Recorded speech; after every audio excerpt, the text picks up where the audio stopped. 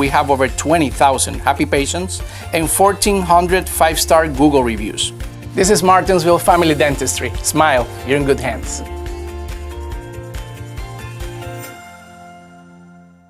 Ladies and gentlemen, that's all the time I have for you today. Thank you so much for joining me. We all hope it's a fantastic Monday evening. Guys, I'm Christian Hall, and we'll see you tomorrow.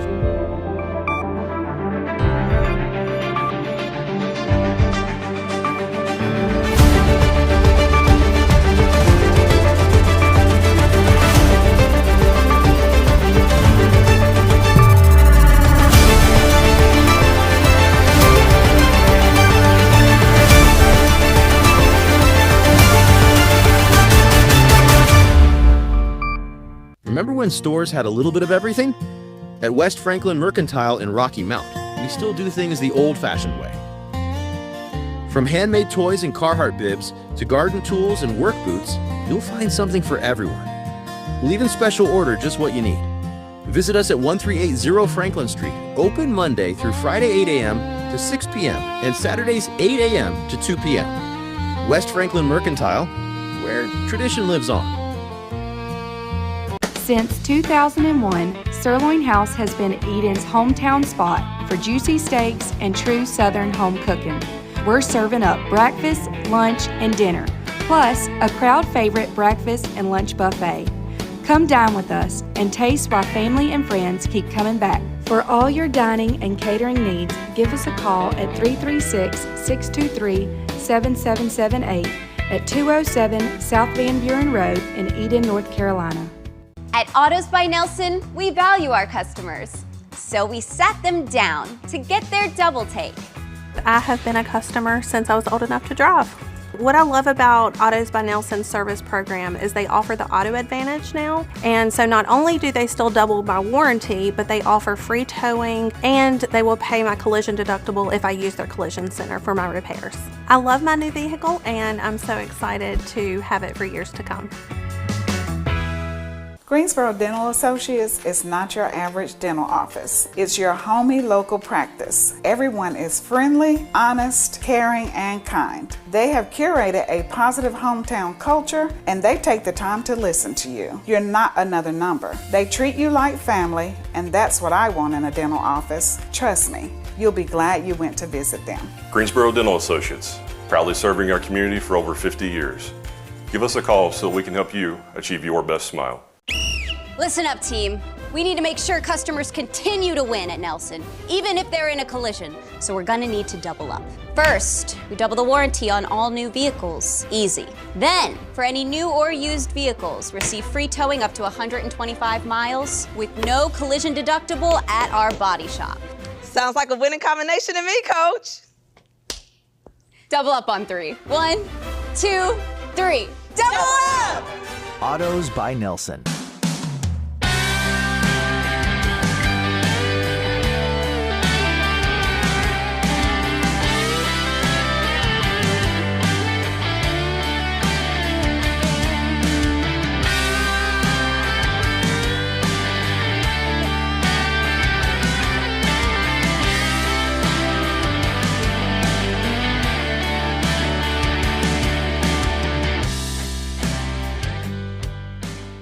Fall means savings and rebates at Cunningham Tire during our 50th anniversary sale.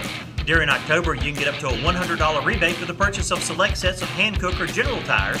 Michelin has an $80 rebate all month long. Cunningham Tire has over 2,700 tires in stock, and we can install them today for as low as just $10 down. We offer alignments, oil changes, brakes, and state inspections. Call 276-629-1142 for your appointment today. Cunningham Tire, we keep you rolling. Welcome to Greensboro Dental Associates, your local hometown dental experts. Faithfully serving the Greensboro community since 1970, we offer everything from advanced dental implants and Invisalign to routine hygiene for your whole family. No insurance? No problem. We even offer financing programs to fit your budget and lifestyle. Come see why we have served over 15,000 happy patients and have over 600 five-star reviews. Greensboro Dental Associates, proudly serving our community for over 50 years. Give us a call so we can help you achieve your best smile. Frustrated by that crack in your windshield? At Daniels Auto Glass, we don't just fix glass, we restore your peace of mind. Our certified technicians use top-grade materials and precision techniques to repair or replace any auto glass damage. Need us to come to you? Our mobile service brings our expertise right to your home or office. Don't let that chip become a crack or that crack become a bigger problem. We are ready to serve you. Daniels Auto Glass, clear views ahead, peace of mind guaranteed. Welcome to Martinsville Family Dentistry, your local trusted dental experts.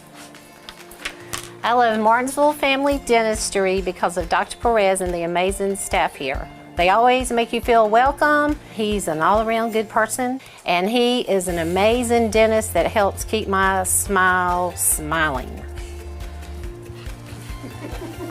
This is Martinsville Family Dentistry. Smile, you're in good hands. At Chopsticks, we pride ourselves on crafting the freshest, most delicious sushi in town. Our chefs hand select the finest ingredients, from the crispest veggies to the highest quality fish.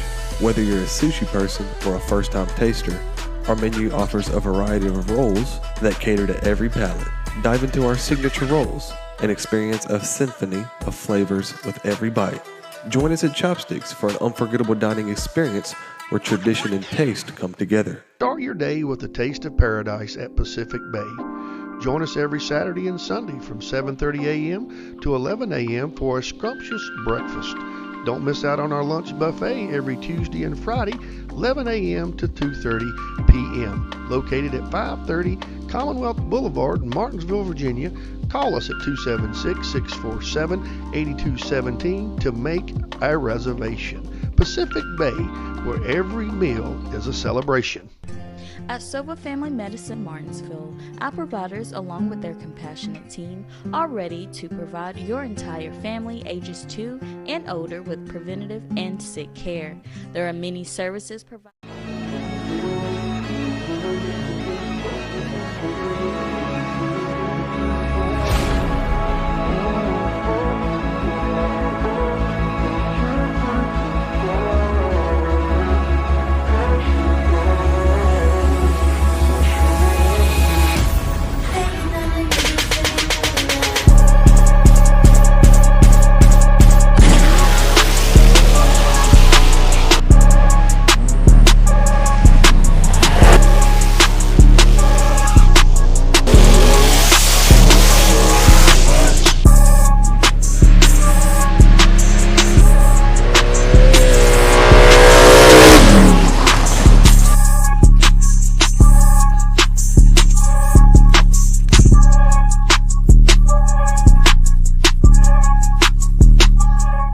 Guys, what is up? We are in Indiana this time.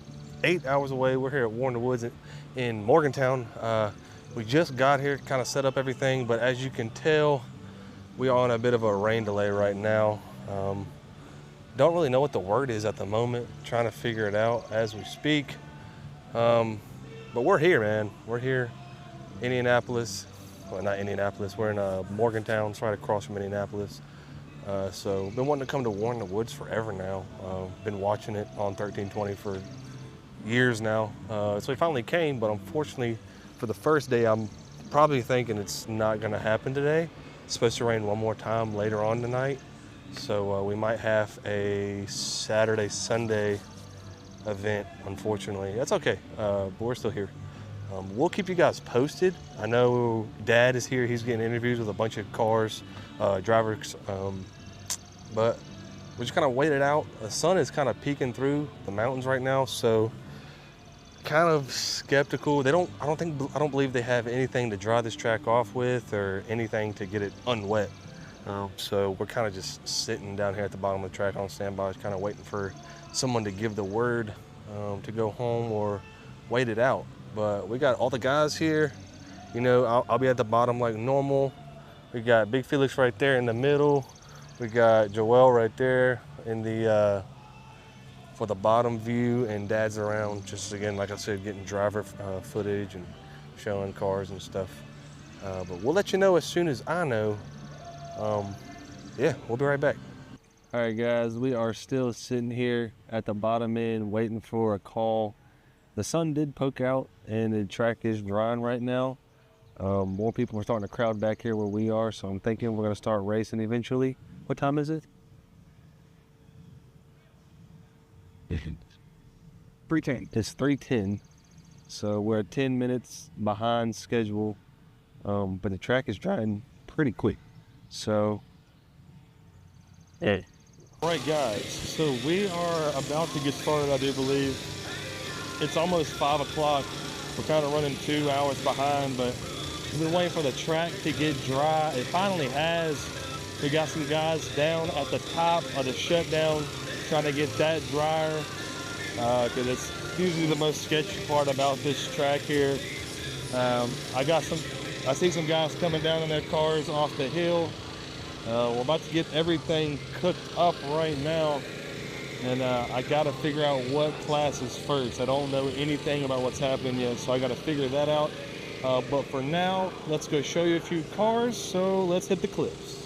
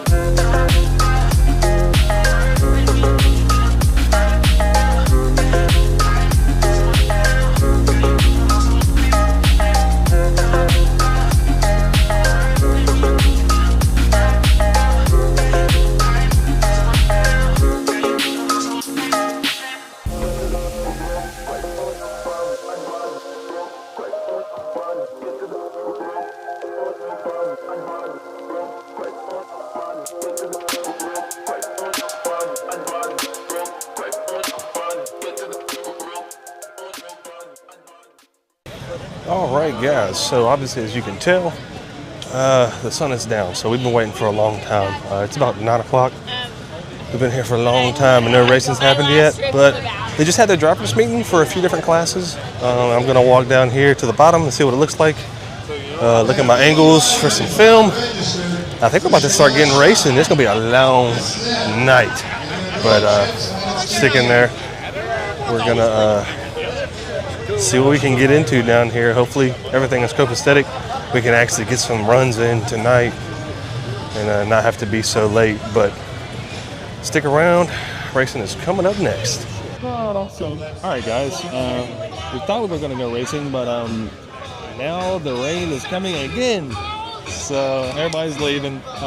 It sucks.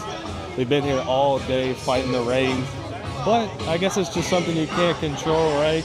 No need to sending these guys down the track when it's wet, you know, it's a little dangerous.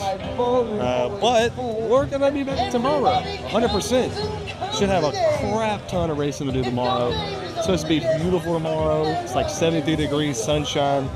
So we should be good for tomorrow. But that sucks. But yeah, stay around. We will be back. You'll see me next in the morning. And we'll be running like basically every single class tomorrow. So I believe they're going to start around, the driver's meeting is going to begin at like 8 and they'll try to start racing at 9. So tomorrow's going to be a full jam-packed day of racing. It's unfortunate today we couldn't, but you know, we can't fight Mother Nature about some things. So guys, yeah, we'll be right back and you'll see me in the morning. All right, guys, we are back. Day number 2. As you can see, the sun is out, everybody is here, and the track, more importantly, is dry. They drilled some holes at the top, got all the moisture and water out the shutdown. So now all the cars are down here ready to go. I believe the first class we're going to see is either street or small tire. I could be wrong. We'll find out soon. So let's get straight into it.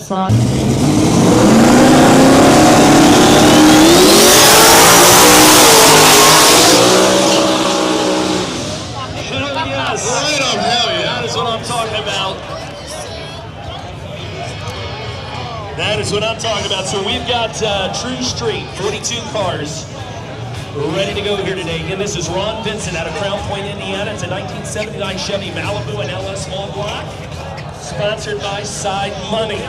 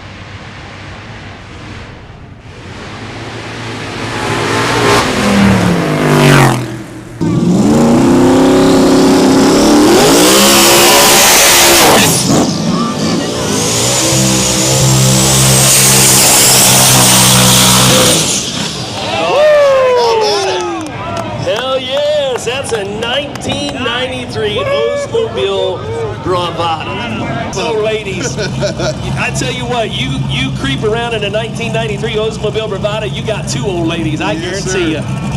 That is Cody Crowley out of Henderson, Kentucky. Well, that says it all right there. If you've ever been to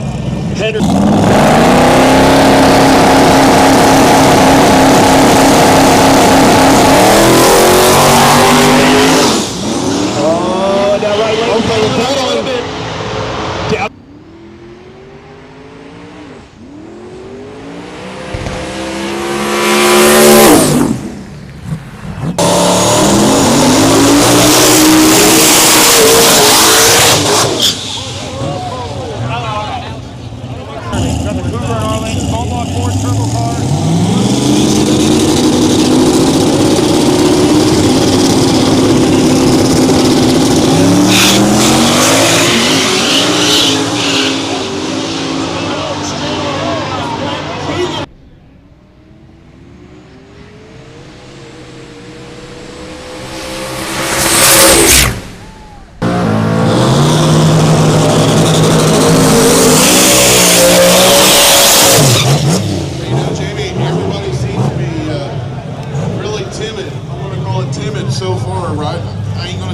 Crowley, left lane out of Henderson, Kentucky. He's in that 1989 GMC Sonoma with a 427 LS, sponsored by Crowley's Automotive. In the right lane, it's Brian Barger. It's Duct Tape out of Salem, Indiana. Loving the name, by the way. We should give an award to the best name. And I like Duct Tape. SU Motorsports.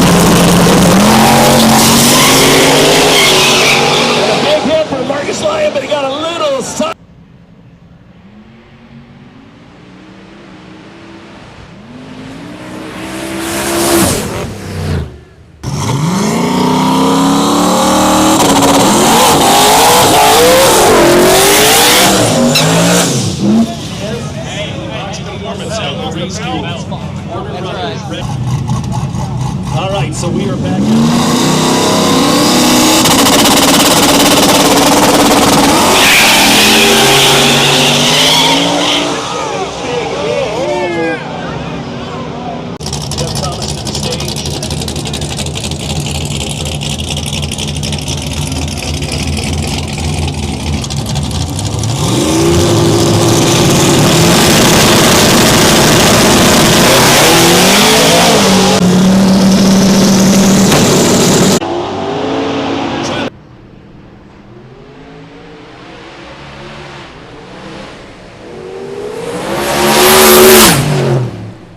Man, that Jeep almost got in there. He tried to catch him, but he couldn't. I was really hoping that Jeep would go super far today, but unfortunately he's out first round, so onward.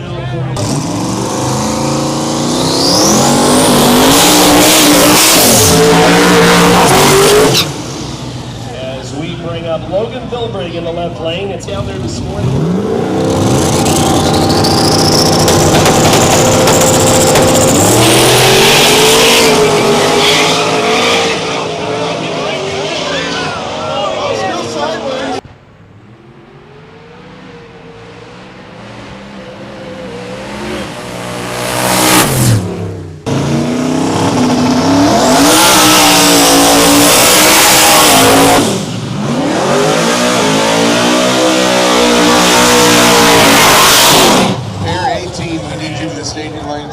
Pair 18, we need you to...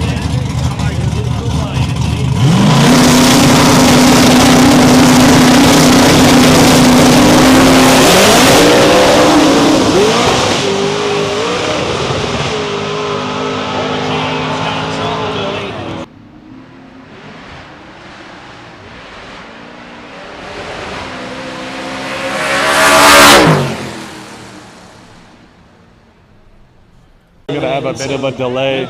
Looks like the left lane Fox body may have broke something down at the very bottom, so we'll be on a brief little hold. And we are 15th. Steering down there. And now number one here up the Tree Street class. Tree Street class brought to you today by Low Dollar Motorsports.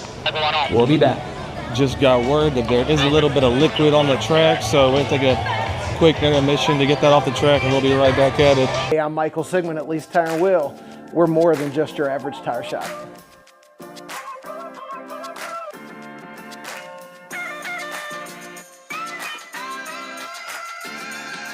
Whether it's a big old set of mud tires, BF Goodrich TAKOs, Michelin LTX, our Falcon Rubitrex, or Falcon AT4s, B240, get it at Lease Tire and Wheel.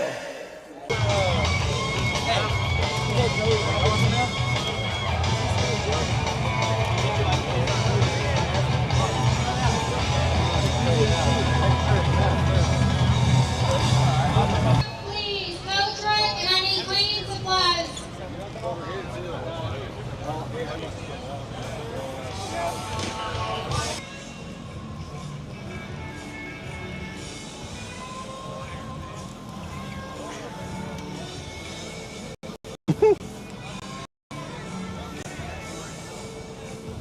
You got any marshmallows? All right, all the oil is up out of the left lane, and we're going to continue with the 15th pair of True Street.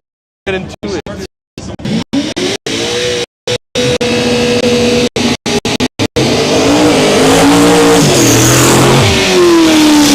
Here they come now. So again, that move driven by Jesse Waller in the left-hand lane. The silver for the woods again.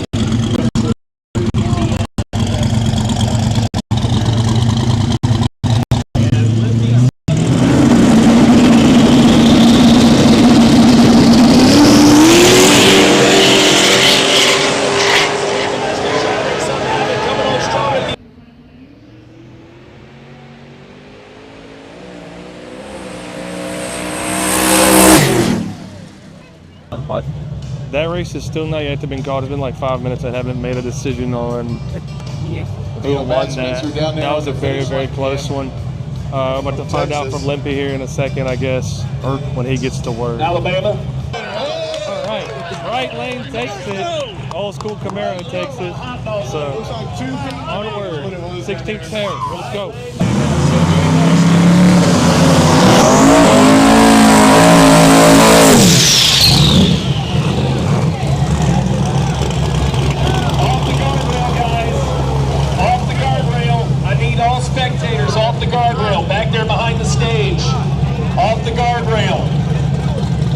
Off the guardrail, guys.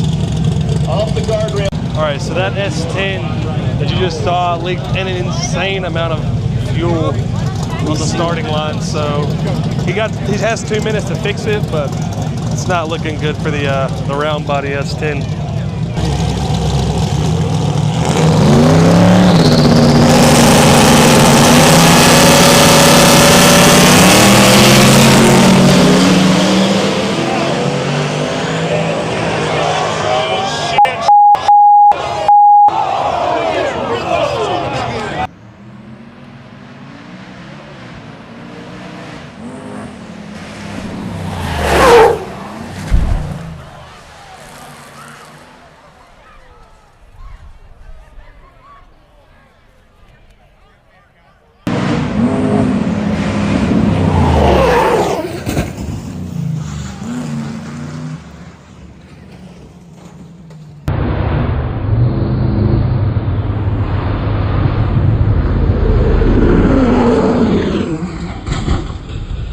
What happened? Oh my God, he is okay. Man, it got up on the tire about 3/4 track there, and then after he went across the finish line, just went he across just the popped out of lane. his car. He's fine.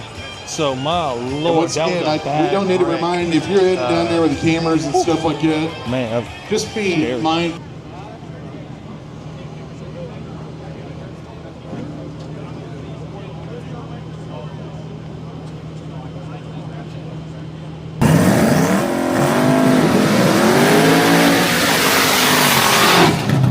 All right, these guys have been waiting to get it on. Here they are now. Again, it's going to be Nicholas Greenwell.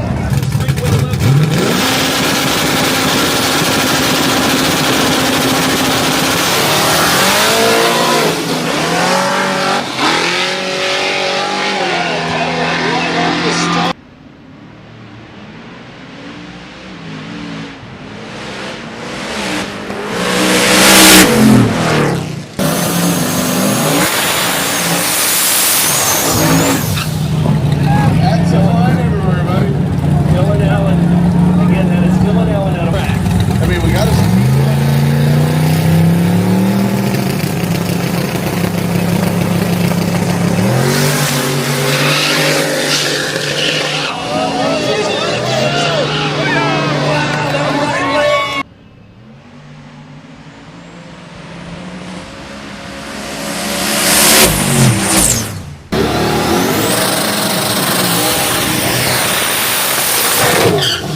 Wow. How cool is that? There we go. How cool is that?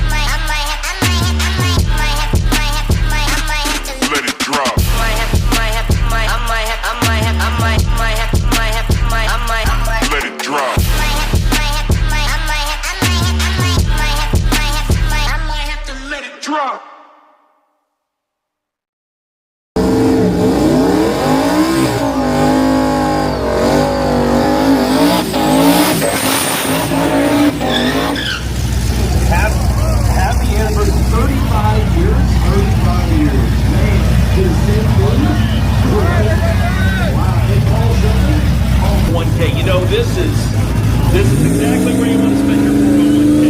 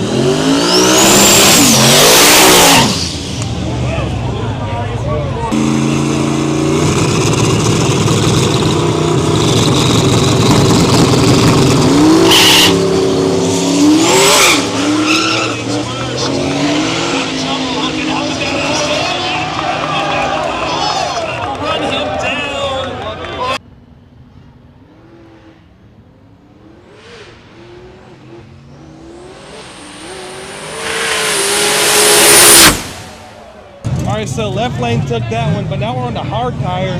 We got white girl in the left lane, which I have never seen run a hard tire before. This is going to be an interesting one.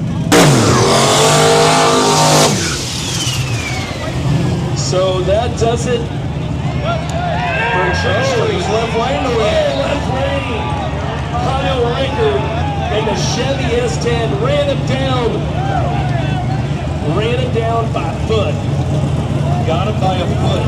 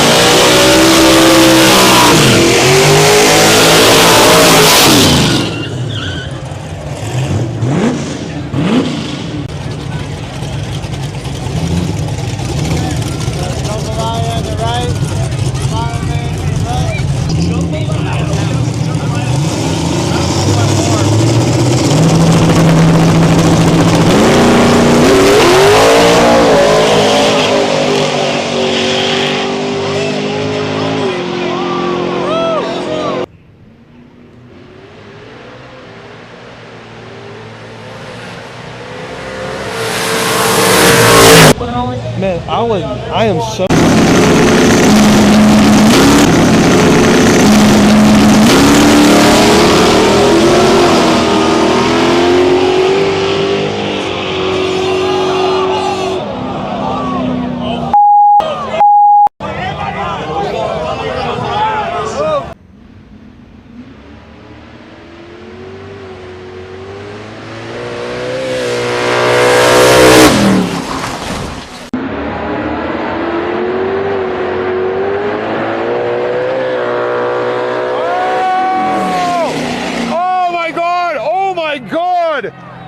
Fire! Holy sh**. Yeah.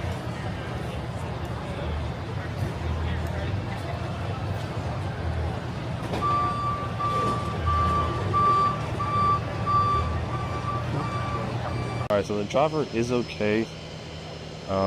He's harding up laws, so I'm guessing that means he's alright. I didn't see him personally for just a little bit longer. Trying to get this Monte Carlo off the track, so...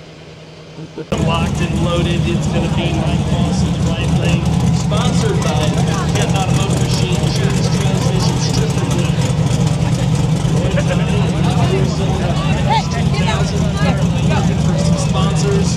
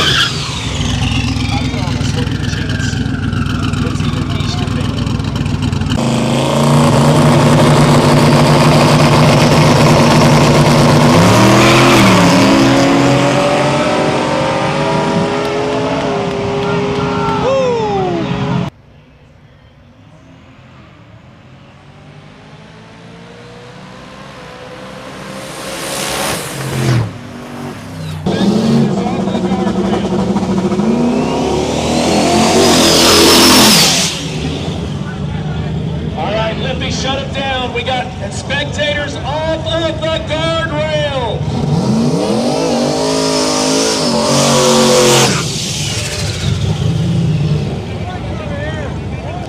So I'm just going to tell you right now. Guardrail, guys. I'm only going to say one.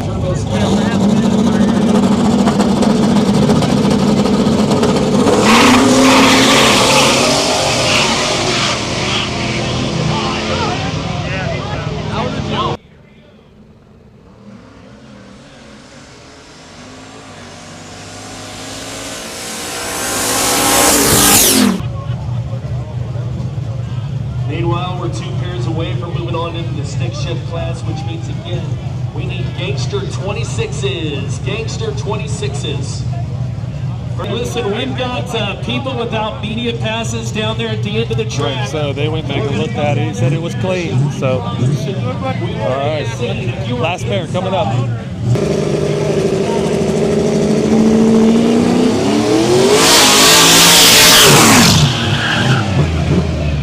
Here he is. It's a hillbilly hustler.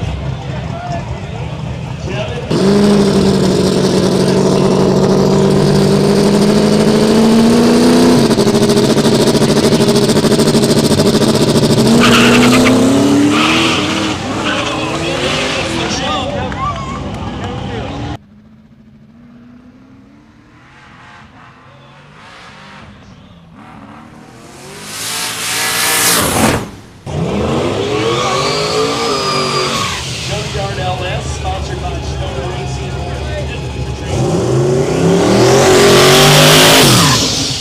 There it is now. Brandon Stone.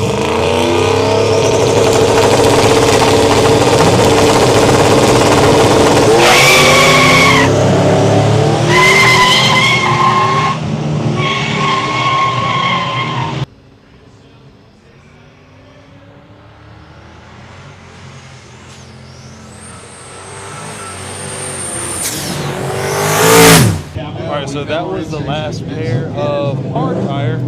Next, we're gonna get into some stick shift racing. I think it's only 4 cars, so 2 pairs, but it'll still be cool. It's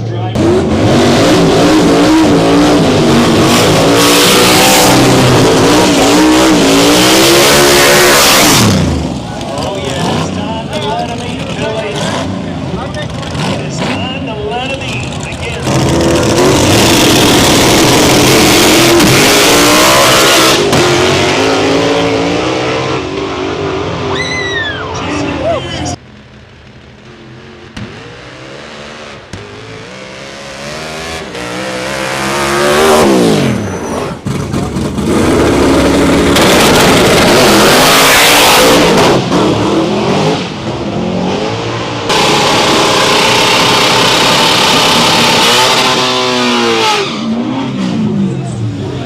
My God.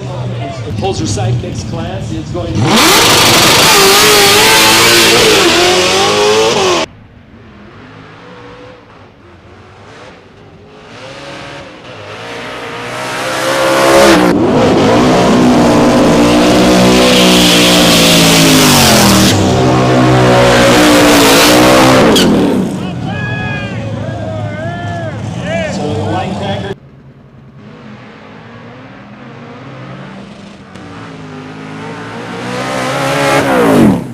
A broken or cracked windshield can ruin a day.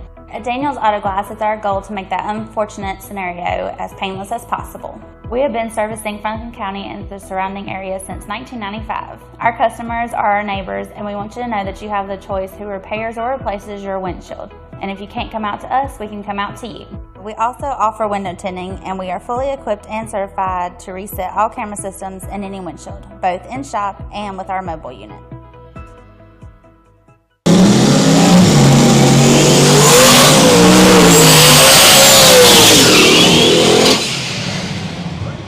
All right, we're stepping the game up now, Jamie. Lots of horsepower, a little.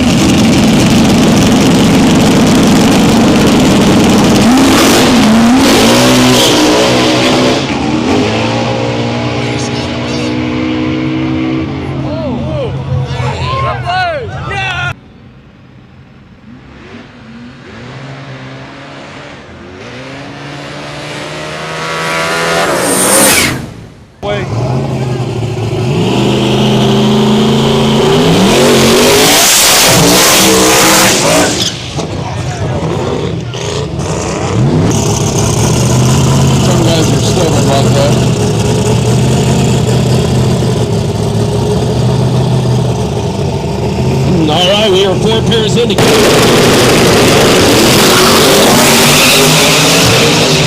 Camaro gets the jump. As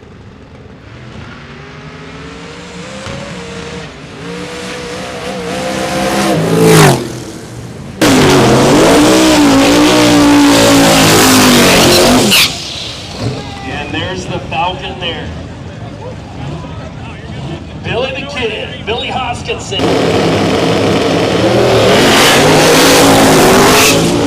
Look at this, Billy the Kid.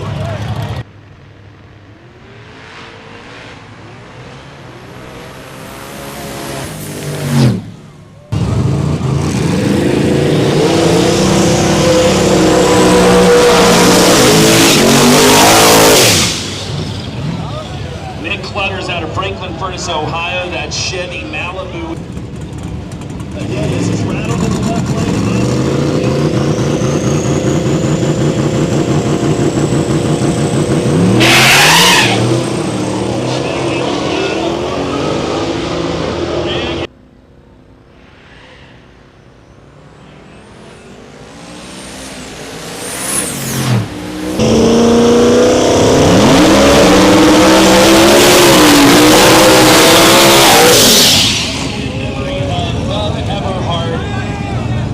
sponsored by K. Robbins Photography and the Southern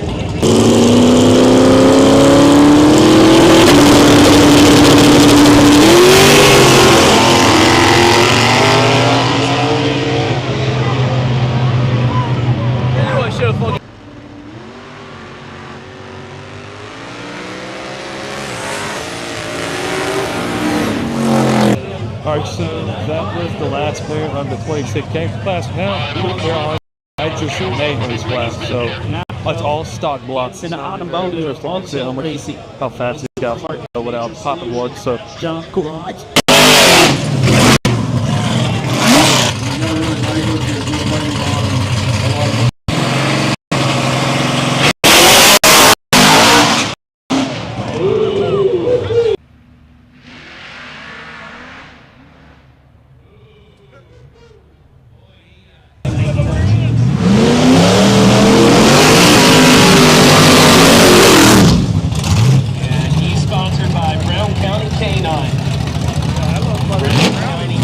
That's actually Austin Gerald and LinkedIn Precision Turbo Lane.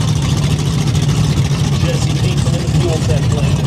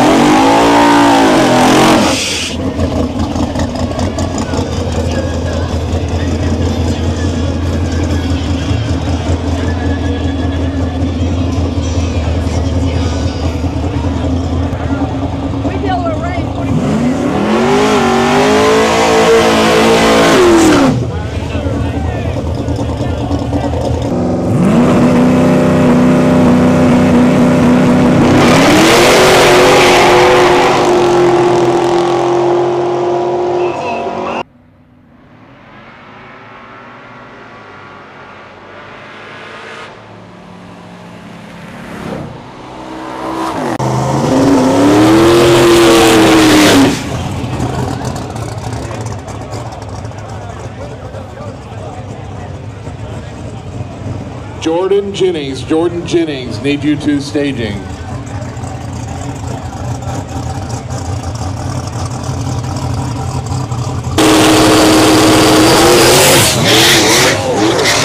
Oh man, he's trying to keep that thing together.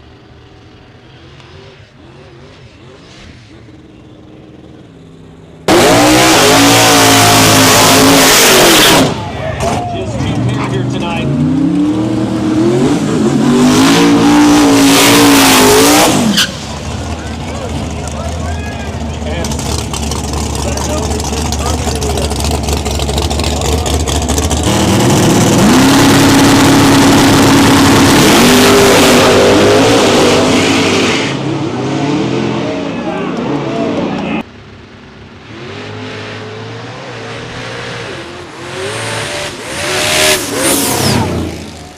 All right, so that is the end of big tire.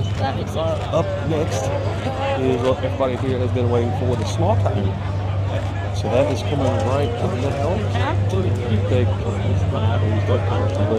Thanks to the guys that got us here, and we'll be right back. At PVT Express, we're fast, we're reliable, and we're here when you need us. From oil changes to major jobs, PVT has you covered with the best technicians in the business. Stop by our service center where our certified technicians will get your oil change done right. Visit us today at PVT Express, where speed meets service. PVT Express. Done right, done fast.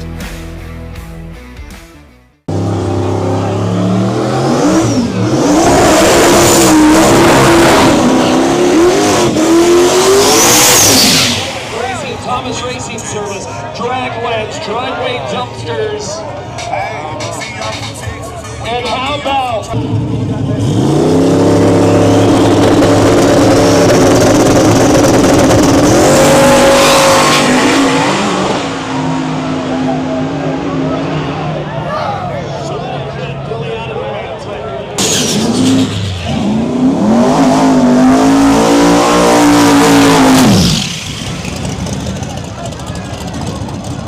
that's a 427 LS crammed into that Miata.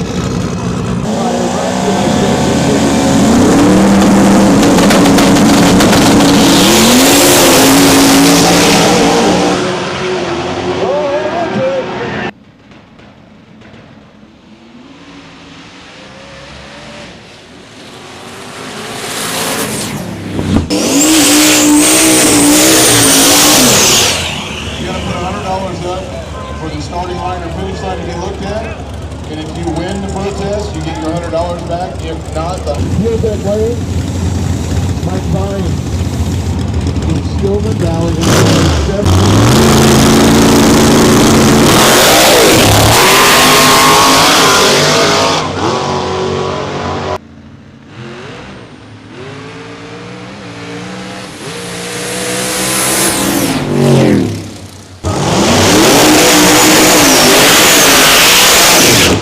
My God.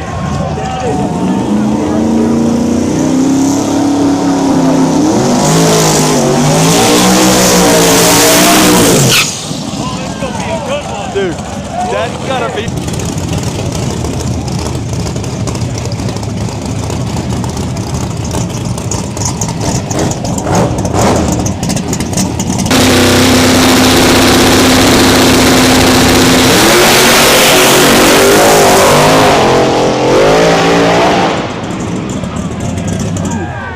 Wow, that's a gap right there. Yeah. Oh, what happened to Jasper?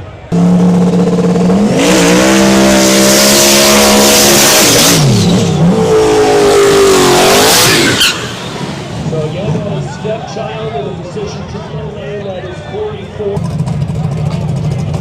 I remember Corey debuted this car last fall. Yeah, broke a bunch of rear end brackets off of it. They rebuilt the whole car on Friday night.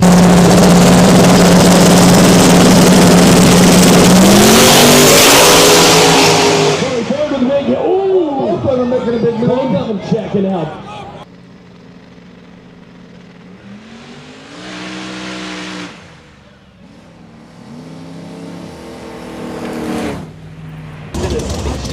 Chevy.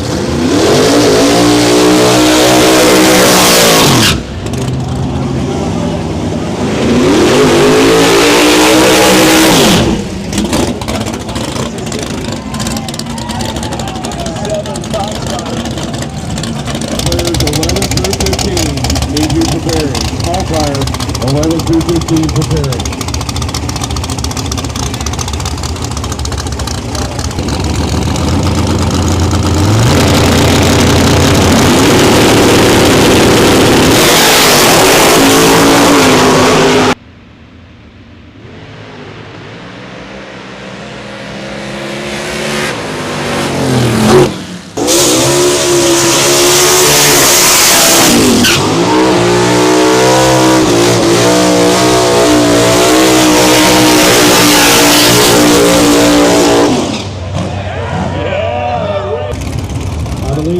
Steve Brown making a debut here this weekend. Of course, Ray Olson.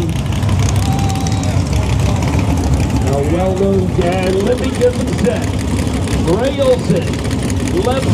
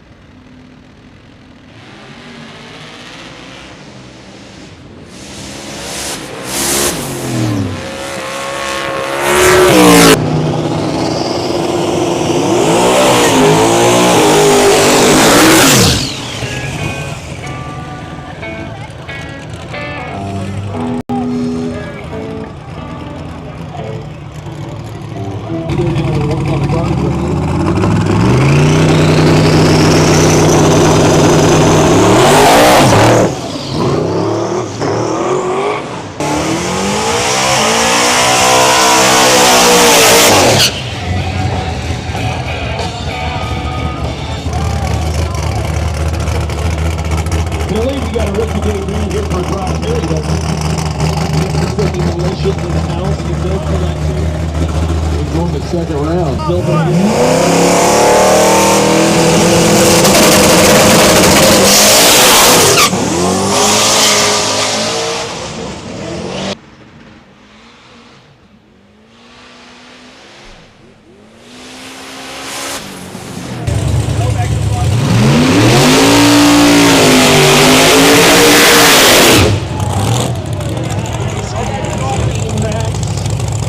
No doubt, a crowd favorite. We saw him take the win about 3 weeks ago. Lake Cumberland Dragway, taking down Horseland Huskisson.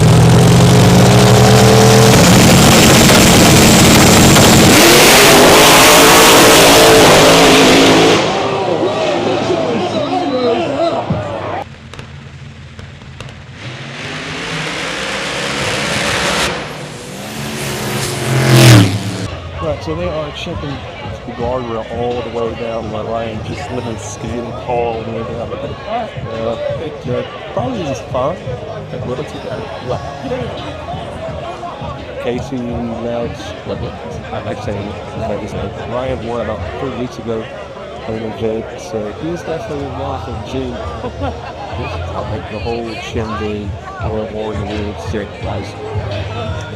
I think we got bunch of us back here, so just racing us.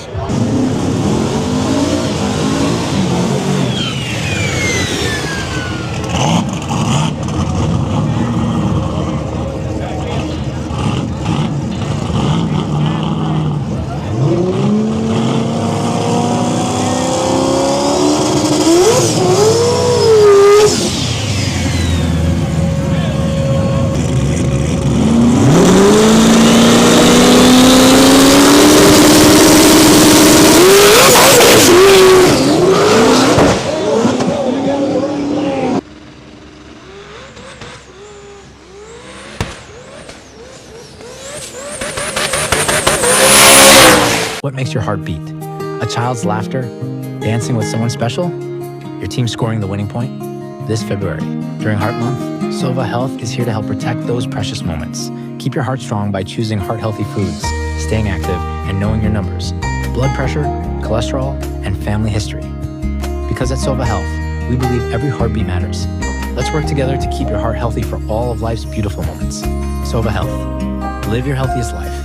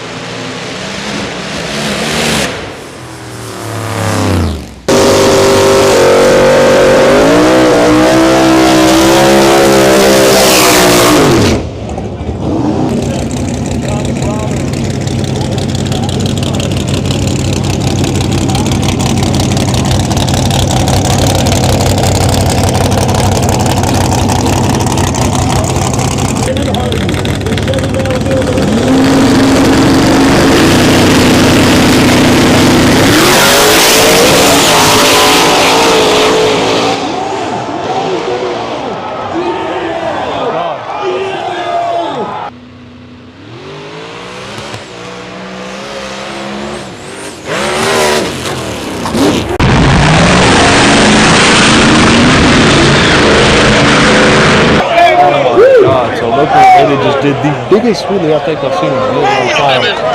Went down and slammed the left side of everybody is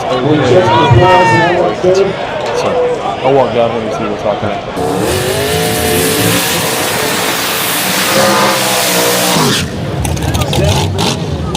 Gentlemen of the Union Building in the 9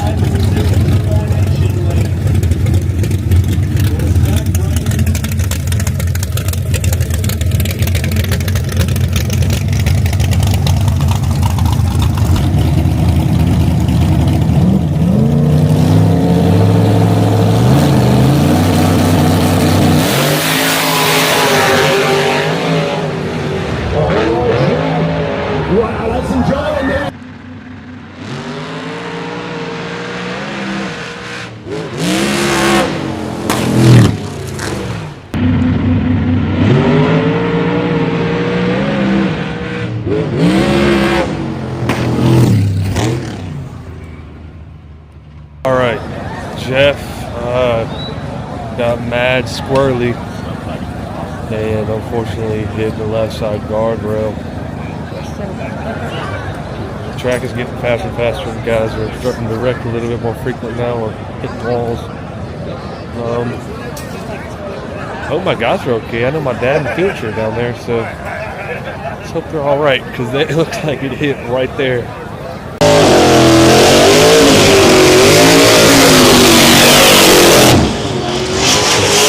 For the Martinsville and Henry County Chamber of Commerce Board of Directors.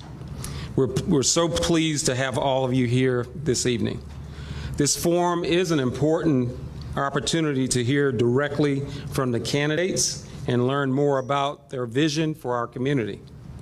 On behalf of the Chamber, I'd like to thank the following organizations who made this evening possible. Our government affairs sponsor, Appalachian Power, our facility host, Patrick and Henry Community College, and our media partners for covering the event. We truly appreciate your support and commitment to fostering civic engagement. We applaud each of you for taking the time to be here and staying informed. We thank all of the candidates for accepting the invitation to participate tonight. We look forward to a thoughtful and respectful discussion this evening. I would be remiss if I didn't acknowledge this date, 9/11, as one of the most tragic in our nation's history. Many of us remember where we were that morning. Join me in a brief moment of silence in honor of the lives lost on this date, 9/11/2001.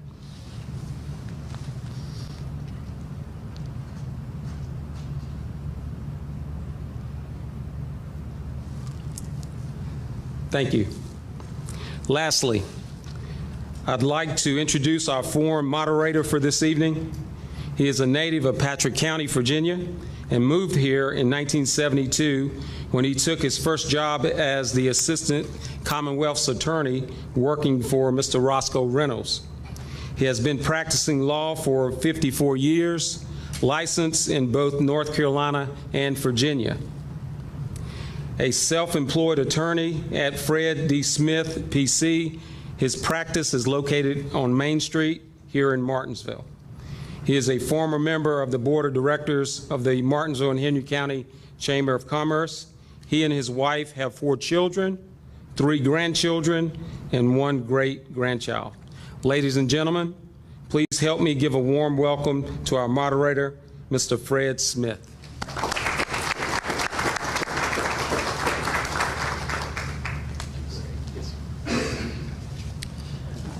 Good evening. I'm sure many of you are used to seeing Phil Gardner here. Phil Gardner and I have been friends for over 50 years, and their friendship. I also want to tell the candidates how much I respect and admire what you're doing. I have some familiarity with it. I'm sure all of you remember 48 years ago when I ran for the House of Delegates. Anybody here then? I ran, so everybody's assured that I'm nonpartisan. I ran as an independent, but I did lose.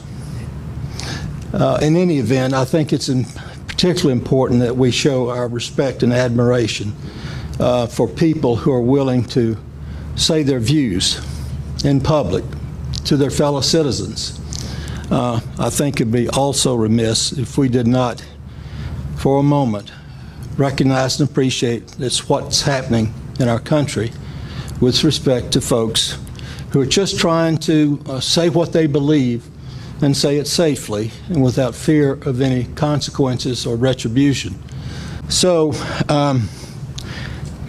having said that, perhaps too much, here are the rules. We'll proceed for the offices for which there are contested elections, beginning with the City Commonwealth's Attorney, then the City Treasurer, then the Commissioner of Revenue, and then the candidates for the House of Delegates.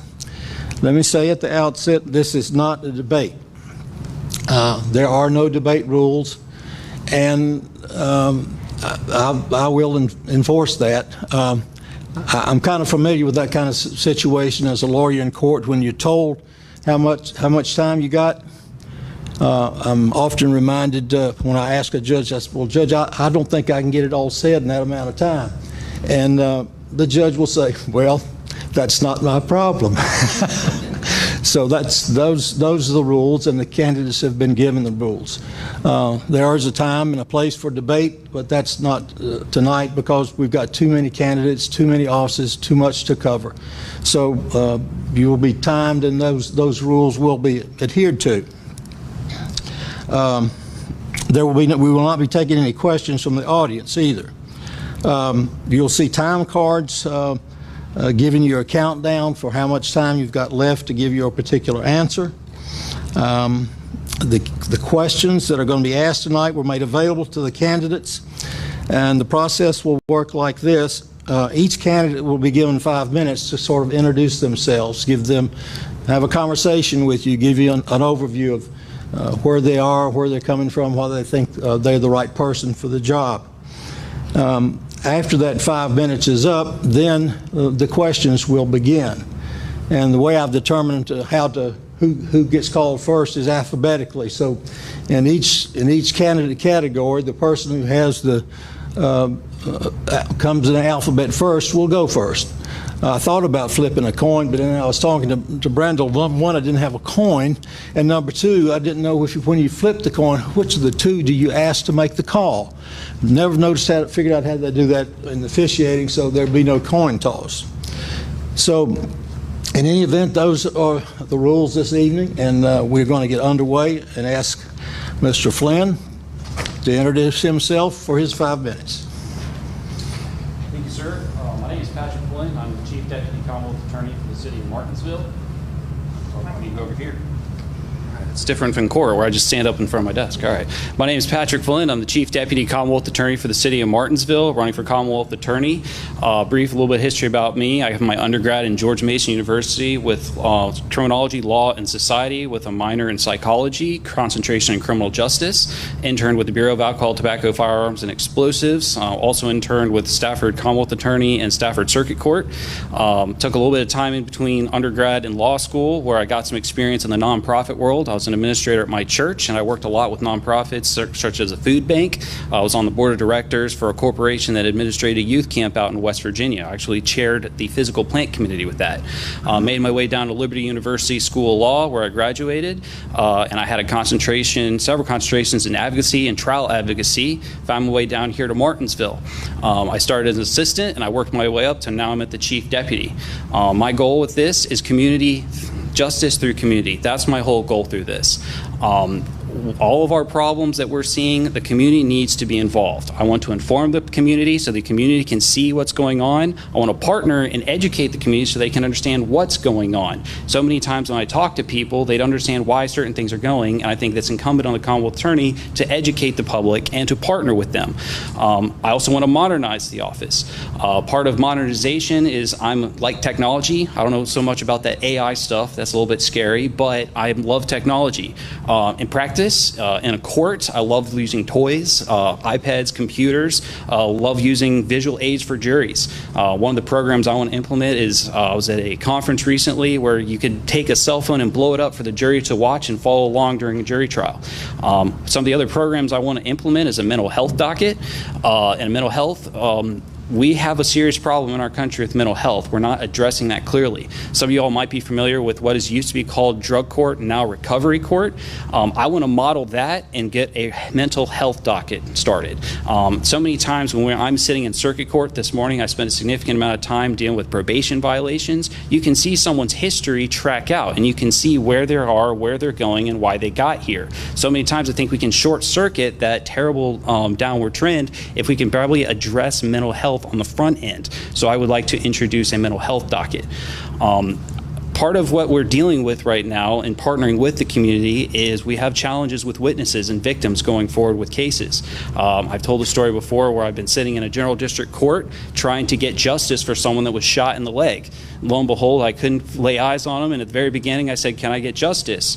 Well, his mom sitting beside me and cussed me up and down and wouldn't want to communicate with me. So I have trouble with that, so I have to rely on forensics. Part of my problem with this is I think that if I had the community to back this, we can not only prevent some of these crimes, but we can also partner with them to say, hey, you know, those are your children, those are your grandchildren. Where are the mothers? Where are the grandmothers? Help me get justice for the community. That is my focus, is community and get through these things. My experience since being down here, I've done everything the Commonwealth Attorneys has to do. I've done all the criminal cases that any area of criminal, all three courts, General District Court, Juvenile Domestic Relations Court, Circuit Courts. I have multiple jury trials. I've been a part of 11. 7 of them were mine. The majority of them were convictions. I know what it takes, and I have the experience to do this. I have a plan going forward with all the issues that I've outlined. I'm plugged into the very complex issues. Several of y'all are familiar with what I'll just call the City Hall shenanigans, if you will. We got involved with that. I've been plugged in from the start, working with Mr. Andy Hall to address these issues. Even with just the physical plan, getting offices moved, And you all know the status of the courthouse. We're trying to work on that. I'm plugged into all these things. I've experienced in all these things, and I know how to get the ball rolling on day one, and I have a plan to go forward. So I appreciate your time, and I appreciate y'all coming.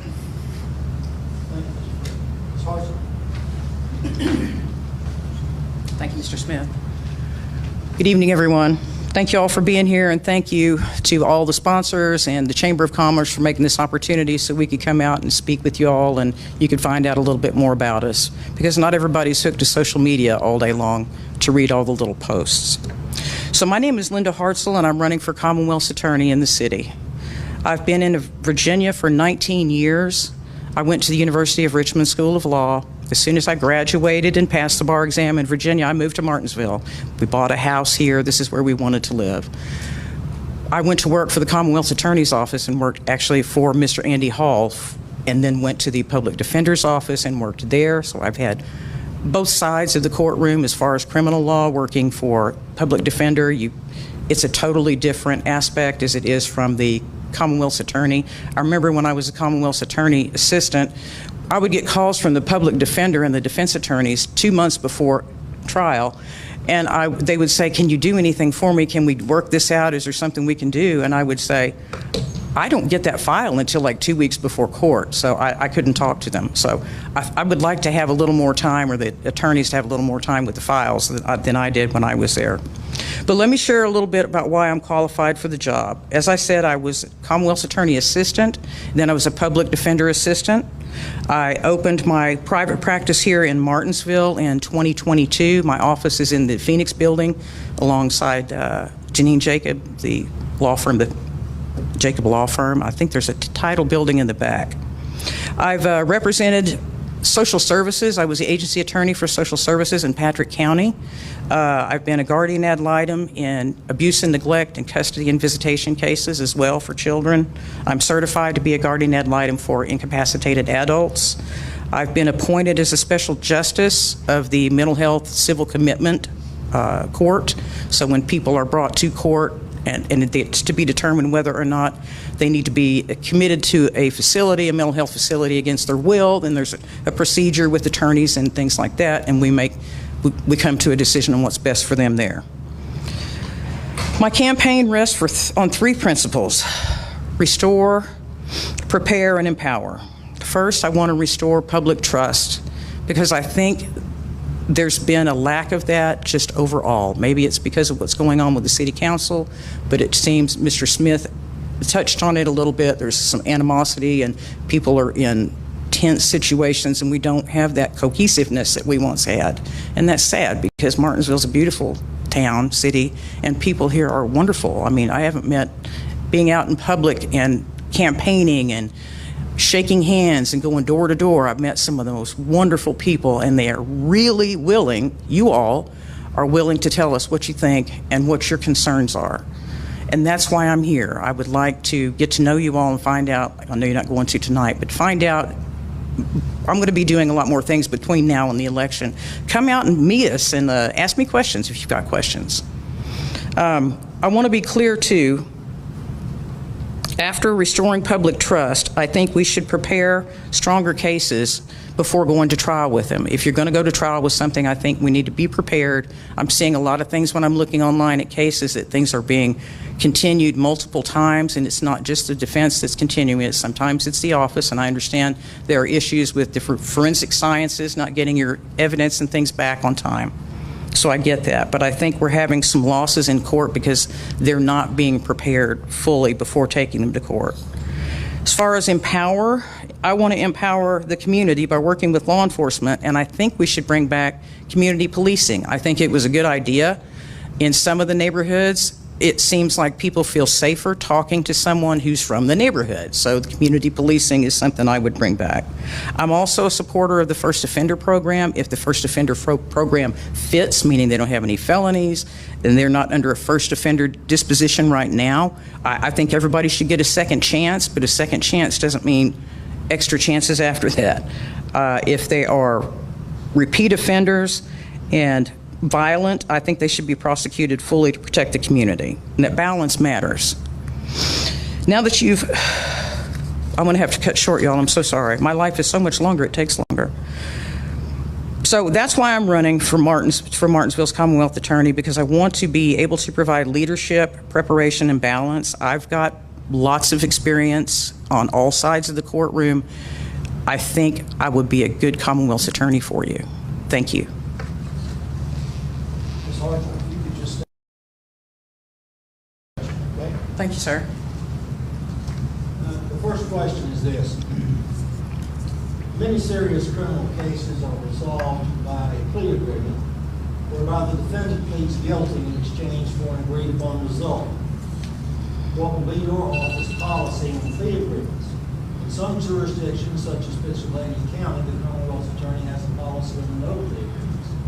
It has been the policy of the City Commonwealth's Attorney and the County Commonwealth's Attorney that many cases are resolved by plea agreement. What role do you think plea agreements should play in the administration of justice, and how often do you anticipate using them? Thank you, Mr. Smith. I think plea agreements are a tool that should be used carefully and responsibly. I think they're appropriate when the circumstances truly warrant it, such as when there are mitigating circumstances in a defendant's case. I also think that if they're nonviolent offenders who may benefit from the first offender program, then that's when we might do a plea agreement as well. What I do not believe in is using plea agreements because the office is not prepared fully to try the case and is afraid to take the case to trial. I think we've got too many going that way. What I do believe in as well is if we took absolutely every case to trial, there's no way. It could never happen that way. There are too many cases going to trial, going to court, and if you take them all to trial, there would not be enough hours in the day or days in the week to have them all heard. So some of them have to be by plea agreement. As the Commonwealth's attorney, my policy will be to pursue plea agreements only when they serve justice, not as a default. Victims will have a voice in the process, and I will ensure that every plea offer reflects both accountability and fairness. Repeat and violent offenders should expect to face trial. Thank you. Mr. Flynn, same question to you. Do you need me to repeat it? I think I'm good. Thank you. Plea agreements are an important tool.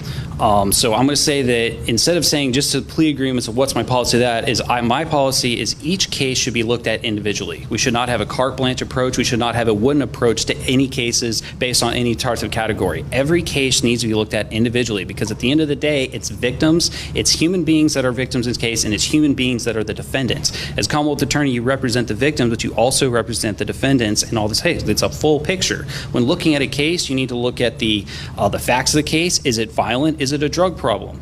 Look at, are there any holes in the case? Is there some concerning issue? I referenced earlier where I have an uncooperative witness. That'll be part of the analysis. Is there any extenuating circumstance? Those mitigating circumstances. Is there anything more to the story that we need to look at? Looking at all of these situations, then we ask, what is justice for each of these cases? I'm a big believer in creative solutions. We keep talking about mental health docket, the drug docket. We're talking about the first offender program. I go beyond those programs. The Richmond only gives me so many tools, and there's only so many first offender programs. I go beyond that, and I craft my own agreements to give some accountability to these. Circumstances such as first offender, you're only dealing with a year and only a little bit amount of time. The good thing with recovery court is we're dealing with a significant amount of time. So I can craft an agreement, even if I don't have any of these programs, where, okay, if you can obey the probation, you get some treatment, you actually show that you're getting reformed, rehabilitated, then you might get the case dismissed. It might be a lower case, but if you fail any of these issues, you keep getting more charges, then you will be convicted and you'll have significant time that you have to be incarcerated for. So plea agreements, it's just another tool in the toolbox. It's not a very fun thing to discuss, but it's an important thing in the toolbox. I don't want to take anything out of the toolbox to deal with some of our issues. It's very important. Now, each case, again, has its complexities. So if there's a problem with the case and there's a hole, then what can we do if it's a violent case to get someone off the street to keep the community safe? It's a full analysis that we have to look at each individual case and not come at it with a rigid construction and with a preconceived notion. Every single case, it's human beings we're dealing with, and it's human defendants. Martinsville encourages men to take charge of their health starting today. Focus on 4 key areas. Schedule regular checkups, eat a balanced diet, stay active, and support your mental well-being. Small, consistent steps can lead to a longer, healthier life. Whether it's hitting the gym, eating smarter, or seeing your doctor, every action counts. Let SOVA help you live your best life.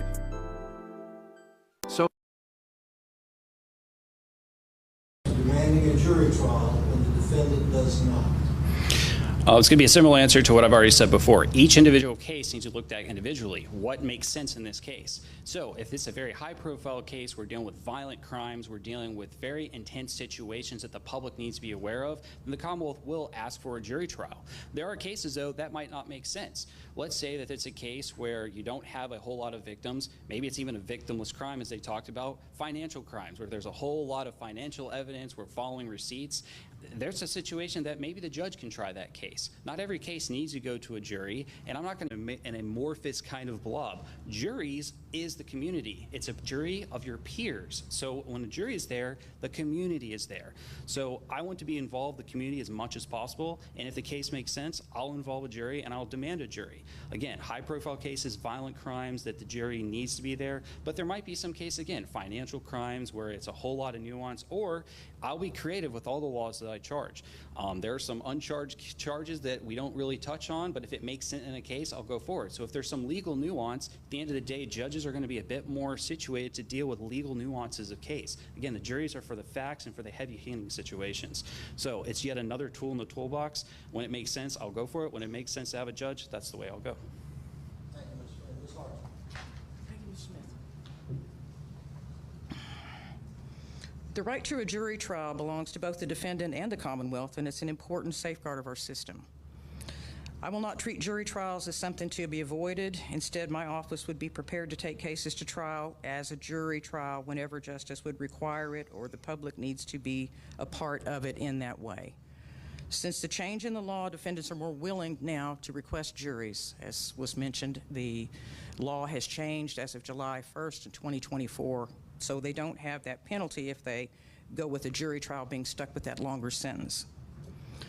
I believe strong preparation, use of expert witnesses, and a well-organized presentation of evidence is what is needed to improve the conviction rates and restore community confidence in our justice system. In short, I will not shy away from juries. I will demand them where appropriate, and I will ensure my office is ready to succeed in front of a jury each time. Thank you. Get up to a $100 rebate with the purchase of select sets of Uniroyal, BF Goodwrench, Goodyear, Hankook, or General tires, or up to a $60 rebate on a set of Michelin tires. You can get up to a $125 rebate on select sets of Nitto tires, or a $70 rebate on select Cooper tires. Penn & Tire will now have over 2,700 tires in stock, and we can install them today for as low as just $10 down. We also offer state inspections, oil changes, brakes, and alignments. Thank you. First, I intend to work closely with law enforcement. I mentioned also community policing earlier. I think that will help because that gets into the neighborhoods where the gangs are meeting and forming, where the little children are pulled out of the homes and pulled into gangs. So getting into the community, working with law enforcement, working with community police is an important part of that to make sure we can stop it before it gets started, hopefully. Second, by using the full weight of Virginia's gang statutes to hold leaders and repeat violent offenders accountable. But prosecution alone is not enough. We need to support the community policing where officers are present in the neighborhoods, schools, and businesses, and they're building trust and communication. Communication is so important. We're hearing that there are issues with people who want to come forward even if they're a victim of crime. So communication with the communities is important to get them to feel safe enough to come forward and talk about it. Finally, prevention is the key. By coordinating with schools, community groups, and local businesses, we can give young people alternatives that are positive to joining gangs before they get off into something they can't recover from that changes their life irreparably in a negative way. So that would be my stance on that. Thank you. Well, start off by saying I'm as a chief deputy right now, and even going through assistance, I've done ride-alongs with law enforcement. I'm on their speed dial. They know, based off the equity that I built with them, that they call me when situations are happening. I've gone to their search warrants. I've arrived on scene when things are going down, and I'm able to talk with them, and we can strategize from the day one of when things are going on.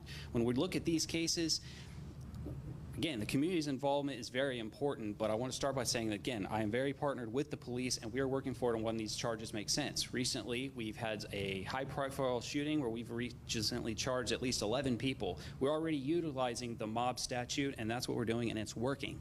We have to get creative, though, because at the end of the day, going back to when we have the hesitancy with cooperation with witnesses, we have to put the pressure on. When we put the pressure on, then we can get people to talk. I'm focused on getting these killers off the street.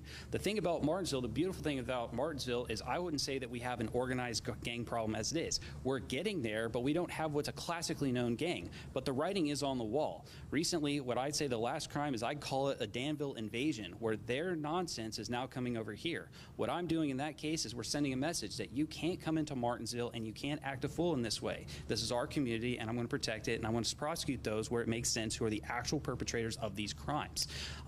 And partnering with businesses. If there are hot spots in the area where we can see a certain business or business owners, they might be contributing to this problem, we hold them to task as well. And that's what we're doing, and I am doing that with current cases. Can't go down to all the details of that, but we've had some high-profile incidents in Uptown, and I'm the one prosecuting those cases. And sometimes, again, we got to get creative. Say we can't tag someone that's actually handing a gun to someone that's a business owner. He's not going to hand the gun, the instrument, to these gangbangers or people coming in out of our community. But why are they there? What else are they doing? Get creative with stuff, such as some of the mobsters back in the day. I've been watching some mob movies. Brought some of them down with financial crimes. I'm utilizing those tools right now if we have hot spots. So again, it's about being creative. It's addressing these problems in the streets and with the communities. Again, I have a dream that one day I can have that relationship with communities. I can go to that community and say, hey, I know this segment of population. I know these people are starting to go there. Can we prevent this? Where are your grandbabies? Where are your babies? Go talk to them. Get them out of the streets. Talk to me. Partnering with all our agencies, the police department, schools, PCS, even our federal agencies. I'd love to have more help with them. I've been trying ever since I've got here to get more cooperation with them. All of these tools are at our disposal. I've been doing that since day one, and I can be able to do that on day one if I was elected Commonwealth Attorney. Thank you, Mr. Flynn, and thank you both for your excellent comments, and let's give them a round of applause.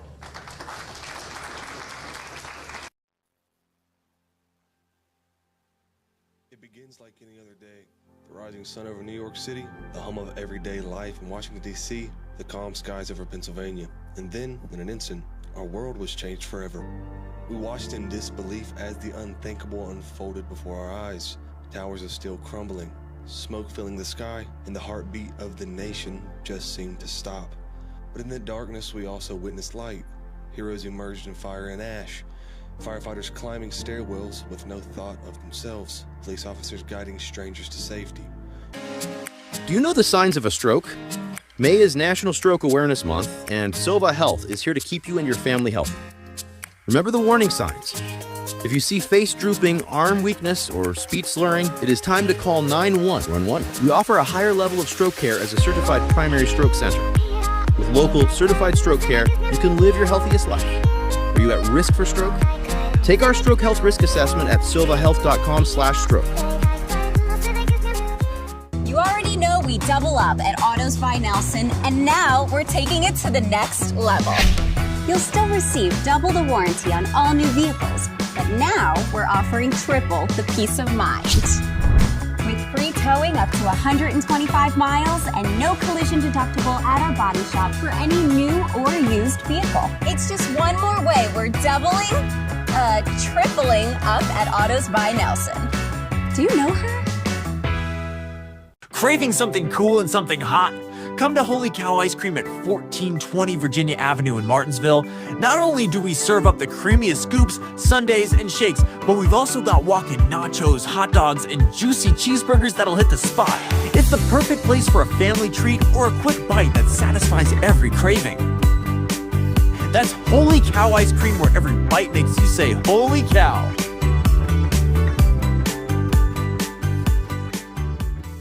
When you need help on the road, trust the name that's always there. Harbor Towing and Recovery, located at 6010 Greensboro Road in Ridgeway, Virginia. We're certified, licensed, and insured, ready to serve you any time of day or night. Whether it's tires, brakes, or engine repair, we've got you covered. Call 276-632-2580, and remember, in a roadside emergency, tell the police to call Harbor Towing and Recovery, a name you can trust. ordinary people making extraordinary choices, choosing courage over fear, choosing sacrifice. I've lived in the city for 25 years. I've worked for the Treasurer's Office for 29 years and 8 months. On August 1st, I was sworn in as interim treasurer, and I really like the job. I've been there for a long time. I've worked with 3 treasurers, Bernie Smith, Pat Conrad, and Cindy Dickerson. Okay, I'm going to tell you some of my qualifications as treasurer. Yes. U.S. figures. Case business. Okay, I'm a member of the Treasurers Association of Virginia. Okay, I'm a 15-year Master Governmental Deputy Treasurer. I supervise staff and I train new employees. I assist in budget preparation, responsible for state and local accounting and audits. I ain't talking about my family, okay? Okay, I've been married for 33 years to my husband, Gene Clark, who's not here. I have 2 children. We've lived in the city, I think for 25 years. I have a twin sister who happens to be here. I have 2 children who lived away, so they weren't able to be here with us today. I'm going to go ahead and finish up with my qualifications. Okay, I said payroll. We do payroll, state and local, budget, state and local. We do customer service. We reconcile bank, city and bank statements. We reconcile state accounts. And we're responsible for daily over-the-counter and drive-through collections, utility payments. We process state payments, building and collection taxes, business license and state income. We process animal license, collect miscellaneous payments from customers in those departments. My goals as treasurer is to provide courteous, efficient, and prompt customer service, manage city funds, collections, staff, and budget efficiently, respond to citizens and community concerns with an open door policy, to make smart investments, protect public funds, and increase financial transparency. I will work hard, I will listen, and I will never forget who I work for, and that is the people of citizens of Martinsville and Henry County.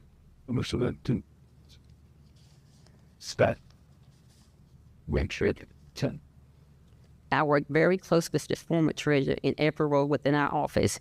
I'm gaining first-hand experience with the responsibility and expectation of the position. I have a deep understanding of our internal process and system, and I have consistently demonstrated the skills required to succeed in this role. Being familiar with the office and operations, and with a proven track record in a reliability and strong work ethic, position me as the most qualified candidate for treasurer. So I will appreciate your vote on November the 4th. Vote Sheila Clark. Experience does matter. Thanks, Ms. Starr. Thanks. Good evening, and thank you to the Chamber for hosting this forum and for all of you coming out to learn more about us candidates here.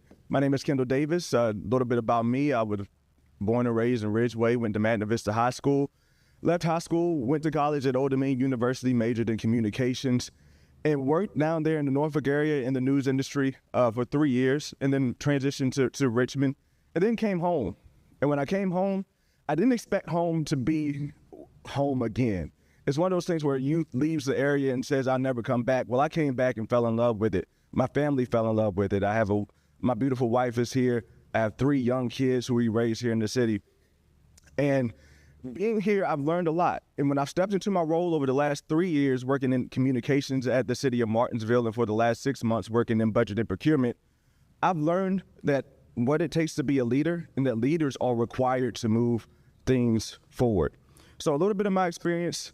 When I first came in, one of the first tasks that I did, other than putting in AV and video equipment in the council chambers, one of the first things I did was install a new website. Went around to each different department, working collaboratively with other directors to understand what were their needs, what were things they were looking for. And one glaring thing that stood out in every department, whether it was parks, whether it was community development, was the ability to purchase simple transactions online. So in that process, I went to the treasurer's office and I asked the treasurer, if this would be something that you would be interested in looking into. You know, they have demos, they have service, got to know. Well, something else came up in a council meeting where a council member asked, well, the extra treasurer, well, would you like to be interested in looking into kiosks in order to mitigate some of these line issues that we have outside? If you're here and you pay bills in the city of Martinsville and you pay in that drive-through line, you know exactly what line I'm talking about. The answer was no. So that led me to see, you know what? It takes leaders and it takes a person in place in the right position in order to enact change to better serve our residents in our city. And that's what inspired me to run. From that moment, I started digging into finances. I started digging into my leadership skills to develop myself to run for this position right here today and to develop my skills and to be the best candidate that I can be. A little bit of more reason why I'm running, as I've been talking to folks, I've seen issues. I talked to a young man who recently lost his father. I shared the story again before, but who recently lost his father. He's from here. He came home to pay his father's utility bill, well, now his mother's utility bill, and he wanted to pay it as his father did. He drove to the drive-through line, and what he did when he got to that parking lot, he turned right back around. That line was very discouraging for him, and he said, you know what, I'm going to go home and pay online. Well, he went home and paid online, and he saw the system was so outdated that he barely felt comfortable putting his information in there. The ease of use of getting in that system and getting into his account was too easy for him to feel comfortable with putting that in there. So I say all that to say these aren't things, there are things that the community has asked for, there are things that the community is looking for, but you need leadership in place to have the innovative mindset as well as the experience to actually apply that and to make lives better for our citizens, to make lives better for our customers. As in the treasurer's office, we need to operate as a business. We need to treat citizens and businesses as customers. And as a business, you do not want to fall behind in the technology line of ways to be able to process payments. You cannot reserve a park online in the city of Martinsville. You cannot purchase a permit online in the city of Martinsville. It is a very difficult process for businesses to be able to get paid electronically in the city of Martinsville. You have to wait on your check. And when that happens, that leads to a snowball effect of problems throughout the whole entire staff. I want to paint a clear picture of what it would look like to elect me as city treasurer. As city treasurer, I'll use innovation to attack problems. Problems such as long lines out. You only have one window here at the city of Martinsville Municipal Building. I have the innovative mind and skill set to say, you know what? Let me step outside with something like this. Raise your hand if you've been to Chick-fil-A in the drive-through line. They cut those lines down without having to build a new window by using innovation, getting out there and being able to help customers while they're waiting in line. Another solution, looking at other cities like Danville, Roanoke, Virginia Beach, Richmond, they have online portals for people to be able to log in and to be able to look at their accounts of what's coming up and what's going out, to be able to link your real estate tax account. To do something called pre-taxes. Our on-time tax collection rate right now sits at 83%. That is an over 11-year low according to our fiscal year audit. So we need to be having a leader in place who would do something to attack that. I believe that goes with communication. I believe that goes with being proactive with our citizens and letting them know what penalties they may face, solutions to get around it. And that is something that I plan to do as treasurer. And that's why I feel like I'm most qualified to be the leader that we need here in our treasurer's office to move our city forward. Thank you. The status, if you can stay right there, we got the first question. Sure will. Thank you. So the treasurer's job involves handling the very large sums of money, accounting for those sums, probably depositing them, probably accounting for them, and probably recording them. These things are specific qualifications, training, education, and experience to be entrusted with an island of such large sums of money. So yeah, in my last 3 years here at the city, I've been in a leadership role managing my department's budget. And my experience in that is continuing to grow as more emphasis has been put on fiscal responsibility on department directors. My work there, working with large sums of money, it requires precision, transparency, and accountability every day, and that's what I look to bring to the treasurer's office. I've gone through multiple training sessions with with Munis, which is our online our fiscal management system that we use at the city of Martinsville.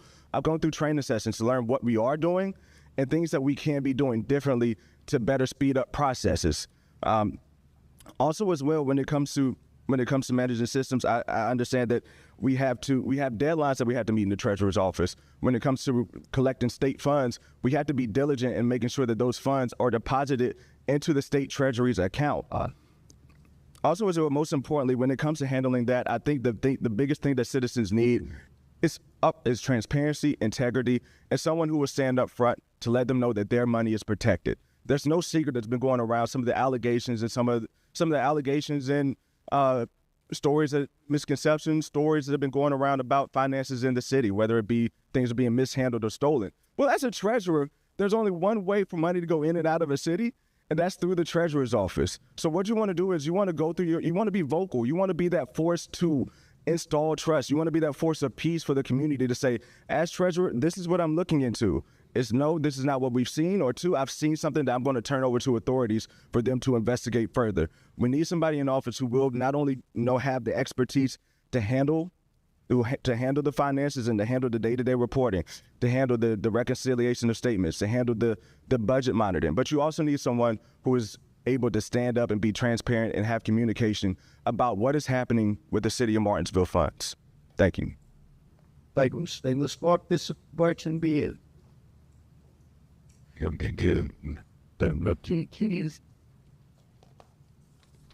Ask this. Okay, I have experience with money, large sum of money. I've been there 29 years. Okay, I've had classes. I've had hand-on experience for 29 years. Okay, the classes that we've had to take to deal with training, education, consist of collections, bankruptcy, supervision, cash handling, accounting 1 and 2, role and responsibilities, and also reconciling bank statements. One thing I want to address is we do get large sums of money, whether it be through like cash, ACHs, bank drafts. But also I want to address our drive-through. Okay, if you really knew the system, you cannot compare the city drive-through to a fast food. When people come to our drive-through, a person may come through with 3 different payments, 3 different account numbers. They come in, they might want to pay a reconnection fee. They might want to pay a deposit. They might want to get cigarette stamps, dog license. And also too, when you come to our drive-through, we would like to speed it up, but we want accuracy. But it's a lot more going on in our drive-through than at a Chick-fil-A. So you really cannot compare the two.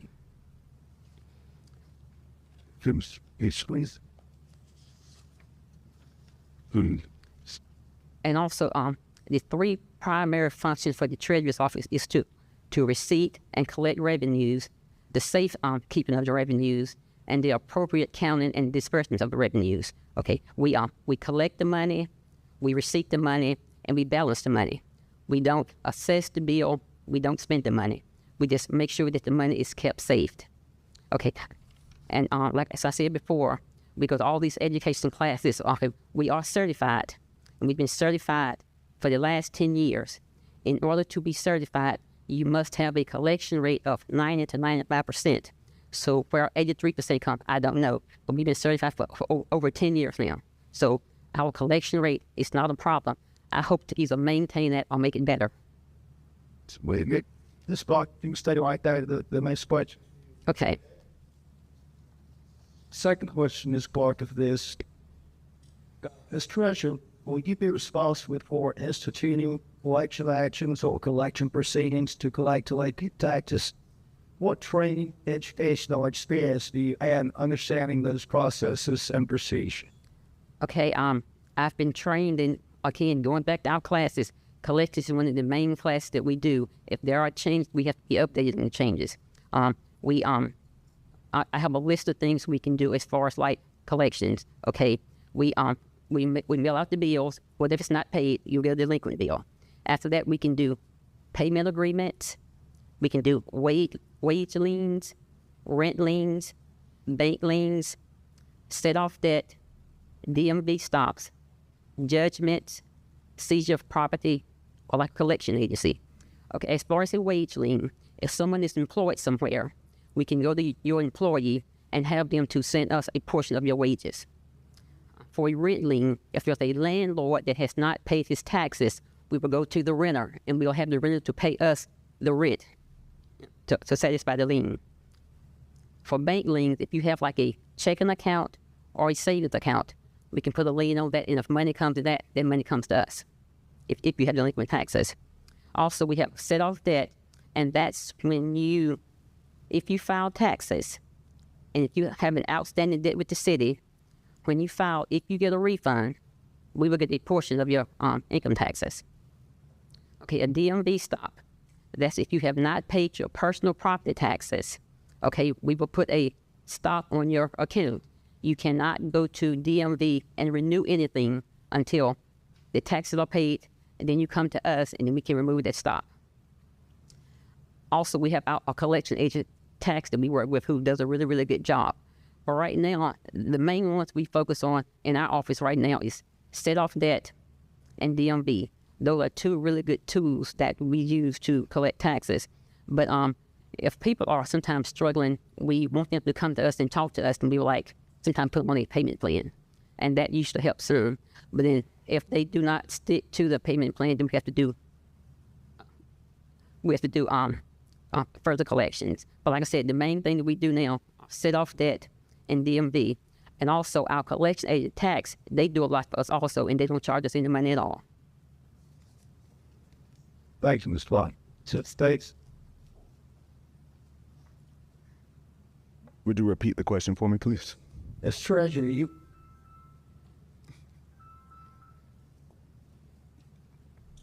Sorry about that. Mr. Davis, as treasurer, you will be responsible for instituting collection action, collection proceedings to collect delinquent taxes. What training, education, or readiness we do that, understanding those processes and procedures? Well, I've done a fair amount of research before even deciding to run for this into those procedures, because collecting taxes is pretty much the most important part of the treasurer's role. And I will say, addressing the 83% tax collection rate, that's on-time tax collection rate. Things are being done on the other end as far as delinquent tax collection rate to help make up for that. But to be honest, when you're talking about delinquent tax collection rate, who does that hurt? The city? That hurts citizens who have to pay more in bills, who have to pay more in their delinquent tax fees and whatnot. So when it comes to collecting taxes, I have a pretty strong understanding of the procedures even before stepping in office, ranging from payments to liens to garnishments as well.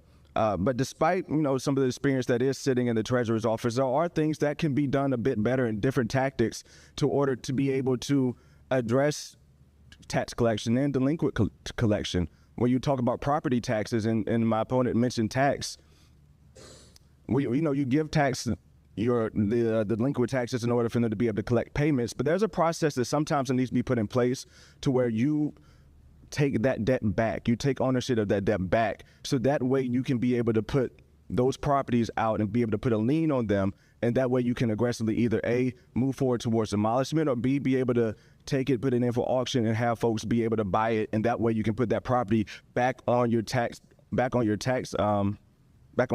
so that way you can bring in more revenue to the city. But on day one, like I said, working with prepaid taxes, making sure that people are aware of their taxes. The biggest thing is not letting them become delinquent, being forefront, promoting prepaid taxes. It's amazing the amount of people that I didn't know, that didn't know about prepaid taxes because it's not being advertised. It's not something that people are seeked out to get and to sign up for. So being able to have that option for people to be able to pay their taxes over time, as opposed to having to pay one lump sum in a matter of weeks, that is something that you definitely need to do for your customers and for your citizens that you're here for and to represent, as well as the payment plans that she mentioned as well. But you have to have the foresight and the leadership to understand when and where to, take some of those taxes back and actually put judgment in on, to actually use your power to be able to collect delinquent taxes and to be able to collect some of these properties so that we can put liens on them and stop some of the roadblocks that we have towards development. Thank you. Well, sorry, if you can just stay right there. Martinsville is at a pivotal moment, facing long-standing challenges in infrastructure, technology, and public engagement. With elected, how will you modernize your office to better serve residents in a digital age? What specific steps will you take to improve transparency, accessibility, and efficiency?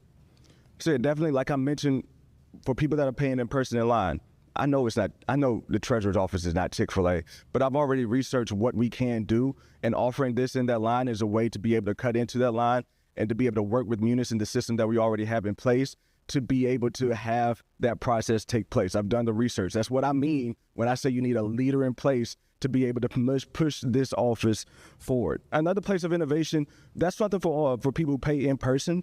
I'm someone who wants to improve this for everybody. There's a little bit of misconception of when I say online payments and improving that neglects people who pay in person. No way. I'm here for every single customer and for every single citizen. And doing that in the line is one way to address that. But also as well online, having the option for people to be able to set up auto draft on their own and to cut it off on their own is one of the biggest things I've heard since knocking on doors. We have auto pay right now, but what you have to do is you have to go into the utility billing office, give them a voided check, and then they'll cut it on. But then if you want to cut it off, and folks do like to cut it off on some months in order to be able to move funds around differently because some months are more expensive than others, you have to go in, and it takes a month for that change to go into effect. The city's right next to us, have it in place so where you create an account, you can log in, you can start payment plans that are put in with guidelines from the treasurer's office. You can sign up for auto pay. And I've also talked to our utility billing office in the city of Martinsville as well, and to know that just to ensure that this is something that they would welcome for the treasurer's office to lead, this is something that they would welcome to have in the city of Martinsville.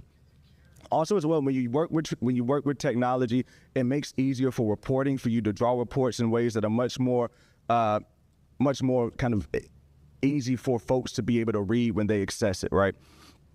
So that's what I plan to do here as far as modernizing, putting the customers first, modernizing the processes that we do in the office. We recently, in the last budget, there was a recent request for a $77,000 position in the treasurer's office. But it's possible that you could look into a solution, an innovation or solution to innovation that would allow you to actually reduce the process of what's going on in the office and to avoid having to spend that extra money on that position there and costing our taxpayer base.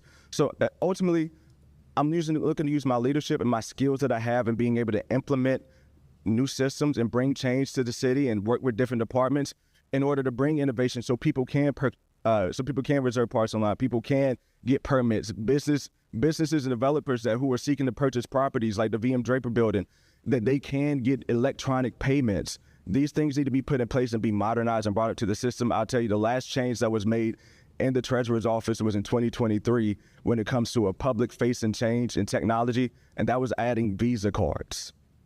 That just gives you a little bit of example of maybe how far behind we are in modernization and innovation in our office. Thank you. Let's talk.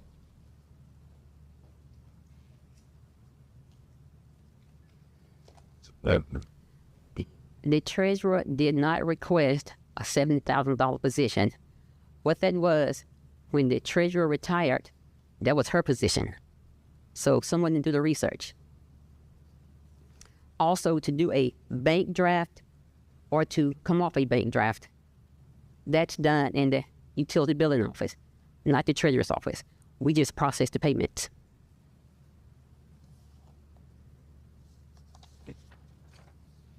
Okay, I believe a technology upgrade is important. Several of our systems are outdated, and I fully support any initiative aimed at replacing or updating our infrastructure. Better technology will significantly improve operational efficiency and improve the level of customer service we provide. I plan to reach out to other localities to look at platforms that will make collections and payment processing faster and more user-friendly. We're also looking at doing, well, I've talked to the IT guy already about doing like tap, mobile pay, and getting scanners for the office. Of course, funding these improvements will require formal approval. I am committed to working closely with our IT department and the budget office to advocate this effort. As treasurer, I will do everything in my capacity to help move our initiative forward. Okay, being familiar with the office operations and with a proven track record of reliability and a strong work ethic positions me as the most qualified candidate. I am fully trained and prepared to take on the responsibilities from day one, eliminate the need for additional onboarding and training. Choosing a candidate who is already prepared to lead ensures a smooth transition to avoid unnecessary costs and delays. on November 4th, please elect Sheila Clark. Thank you, Ms. Barton. Thank you, Ms. Rodriguez. Thank you both very much for your comment. Right, sir. Because Captain Candace World. Martinsville encourages men to take charge of their health starting today. Focus on 4 key areas. Schedule regular checkups. Eat a balanced diet. Stay active. And support your mental well-being. Small, consistent steps can lead to a longer, healthier life. Whether it's hitting the gym, eating smarter, or seeing your doctor, every action counts. Let SOVA help you live your best life. I'm a Martinsville resident. I am a pastor. I am a community engagement specialist. I'm an executive assistant, but I am not a politician. This is all new for me. And I'm someone who doesn't just talk about change. I show up, I help make it happen. In 2023, I hosted a community event called Worship on the Lawn. And You already know we double up at Autos by Nelson, and now we're taking it to the next level. You'll still receive double the warranty on all new vehicles, but now we're offering triple the peace of mind. With free towing up to 125 miles and no collision deductible at our body shop for any new or used vehicle. It's just one more way we're tripling up at Autos by Nelson. Do you know her? Run, paddle, cast, and bike your way to an unforgettable adventure at Smith Riverfest 2025. Held at the Monogram Food Smith River Sports Complex in beautiful Henry County, Virginia, this annual celebration is all about the great outdoors and the mighty Smith River. Hop on a kayak and ride the river. Try your hand at fly fishing, browse unique vendors, or take on the mud, grit, and glory of the Helgramite Hustle 5K Mud Run. Join us Saturday, August 23rd from 10 a.m. to 4 p.m. Whether you're a thrill seeker or nature lover, there's something for everyone. See you there. Do you know the signs of a stroke? May is National Stroke Awareness Month, and SOVA Health is here to keep you and your family healthy. Remember the warning signs. If you see face drooping, arm weakness, or speech slurring, it is time to call 911. We offer a higher level of stroke care as a certified primary stroke center. With local certified stroke care, you can live your healthiest life. Are you at risk for stroke? Take our stroke health risk assessment at sovahealth.com/stroke. You already know we double up at Autos by Nelson, and now we're taking it to the next level. You'll still receive double the warranty on all new vehicles, but now we're offering triple the peace of mind. With free towing up to 125 miles and no collision deductible at our body shop for any new or used vehicle. It's just one more way we're tripling up at Autos by Nelson. Do you know her? Craving something cool and something hot? Come to Holy Cow Ice Cream at 1420 Virginia Avenue in Martinsville. Not only do we serve up the creamiest scoops, sundaes, and shakes, but we've also got walking nachos, hot dogs, and juicy cheeseburgers that'll hit the spot. It's the perfect place for a family treat or a quick bite that satisfies every craving. That's Holy Cow Ice Cream, where every bite makes you say, holy cow.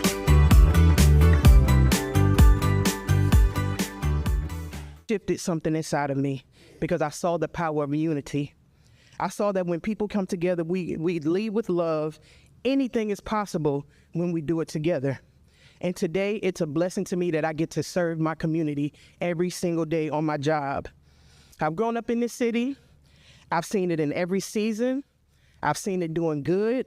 I've seen it doing bad. But I really believe that our best days are not behind us for the city of Martinsville. Our best days are ahead of us. But I'm not here to dwell on yesterday. I'm here to deliver tomorrow. Now, what does that have to do with running with Commissioner of Revenue? Because I believe that everything that you do works together in life, and it all comes together. Whether you own a home, whether you run a business, or whether you want clarity, this office touches you. It deals with taxes and assessments. And that's not just paperwork, it's people work.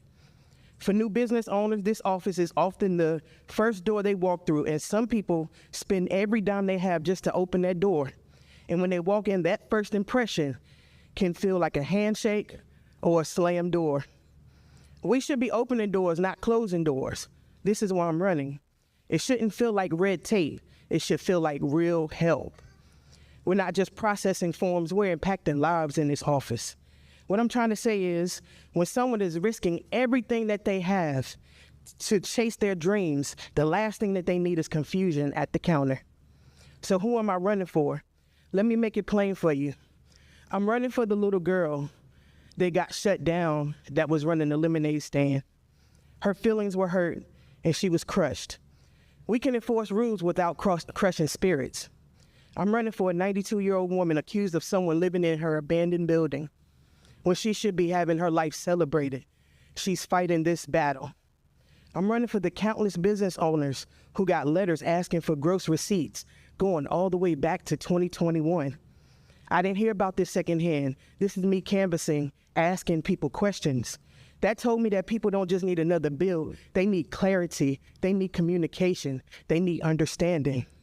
I'm running for the person who asked about their tax assessment in a group setting, and the answer was, you wouldn't understand it if I told you.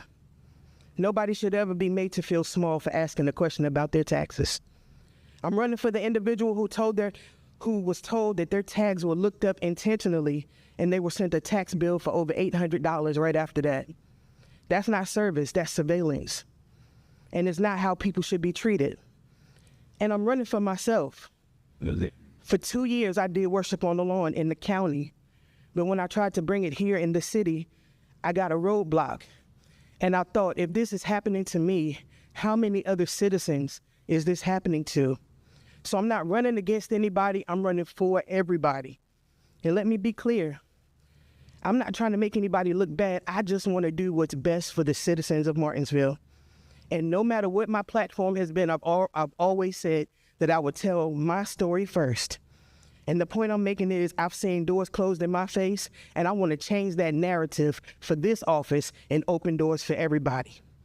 What do I bring? I bring a computer science and audio production degree. That means I'm well-rounded in technology and systems. I'm skilled in Munis, which is the very system that we use each and every day. I know the website design. I know I'm beyond education. I bring 30 years of combined experience in collections, customer service, administration, leadership. Martinsville doesn't need the same story on repeat. It's time for a new chapter. So basically, I want to see some change because change makes sense. So I'm here to be that person. I'm not saying that I'm perfect. I'm not saying that I don't have any bills that I owe, but I'm saying that I'm here to make a difference for the rest of this community. And that's why I'm standing here today, to be the change, because change not only makes sense, change makes sense. Good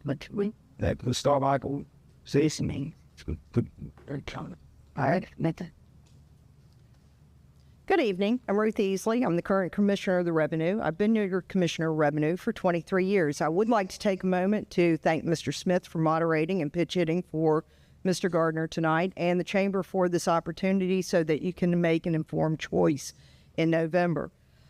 I'm a native of Martinsville. I grew up here. My family has a family business that my dad and grandfather started in 1967. My brother runs it too today. I've worked in other small businesses, and I understand the challenges that businesses face with red tape and everything. I will tell you that my office takes a philosophy of, we're here to help you. That we have instituted an online business license checklist for new businesses coming in. It actually, at the insistence of a former Chamber of Commerce Executive Director, Kim Atkins, we worked on it collaboratively to get it started. I have a firm belief that small business is the backbone of America, and if small business is thriving, the community is thriving, and this works for all of us. It's important that we support our small businesses. I've been an advocate for small business. I've worked in small business. I'm a graduate of Martinsville High School. I am a graduate of VCU with a BA in political science. I've worked on Capitol Hill for the House of Representatives. I have worked for a trade association. I have a firm background in legislation and understanding legislation. The legislation that's passed by the General Assembly and City Council are our guardrails. That is a Bible that I have to work within, and I don't make the policy. I have to implement the policy, and we do that the best way that we can, and to make sure that there's uniformity and fairness in our assessments. I was a certified deputy commissioner 3 years before I was elected commissioner. I actually was a temp with the mayor's staff. I was hired by my predecessor as a temp, and shortly after I went to work there, he took me aside and said, I think you ought to run for Commissioner of Revenue. I don't intend on running for re-election, and you have the qualifications that I think will make you a good commissioner. And I looked at him and said, are you nuts? And he took me under his wing. He mentored me along with the circuit court clerk. I've had really great mentors. Proven leadership and experience matter. We are at a time in Martinsville's history where nobody trusts government. Everybody is angry with each other. Institutional knowledge has left the city. And right now, more than ever, we need somebody who understands how the office works, how to move us forward. I'm that person. I ask for your vote on November 4th. It's easy for me to stay right there. First question was yours. Ben, you've had this position for 9 years. What is the current status of operations in your office, and why should the voters continue to grow the city? As I mentioned, I have been the Commissioner of Revenue here for 23 years. It will be 24 at the end of this term.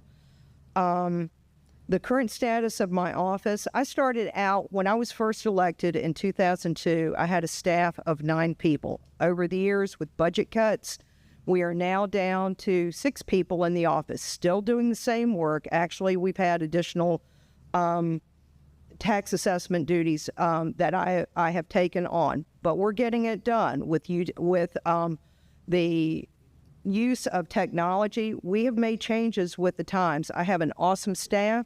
Could not do it without them. They have strengths where I have weaknesses, but you need a proven leadership in that position. You need somebody who understands the statute. You need somebody who doesn't need on-the-job training from a staff that is more experienced than they are. So it makes sense that you continue with a proven leader and a proven advocate in this position. Thank you, Mr. Hyman. Waiting to you, please, science. Why should the voters try to change? What can and will you do better?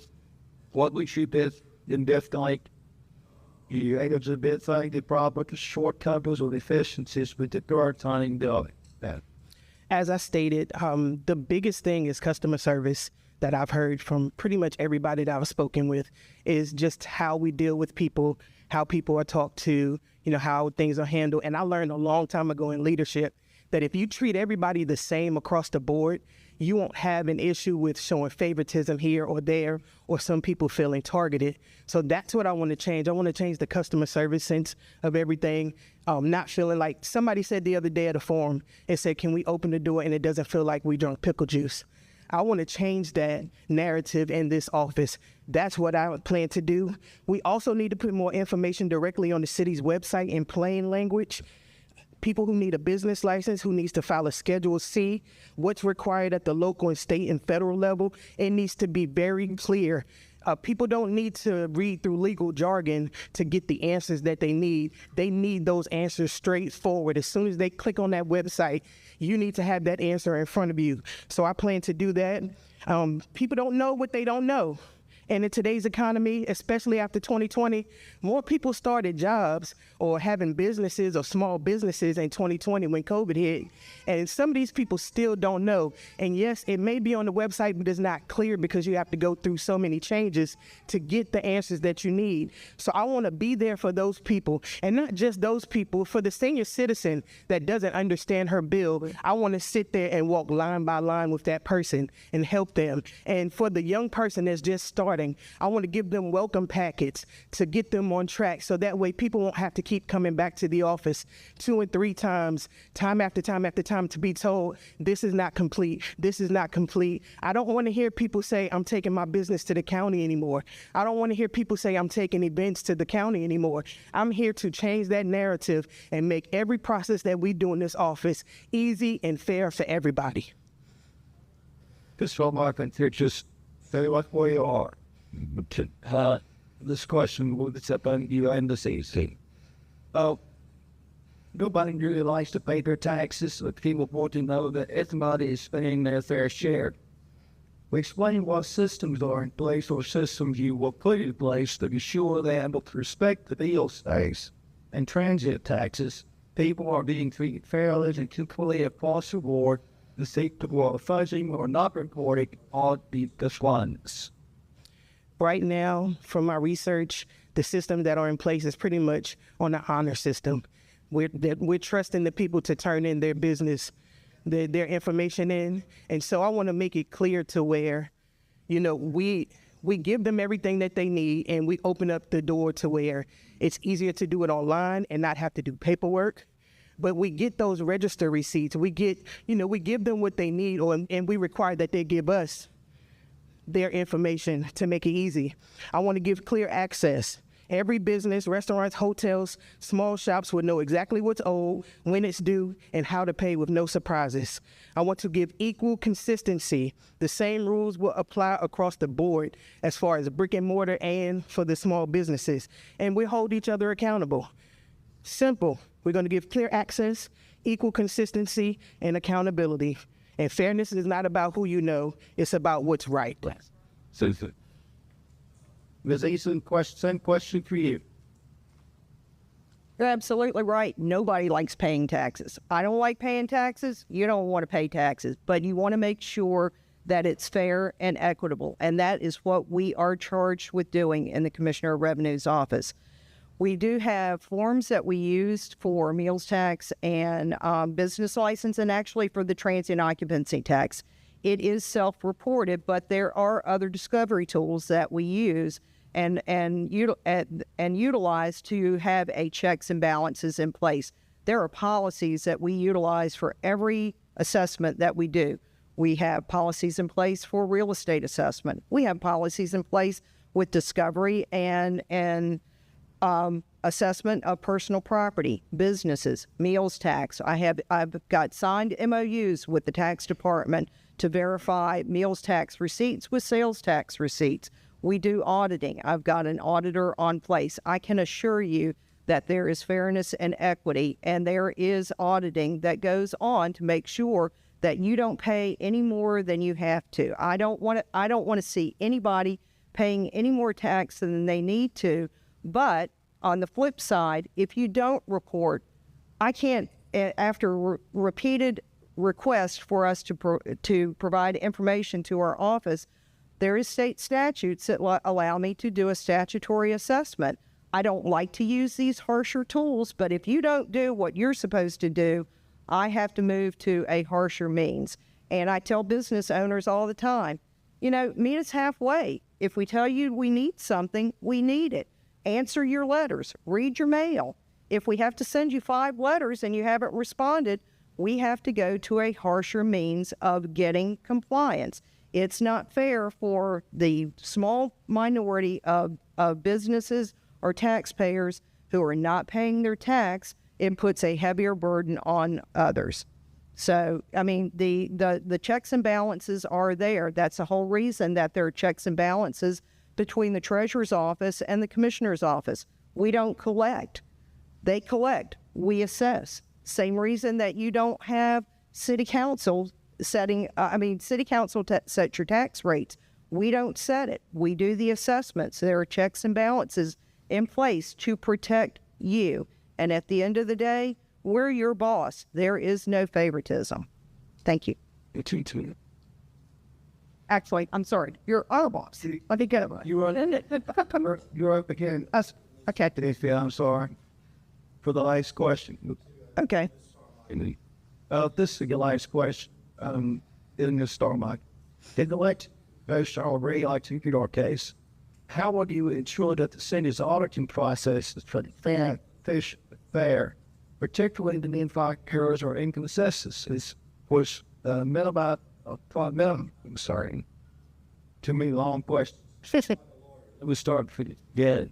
If elected Commissioner of Revenue, how will you ensure that the city's auditing process is transparent, efficient, and fair, particularly in identifying errors or inconsistencies with minimizing undue burdens on taxpayers and local business. As I mentioned before, I do have an auditor on staff. This question seems to be geared a little bit more towards maybe the city's auditing.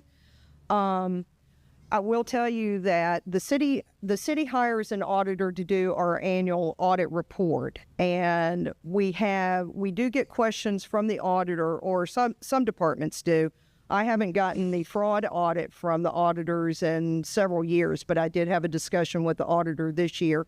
And going forward, I will be getting that questionnaire in the future. So that will help with from the city standpoint. But as far as auditing businesses, we have set policies that are set for auditing businesses. We've got an audit plan in place. We generally try to audit a set of business so that no one feels like they're being picked on. But I'm sure when you get audited, you feel like you're being picked on.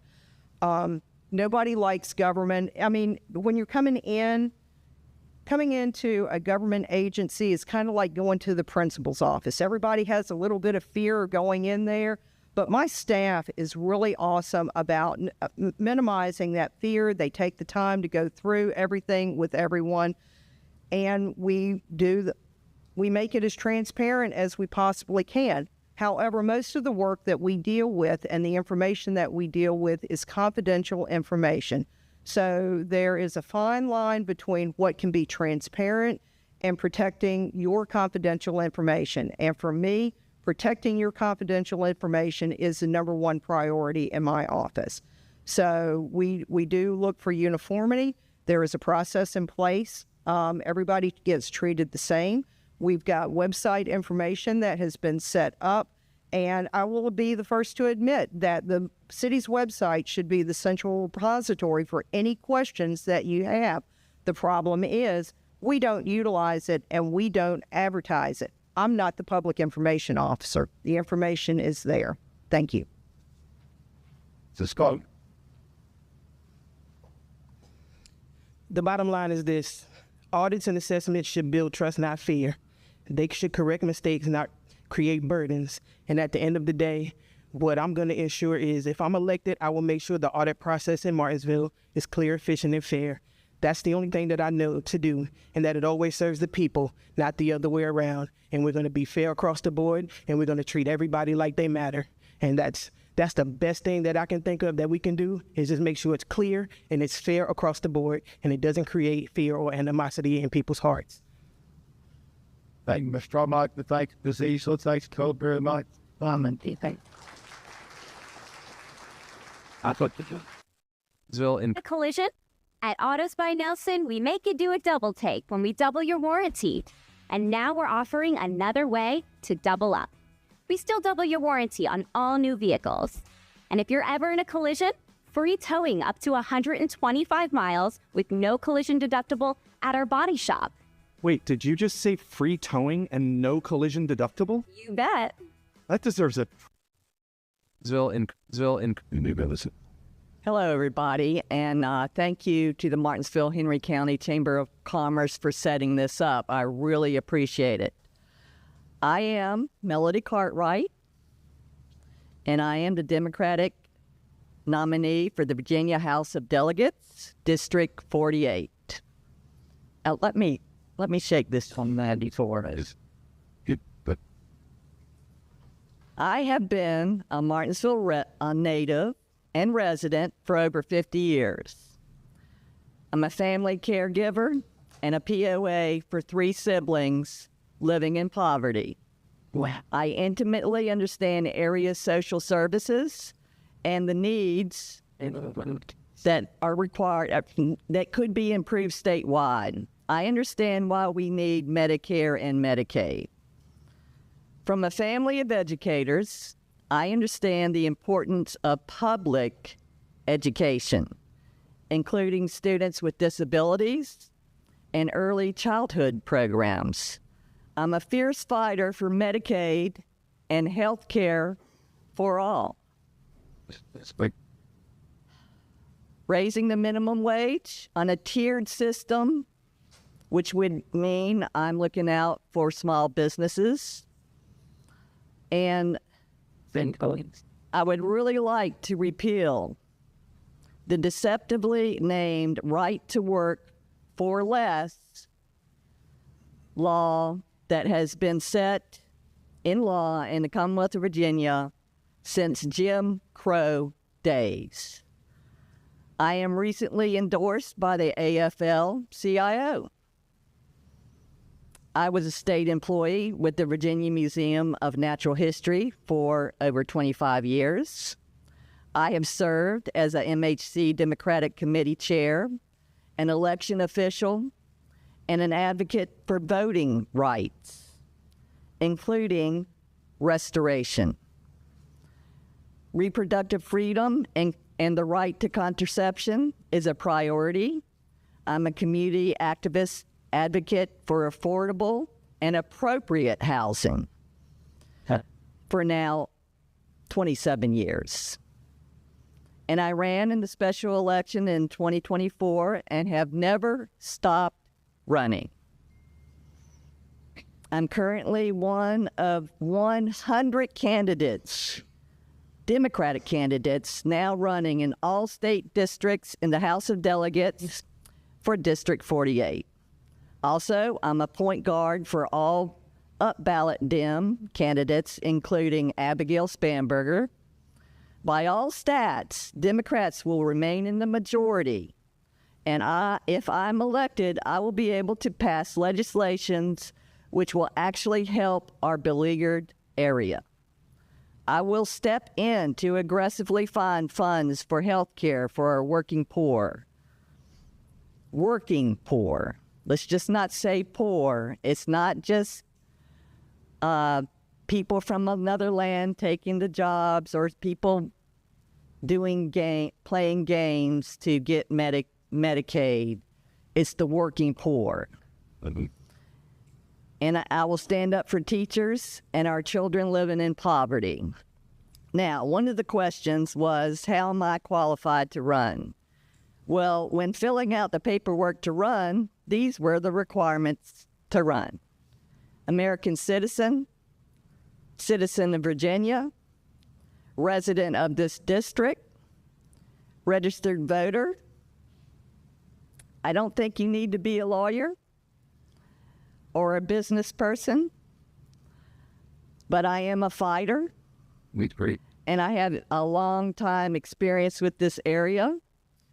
I've been running for over a year. I've met a lot of people across the state of Virginia, including Republicans. And I have 5 years of experience with college, and one of them was right here at Patrick and Henry Community College. Great. Oh, and I'm a woman. Sucker. I believe the difference between me and my opponent is crystal clear. Regardless, and by all stats, Phillips will remain in the minority for 2026, like he was this year. He was not able to pass very many bills, and he has admitted as much in public. Also, feel free to check that on vpap.org. So which is it? Vote party lines or vote for someone who can actually pass legislation for our area? That would be me. Thank you. Mr. Clinton. Bill Phillips. Thank you. Well, first of all, thank you to the Chamber for hosting this event. I am Delegate Eric Phillips, and I am proud to represent the 48th District, which is the majority of Henry County, the majority of Pennsylvania County, and all of the city of Martinsville. I'm finishing my first first two-year term. I won an election with 71% of the vote, and I was elected in the special election when Les Adams took a judgeship in Chatham, and I was elected the night before session began the next day, and we swore in on the House floor at noon that following day. So I find out I win 7 or 8 o'clock that night. You know, it's a pretty big margin, but you don't want to leave till you know. And I get there late. I'm in this beautiful building that Jefferson designed and all the great Virginians that we know and we learned about in history. And I'm looking around, I'm kind of in there by myself, and I'm thinking, man, how did an old boy from Blackberry, Virginia end up in a place like this? And then the next morning I met my colleagues and I thought, wow, how did these people end up here? But a lot of them are good people, don't get me wrong. And I like to deal in facts and reality. In my first year, as number 100 out of 100, I was on VPAP, as my opponent likes to represent. I asked you, please visit it. I was the 7th most effective member in the House of Delegates as number 100. I got 5 of my 6 bills passed. We've seen millions of dollars come to this area. I've had budget amendments passed. I just was in Gretna this past week in Pennsylvania County on behalf of a library that we helped finish their expansion. They asked me to visit and look at all the beautiful facility that they've been able to build through it. So I'll happily ask you to look at VPAP. And the reason we have elections is we don't know who's going to be in the majority or the minority. It's a 1-seat difference in both the House and the Senate. And November's coming. We'll find out after that. But I can tell you, no one's going to work harder or do more for this district than Eric Phillips. You can't go anywhere that's anything that's going on that's important for this district that matters to the voters of this district that I'm not going to be at. And I'm not going to be there grandstanding. I'm going to be there adding value to what's going on. My community service didn't start with becoming your delegate. I've served on the chamber board, executive board committee. I have served currently as the chairman of the Blue Ridge Boys and Girls Club, where I've donated hundreds of hours and thousands of dollars. And oddly enough, my opponent has criticized me twice recently on TV for my community service, which I really don't understand. I think that's kind of... You already know we double up at Autos by Nelson, and now we're taking it to the next level. You'll still receive double the warranty on all new vehicles, but now we're offering triple the peace of mind. With free towing up to 125 miles and no collision deductible at our body shop for any new or used vehicle. It's just one more way we're tripling up at Autos by Nelson. Do you know her? Run, paddle, cast, and bike your way to an unforgettable adventure at Smith Riverfest 2025. Held at the Monogram Food Smith River Sports Complex in beautiful Henry County, Virginia, this annual celebration is all about the great outdoors and the mighty Smith River. Hop on a kayak and ride the river. Try your hand at fly fishing, browse unique vendors, or take on the mud, grit, and glory of the Helgramite Hustle 5K Mud Run. Join us Saturday, August 23rd from 10 a.m. to 4 p.m. Whether you're a thrill seeker or nature lover, there's something for everyone. See you there. Do you know the signs of a stroke? May is National Stroke Awareness Month, and Silva Health is here to keep you and your family healthy. Remember the warning signs. If you see face drooping, arm weakness, or speech slurring, it is time to call 911. We offer a higher level of stroke care as a certified primary stroke center. With local certified stroke care, you can live your healthiest life. Are you at risk for stroke? Take our stroke health risk assessment at silvahealth.com/stroke. You already know we double up at Autos by Nelson, and now we're taking it to the next level. You'll still receive double the warranty on all new vehicles, but now we're offering triple the peace of mind. With free towing up to 125 miles and no collision deductible at our body shop for any new or used vehicle. It's just one more way we're tripling up at Autos by Nelson. Do you know her? Craving something cool and something hot? Come to Holy Cow Ice Cream at 1420 Virginia Avenue in Martinsville. Not only do we serve up the creamiest scoops, sundaes, and shakes, but we've also got walk-in nachos, hot dogs, and juicy cheeseburgers that'll hit the spot. It's the perfect place for a family treat or a quick bite that satisfies every craving. That's Holy Cow Ice Cream, where every bite makes you say, holy cow.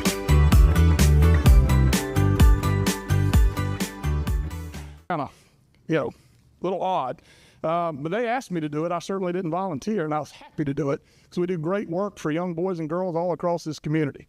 Not only that, I serve as on the executive committee of the Republican Party of Virginia. I represent the entire western half of the state of Virginia, and I'm proud to do so. I also am the chairman of the Martinsville Economic Development Authority, where we are doing wonderful things. You'll see some different news. We're starting to buy some buildings. We have some hotel development deals that we're working towards, things like that. Most people that are serving in your state legislature are also not serving on local boards and committees I can tell you that. But it's important enough to me to move this area forward. Frankly, Martinsville, the city of Martinsville, is lagging behind Henry County and Pennsylvania County. So it gets extra attention from this delegate right here. And I'm proud to be from Martinsville. I'm a native of Henry County, Martinsville area. Grew up here. My opponent likes to call me a fat cat and thinks I have a lot of money. I wish I had half as much as she thinks I have. But I will tell you this. My parents both worked in factories.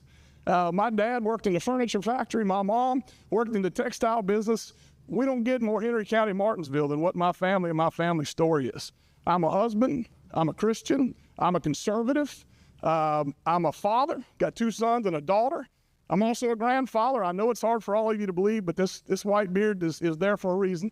I'm 49 years old. I've got 3 grandsons from 8 weeks to 2 years, and they are bringing us a lot of joy these days. But I love this area. I love being able to serve you, and I look forward to being reelected in November and serving you for another 2 years. Thank you. Sure.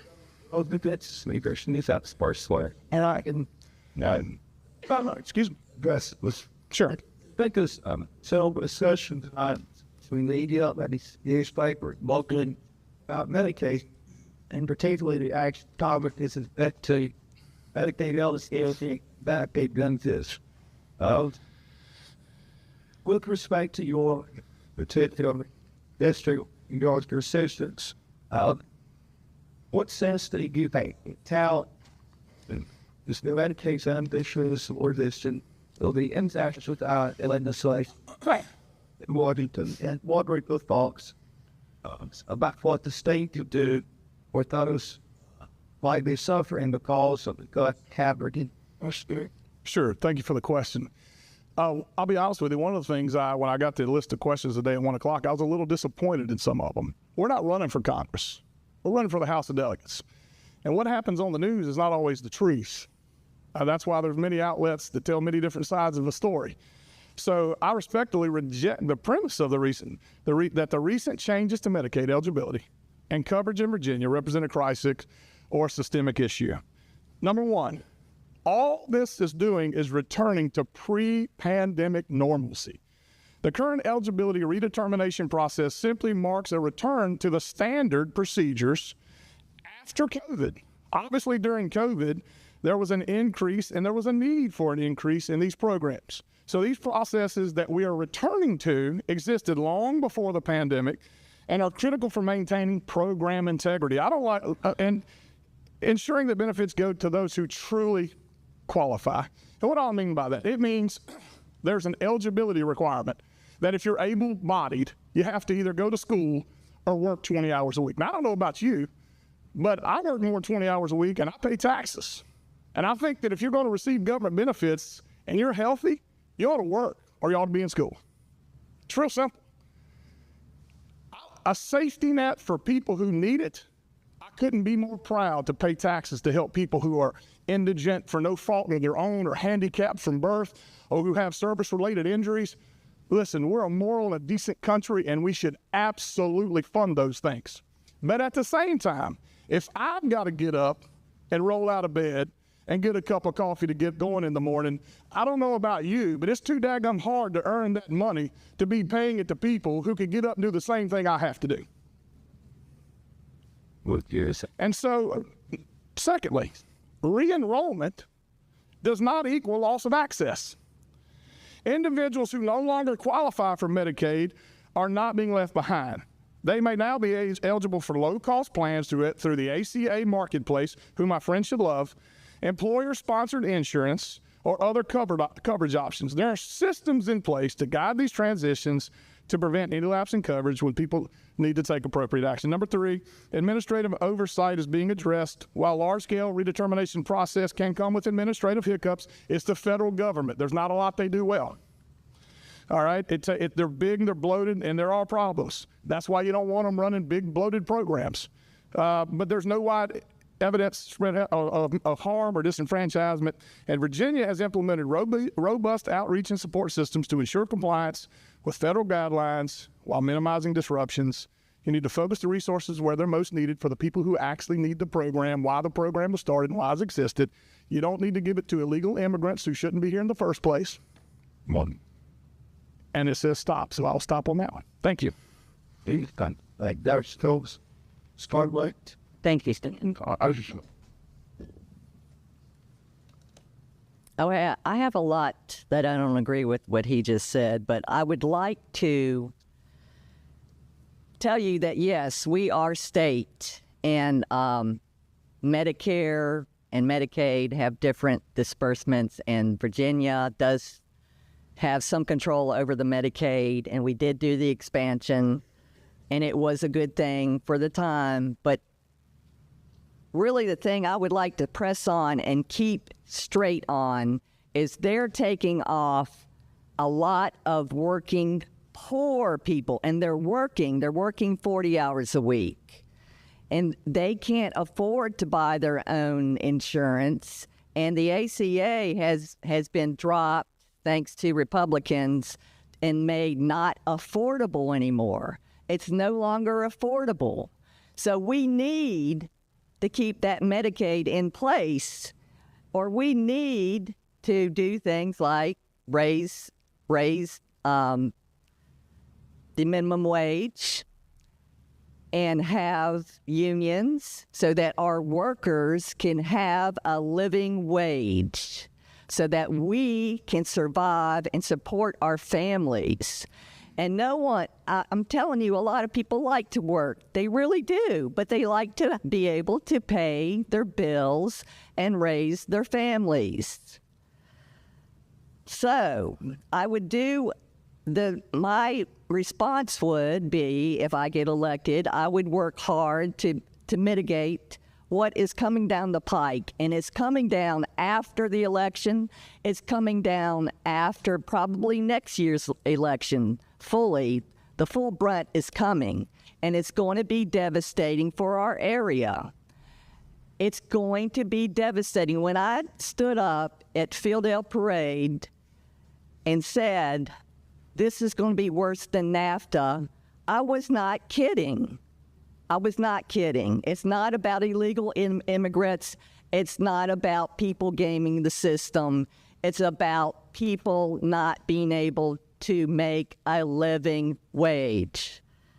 And so I will fight it. I would fight it, and I would step up and make things better for the community, get better jobs in here, and allow people to do things like collaborative working on what they get, salaries, safety in the workplace, retirement. All of that should be basic workers' rights. Rights for the workers, rights for the families. And the Medicaid, we need the Medicaid because the people are not getting enough money to survive. We do. I swear. Thank you. Ms. Spark. Thank you. Stay behind the podium. This question, second question, for you both, was this. Real challenges and subjects be so much as global concerns, the heart of a growing global crisis, impacting families, workplaces, and communities at work. As a member of the House of Delegates, how would you prioritize policies and resources to address these issues here at home, while also ensuring within the borders and contribute to broader solutions to this growing problem everywhere? This is an issue that's close to my heart.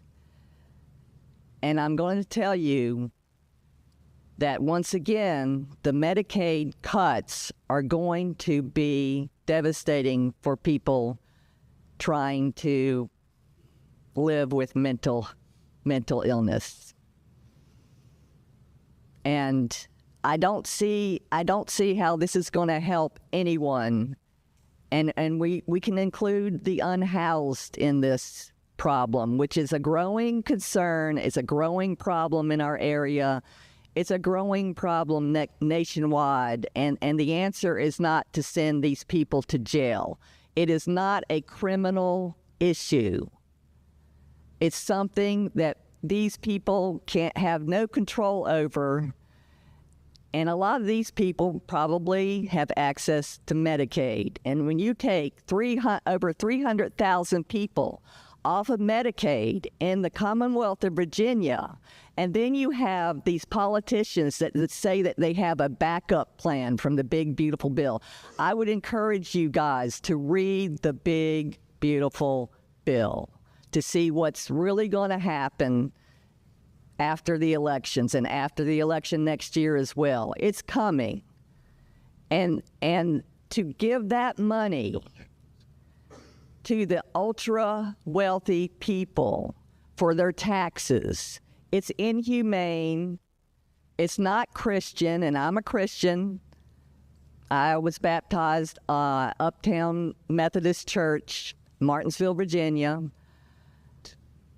I mean, we all know what being a Christian is. It's putting your hand out to help your neighbor when they need it.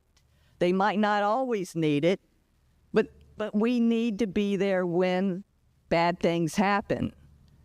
And people that are living with chronic mental illness, these are people that we need to put our hand out for. Mental illness, drug addiction, it's all interrelated, and it's something that we could do a much better job helping, but it looks like the people in charge are going to take away what we have set up. So I don't want y'all to be confused. It's happening, it's coming. Read about it, be informed, and don't think what they put in the bill was billions of dollars that were going to help us if we lose our rural health care system. It's not enough. It's not going to be enough to save us. Thank you for listening. Thanks, sir. Sure. Thank you for the question.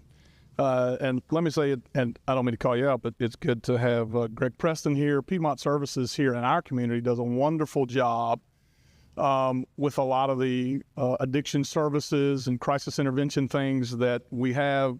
I have toured their newest facility, which is right on Commonwealth. I believe it's called the Lighthouse, where Virginia has a problem a lot of times when someone is in a mental health emergency. They call the police. And police are not always fully equipped, frankly, to handle those situations because you're dealing with someone with a mental illness a lot of times. And so what often happens is they go to a hospital. There are laws and things in place that they're supposed to provide them a bed and kind of take over that issue. But many times what happens is they sit there for days, literally. And so like in Henry County, if you talk to Sheriff Davis, who I'm endorsed by the way, they sit there for days. And with an officer, and sometimes in Henry County, you only have 4 cops on the roads protecting us. And so now you got one sitting at a hospital for 20, his whole shift till another one comes in and takes over. And so what Mr. Preston's group has done is really phenomenal, and I'd love to see it more across the state. And there are a few other places that are doing something similar. Is they're kind of a bridge between that officer having to be taken off the street to handle a mental illness issue and him being able then to have a place that they can be housed temporarily, where they can also have drugs administered and things to calm them down or whatever the situation may be by trained professionals in the mental health space. And then that also frees that officer up to go back to doing what we would like for him to be doing, which is patrolling the roads and answering calls when there are emergencies. But quickly, I will say a couple of other things. Mental health and substance abuse aren't just health issues. They're tied deeply to public safety, economic stability, and family security. And while these challenges exist globally, it's local businesses, neighborhoods, and first responders who are dealing with the consequences many times. So as delegates, I'd like to take a balanced, tough, targeted approach that prioritizes treatment for those who need help, and frankly, strict consequences for those who fuel the crisis by selling opioids like fentanyl and other things. And that's a part of this. Not everyone who has mental health has a drug addiction, but many times it is drug addiction and prolonged drug addiction which ultimately leads to their mental health issues. And my friends on the other side this year had a bill that actually allowed you to sell more fentanyl before it became a felony. So I can tell you, I voted against that bill. I'll stand against that bill, that kind of nonsense, frankly, that is targeting our communities in a negative way. There's so many people who are affected by people who are addicted to drugs, including my own family. It's a serious crisis. But we can't let people who are dealing this stuff and enriching themselves by selling this death and this poison to our people get away with it, get slapped on the wrist, and be out of jail, out on no bail bond the very next day doing the same dadgum thing. Thank you. Dally Phillips, you're my favorite. The next one. Why not? I think the third card wise with this is a wages give us what else. What is your position? We don't waste fiction with similar like that. So I've always been a little perplexed by why the left is so interested in the minimum wage. I don't know about you, but I never grew up shooting for the minimum. It was never my goal. I never thought, man, I'm going to wake up today and do the absolute minimum, make the absolute minimum, do the absolute minimum. The minimum wage started many, many, many years ago because you had young kids that were 12 and 13 and 14-year-old, working and being mistreated. That's where it started, that there had to be a minimum.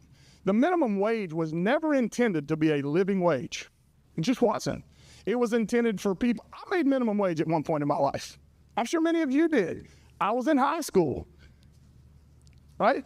But if you work hard, if you educate yourself, even if you only have a high school education, you're a dropout. Listen, I got 100 employees. I don't need to be lectured about how to run a business or about minimum wage or how it affects us. I don't pay anybody minimum wage. You know why? Because you couldn't find somebody in Martinsville and Henry County to go to work for minimum wage. Not many skills. You can go to a gas station and you get paid more than minimum wage. You can work anywhere. You know who the number one payer of minimum wage in the Commonwealth of Virginia is? Big government. It is the Commonwealth of Virginia. Hypocrites, every one of them. They get up and rail against it, and yet it's the Commonwealth of Virginia who pays minimum wage to more people than any company in Virginia. It's just a fact. So I think government may need to take a look at itself for a change. The other thing is, real simple math. This is not hard to understand. If you work for me and you make $2 more than minimum wage, and the Democrats raise minimum wage $2, when I hire him, I'm going to ask you to train him, and now you and him make the same amount of money. What do you think you're going to say? I ain't training him, not without a raise.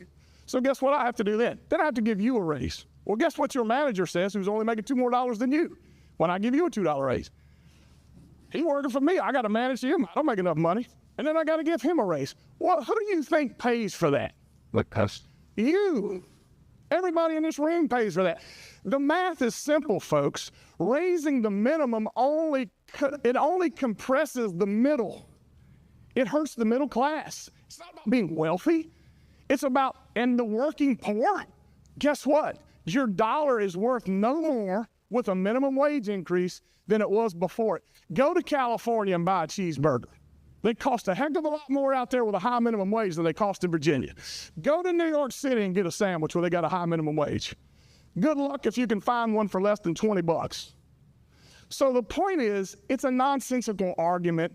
Anyone who's serious knows this. Anyone with any business experience or economic experience knows this, and it's that simple. Thank you. Let's start. Yep. All the talking points wrapped up in one.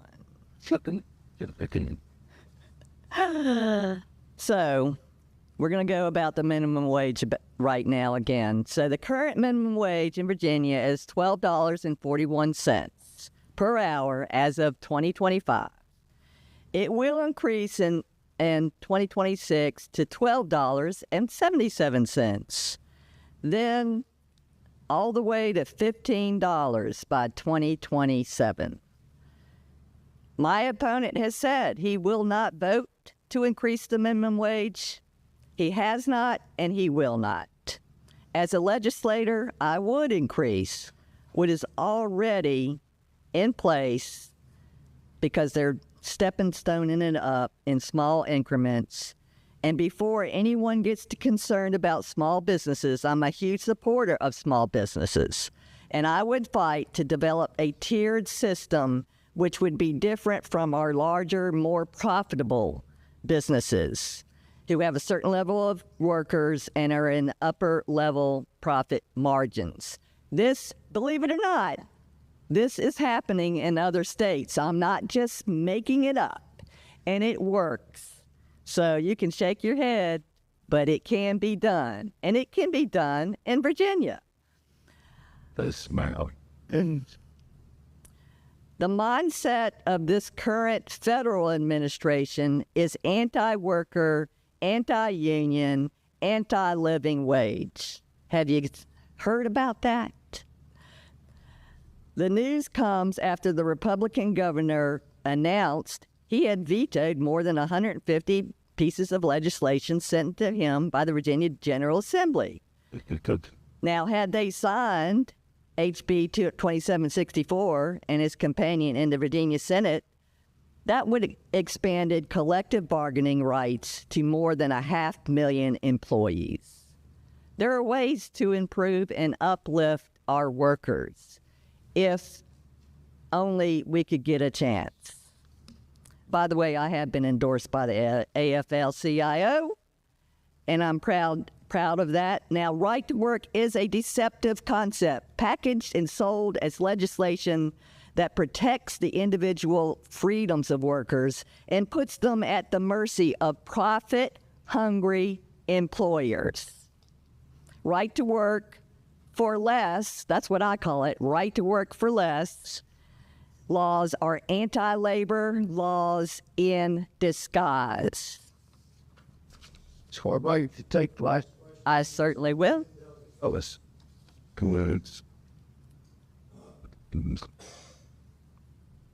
been several debate in Virginia and other states about using school vouchers or tax credits to let families use public funds to private homes.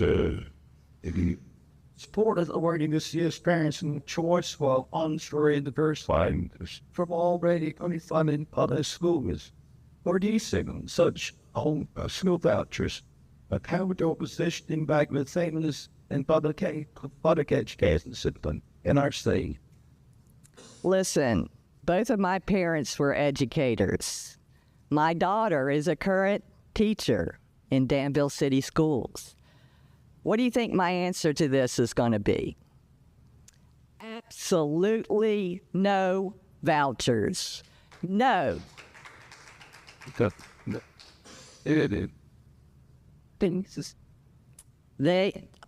Parents already have choice. They're free to homeschool. We have a system in the state of Virginia that allows that. We encourage that. If that's what the parents want, that's choice. And a lot of people are doing it around here, and it's a great thing. I'm for it. But they are also free to send their children to private schools, Christian-based or not. We have a lot of freedom. It's still America. However, I do not and I will not support taking money from our public school systems and off the backs of the poor and the middle class, our parents and their kids. Our school systems have already been defunded for many decades, starting with Ronnie Reagan. We need money to upgrade our old school buildings. We need safety. As you all are aware, we had another shooting just yesterday, 3 kids shot and killed. That's something that the Superintendent Talley has requested since the last time that I ran. He said we need more safety features. We need to improve teacher salaries. We are like 26th in the nation. Low teacher salaries. That's embarrassing. And we're one of the top business places in the nation. What's going on with that? We have to work some of our teachers have to work 2 jobs and spend their own money for students. I know my daughter does. We have government standards in special education and preschool programs, and working parents need things like the Boys and Girls Club And that is one of the things that's going to be on the strike list next year, along with Head Start. What are we going to do without Head Start for our kids? How are we going to get the education levels back up when they're tearing it down? So the answer is no vouchers. No money going to charter schools. When I went to public school, they taught us music in elementary school. That's gone now. They're going to take away art. Things that make a difference in kids' life that actually make them want to come to school. Thank you for listening. I appreciate your time. Sure. Thank you for the question. Man, I'll tell you, it's hard to spend 3 minutes on something like this, but especially on some of the other things that were said there. You know, right to work, all it really means is if you work somewhere and they're unionized, you can't be forced to pay dues. Literally all that means. So I'm not sure what Jim Crow has to do with that or any of those other things, but it means you actually do have rights as a worker, that if you don't want to join a union, you don't have to. There's nothing that keeps you from doing it if you want to. It just simply means you don't have to. And that's a fact. Number two, you were on Star News. I saw you talk to Charles, and you said if small businesses can't pay the minimum wage if it's raised, they should go out of business. I watched you say it. It's on video. It's on video. Big business. But not what you said. No. Small business is what you said. But anyway, I didn't know we could go back and forth. I thought, wish you wouldn't. That's why you have to. Yeah, I appreciate that. But don't believe me. Just go look at it for yourself. Charles, find the clip. You can play it later. I'm sure you can find it. But that's what you said. So, you know, there's too much in a 3-minute period to correct every misuse of the truth that's been stated here tonight. But listen, I love our public schools. We've got we have 3 great school superintendents in Henry County, Pennsylvania County, and the city of Martinsville. Mr. Talley's actually my dad's neighbor. He's a great guy. Amy Blake Lewis here in Henry County. Henry County schools do a wonderful thing, but I'm not sure if you're really aware of how schools are funded. But schools are only funded in part by the state. The locality can spend money on schools too because they have a match. So when the schools want something, you have board of supervisors members who have the ability to pay for whatever they would like. That's how school funding works. There's a school funding formula that your friends on the other side and the Republicans would love to work on. It's very complicated. It's based on all kinds of things. And frankly, as much as it pains me to say it, Northern Virginia schools, frankly, subsidize rural area schools. They just do. It's fact. And most of the other side is from Northern Virginia, so there's not a lot of incentive for them to do anything but change the formula, and it would be more detrimental to us. In a lot of rural places, you're seeing, you know, housing cost. I know you guys get a tax bill. Your house is worth more, and a lot of the way they look at school funding is based on that. So, and that means you actually get less. So this is an issue that's not going to go away.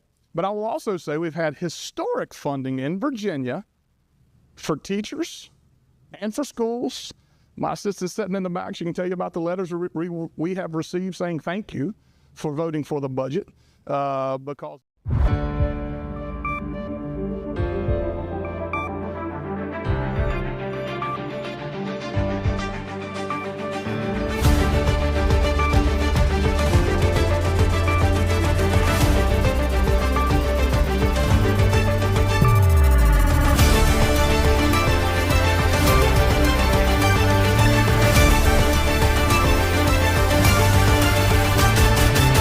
Good evening and welcome. I'm Christian Hall and you're watching BTW21 News. And everyone, thank you for joining me this evening. First of today, we're going to take it to Danville, where a teacher was relieved of her duties after a very controversial social media post.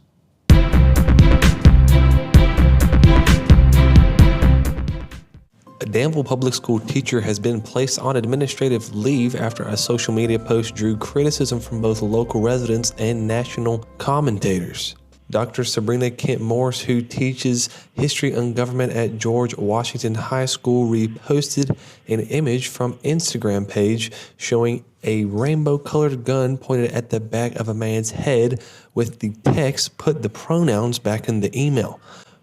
The post quickly gained traction after being reshared by libs of TikTok account and X, formerly Twitter, leading to a national media attention, including coverage from Fox News.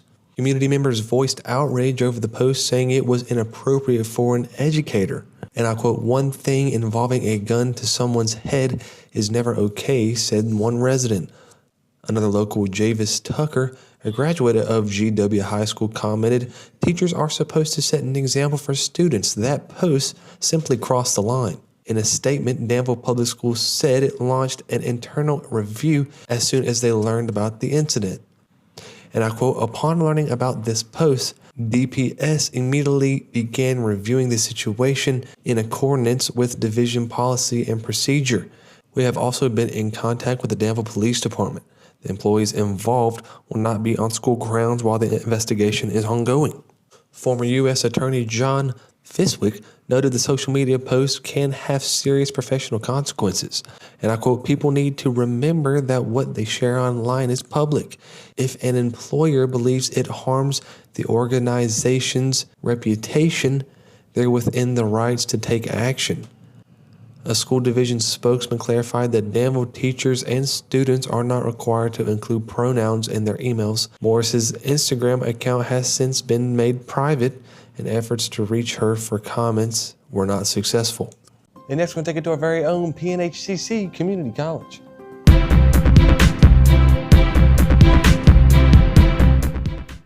In a significant step towards fostering economic stability, the PNHCC College and the Martinsville Police Department have entered into a partnership aimed to providing education and vocation training to the city's justice impact population. The agreement, which has officially announced this week, positions PNHCC as a primary training provider for individuals within the Martinsville City Jail Annex. The partnership's primary goals are twofold: to provide justice involving individuals with access to high-quality education and career training, and to reduce the likelihood of reoffending by equipping participants with industry-recognized certifications that can help secure stable, well-paying jobs upon their release. According to the PNHCC President Dr. Greg Hodges, this initiative is rooted in the belief that education and opportunity are the key factors in breaking the cycle of incarceration.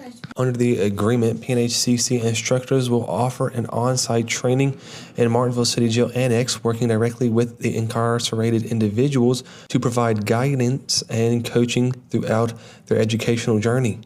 The curriculum will be tailored to meet the needs of the job market, focusing on skills that lead to high-demand certification in fields like manufacturing, construction, and other technical trades.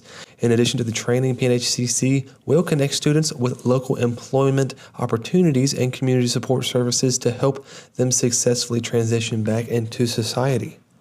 The collaboration marks a milestone in efforts to improve the lives of individuals impacted by the justice system in Martinsville and the suffering areas.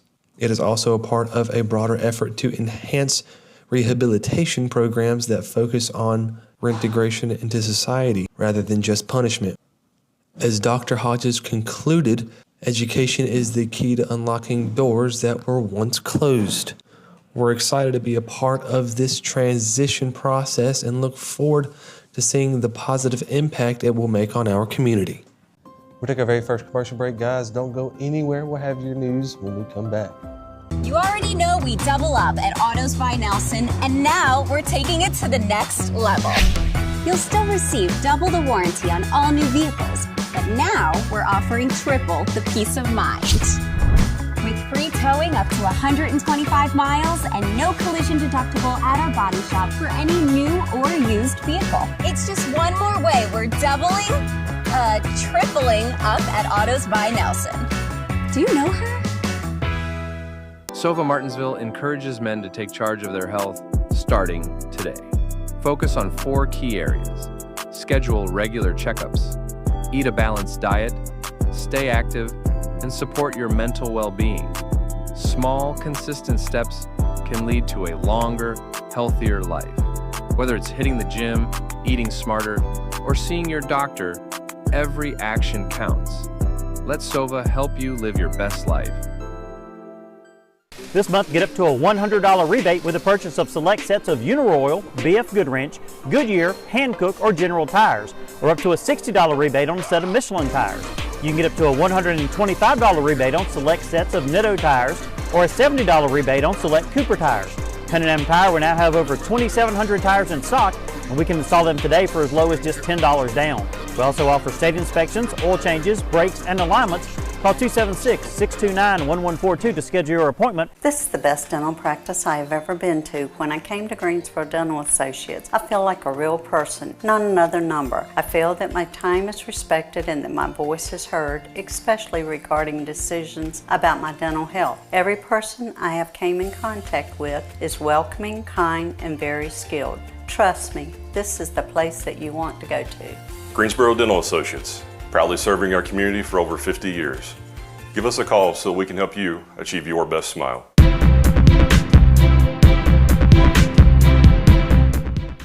Welcome back and thank you for staying with us. Next, we're going to get into a hiking accident coming from Amherst County.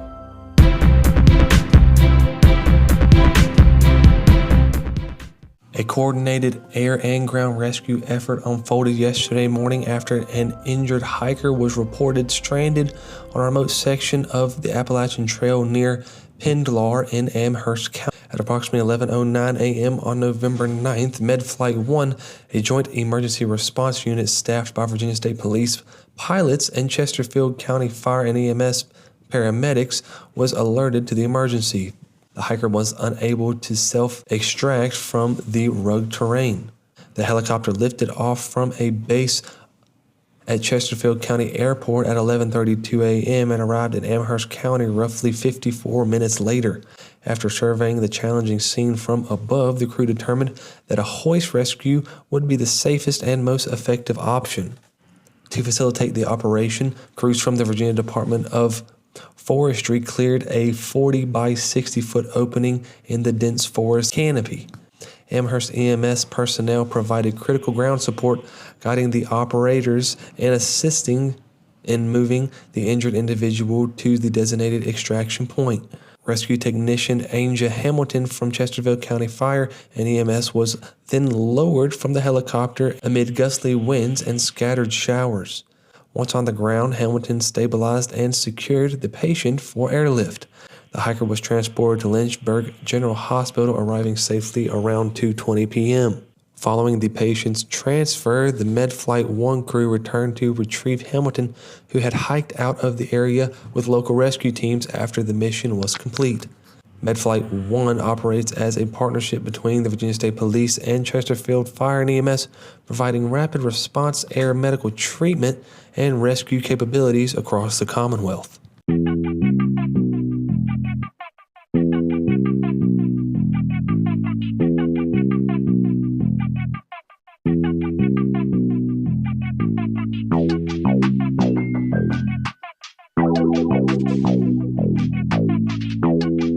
Hey, hold on. I think you ballin', boy.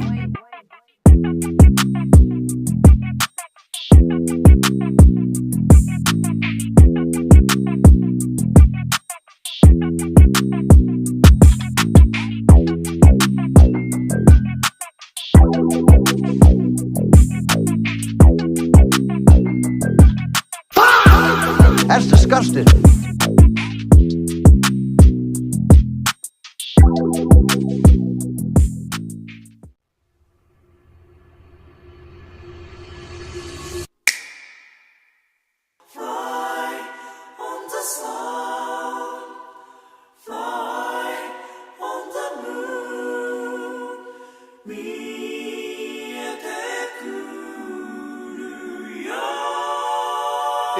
So we're going to overtime, 36-36.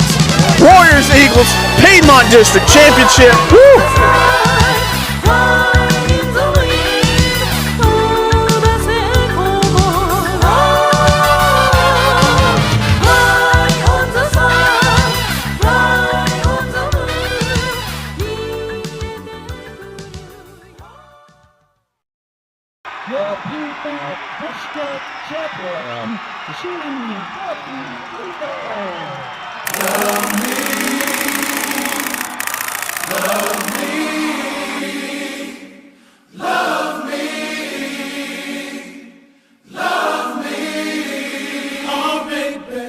That's the heartbeat of this team, man. Man,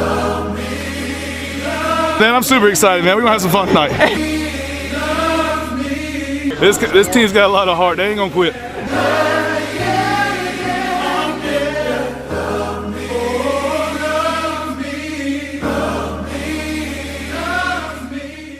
Now it's time for BTW21 weather with Chad Hall.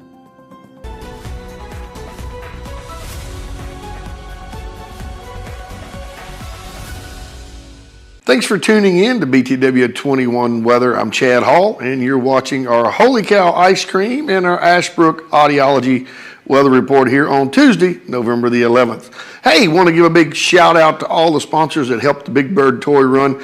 We had a beautiful ride Saturday, and boy, was it a great turnout. Was able to raise around $12,000 for Christmas cheer. So I just wanted to say thank you for all of your support. Now we'll jump right into today. You can see sun has been clear all day today. Skies are beautiful, but we have that northwest wind blowing at about 12, 13 miles per hour. And let me tell you what, when I got up this morning, it was just flat cold. It didn't turn in a hurry. But even today, we're seeing temperatures really, really low.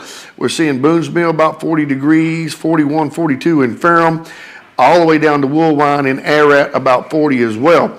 We're about 44 degrees right here in Martinsville, Oak Level about 43, Ridgeway about 45, but you can see everything within 2 or 3 degrees of one another. But boy, when I got up this morning, it was 26 degrees, and I ran out without a coat, and boy, was that a mistake.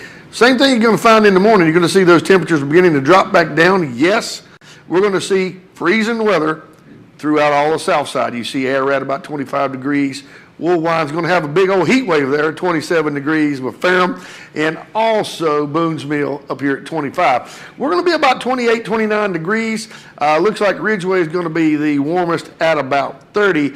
But unfortunately, everybody, you're going to wake up in the morning, freezing temperatures. So be careful if those roads look a little glassy, because it could be slick in the morning. If we get any kind of dew or anything overnight, it could be slick, a little slick in the morning, but I think we're going to be okay. I think we only got like a 1% chance of any kind of rain, but you just need to be very cautious due to this super cold weather.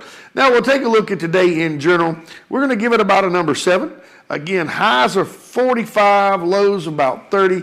Again, that wind is about 6 to 12 miles an hour off and on, but we did have a sunrise this morning at 6:53 a.m.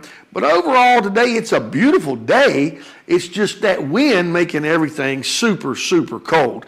Now, let's take a look at our Holy Cow 5-day forecast. Again, today you can see those sunny skies, but those temperatures and that breeze at about 45 degrees. Look, tomorrow we're going to see about the same thing as the skies, but look at the difference. We're going to see about a 20 degrees, almost a 20 degree bump in the temperature, which I'm going to be kind of glad for. I'm not a big fan of this super cold weather, but unfortunately we're going to see some clouds coming in on Thursday. Cooled it back down to about 61 degrees, and as you can see, Wednesday night or Wednesday morning is going to be about 38 degrees. We'll stay above freezing, but then we're going to go right back to freezing on Thursday morning when we get up. Friday, again, we're going to see good temperatures, about 67 degrees, which is going to make for a great ball game for that first round. Magna Vista, folks, we will be there, but it's going to drop off to about 40 degrees, and it's going to get cold. And unfortunately, we're going to see 70 degrees Saturday, and it's going to be about 50 in the morning. So Saturday, if we can hang in there to the weekend, folks, I think we might at least warm up a little bit on Saturday. So that's our Holy Cow 5-day forecast. Thanks for tuning in. And everybody, stay warm. Get that coat on. Might even want to get that toboggan out in the mornings, because it's going to be very, very cold.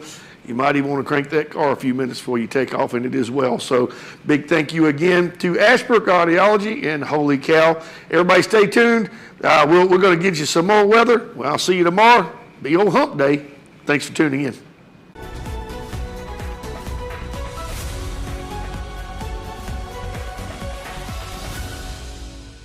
Relationships, they are the most precious and important thing we have in life. An uncorrected or improperly corrected hearing loss negatively affects each and every one of those relationships. Did you know that you have hearing insurance benefits available to you? At Ashbrook Audiology, we are the region's go-to providers for benefits from affordable hearing care, true hearing, and many more. Ashbrook Audiology, where relationships matter. Martinsville and Danville. We're taking another quick commercial break, guys. Don't go anywhere. We'll be right back. Hi, I'm Simone Red, President and CEO of Martinsville First Savings Bank. We would like for you all to come in and see us, see what products that we have and what we can do to serve you. And we like your business. We're a part of this community and we love our community. Martinsville First Savings Bank is located at 25 West Church Street, Martinsville, Virginia. And our phone number is 276-638-8771. At PVT Express, we're fast, we're reliable, and we're here when you need us. From oil changes to major jobs, PVT has you covered with the best technicians in the business. Stop by our service center where our certified technicians will get your oil change done right. Visit us today at PVT Express, where speed meets service. PVT Express. Done right, done fast. My name is Patrick Sharp. I'm an attorney with the law firm of Gardner, Barrow & Sharp here in Martinsville. If you've been injured in a serious automobile collision or perhaps a minor injury with a rear end collision, we've been handling personal injury cases in the area for almost 50 years. Give us a call for a free evaluation of your case, 276-638-2455.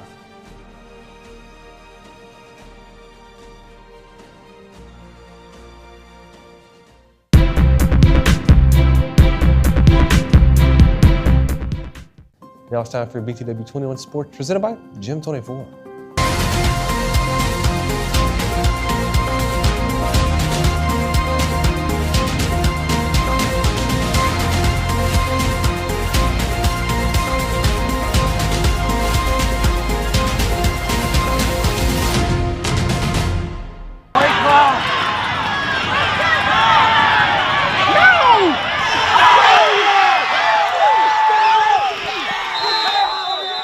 Can't tell, boy, these boys are fired up, man. There ain't no quitting this team, man. 2 overtimes, both teams scoring. You know, had to get a defensive stop right there. Yeah, I'm so excited about our guys, man. They played hard. That's the heartbeat of this team, man. They've done this numerous times. We've been down at halftime 3 or 4 times, had to make drives late in the game to go score or tie it up. They did it again tonight. They've done it many times this year, man. This team's got a lot of heart. They ain't gonna quit.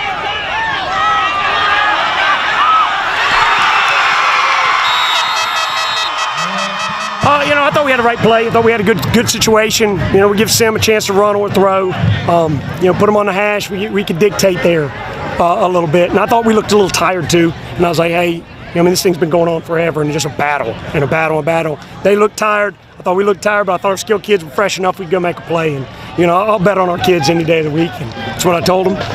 We just... unlucky they threw a ball backwards and scored a touchdown. And, he throws it backwards. I'm like, isn't that double pass? I still want to see it, but I know he tried to throw it, runs back, picks up his own ball, and then throws it in the end zone for a touchdown on 3rd down in overtime, or we probably, come out differently. But, that's the way the game comes down. It comes down to 1 or 2 plays, and both teams played great. Hats off to them. They got a really good football team. They're massive up front. I told our kids that, they're as good as anybody in 3A. We won't see a group up front as big and physical with those kind of backs all year, for the next 5 weeks. So, hurt because, we had a chance to win a championship and we didn't get it done. And that's disappointing, and you want to win.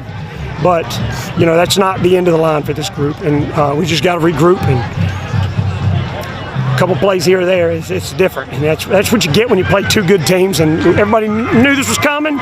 You knew it was going to be a great game. I think it lived up to every bit of the hype. And, the difference in these 2 teams is basically nothing. Man, it's a district championship, man. That's one of our goals, man. I'm super excited, man. We're going to have some fun tonight. Yeah, I thought our kids played great, and that's what I told them. The effort and the attitude, the execution, the things it takes to be a really good football team is what we saw tonight. And if they can play like that for 5 weeks, I think they can run the table. And, I reminded them the 2 times we did get rings on this, we lost to GW, both years. So 14 and 15 won state titles, and we didn't beat them, and they were games like this. So, there's still a future to be written for this team, and they got a chance. We just got to regroup and fix a few things here that we could have come out with a victory. Definitely did, and, I think it was hotter tonight than we've played in a little while. And then, like you said, our kids finished games at halftime. I think the last 3 weeks, we've been celebrating the victory at halftime, and tonight we had to fight the whole game. We had kids go down with cramps and things like that, and it's just, you can run and practice and do those things, but there's nothing like being in game shape. And having to play 4 quarters tonight, hopefully, and extra, basically a 5th quarter, and hopefully that kind of helps us with our conditioning and shows the guys we got to work a little harder. When you're doing sprints, it's got to be full speed and that kind of thing, because we did look tired at times, and that's part on us, and we got to fix that. And it does make it hard when at halftime they're sitting down and they're done. He's a great athlete, just an unbelievable tough kid. Does all the little things right, and I mean, when you need to play, he's definitely a guy who's going to step up and make one. We got a bunch of those kids, but he happened to have that night tonight. But what a great effort from him tonight, and just plays the game the right way.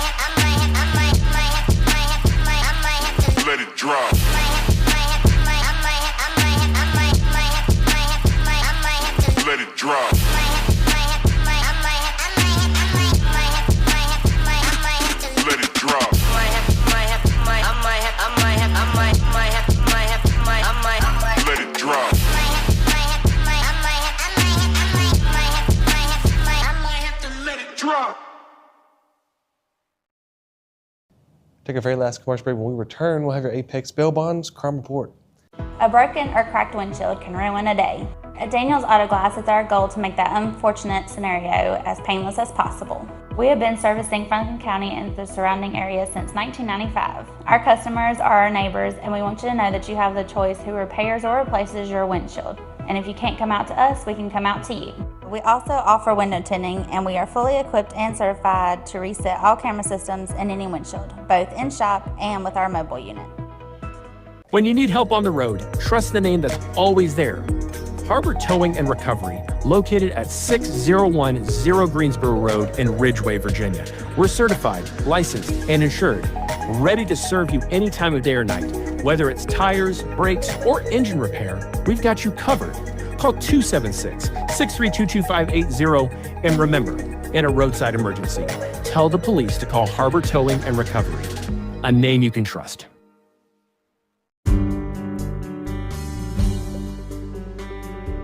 For nearly 30 years, Drake Extrusion offers you the personalized service and flexibility of a custom supplier. With research and development based on 2 continents, Drake is on the cutting edge of polypropylene fiber technology. We work daily with polymer suppliers to improve existing products and meet the challenge of new end uses. We not only value our products, but we also value our employees. For more information, email us at info@drakeextrusion.com or give us a call at 276-632-0159. This is the best dental practice I have ever been to. When I came to Greensboro Dental Associates, I feel like a real person, not another number. I feel that my time is respected and that my voice is heard, especially regarding decisions about my dental health. Every person I have came in contact with is welcoming, kind, and very skilled. Trust me, this is the place that you want to go to. Greensboro Dental Associates, proudly serving our community for over 50 years. Give us a call so we can help you achieve your best smile.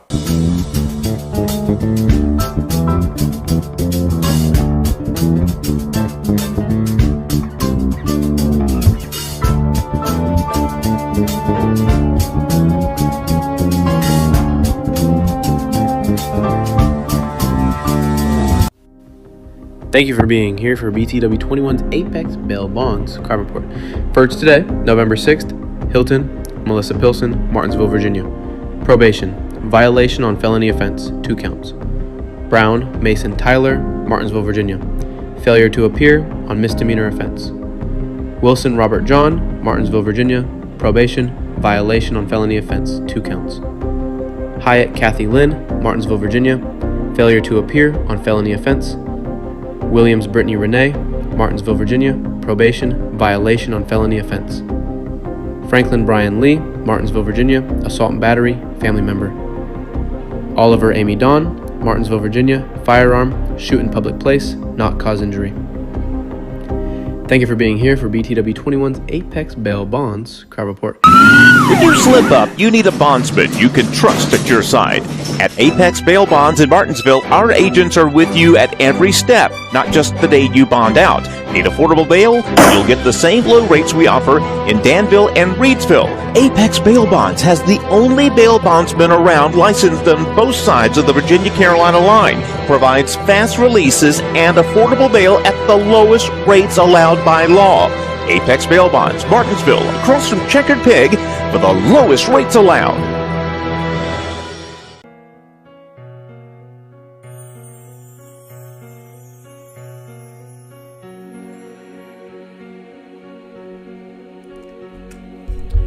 On Saturday, November the 8th, 2025, Bernard Moore, 56 of Lewis Avenue, Martinsville, peacefully transitioned from this earthly life. A visitation service will be held on Saturday, November the 15th at 11:30 a.m. with a funeral service at 12 noon at Greater International Pentecostal Assembly Building in Martinsville. A public viewing will be held Friday, November the 14th from 1 to 5 at Harrison Funeral Home. Robin Collier Gibson, 64 of Martinsville, Virginia, went home to be with Jesus Friday, November the 7th, 2025. A celebration of life service will be held Tuesday, November the 11th from 6:30 to 8:30 at New Life Chapel in Martinsville Loop, Stoneville, North Carolina. Wright Funeral Service and Crematory is serving the family. Gerald Wesley Carter, 59 of Martinsville, Virginia, transitioned from this earthly life November the 4th, 2025. The family wishes to express their gratitude for the love and support shown during their time of grief. Wright Funeral Service and Crematory is serving the family. Online condolences may be made by visiting wrightfuneralservices.net. Marie Coger Turner, 100 of Martinsville, Virginia, entered her heavenly home Wednesday, November the 5th, 2025. A funeral service will be held Saturday, November the 22nd at 12 p.m. at Mount Olive East Christian Church in Martinsville, Virginia. Visitation will be held 1 hour prior to that service. Wright Funeral Service and Crematory is serving that family.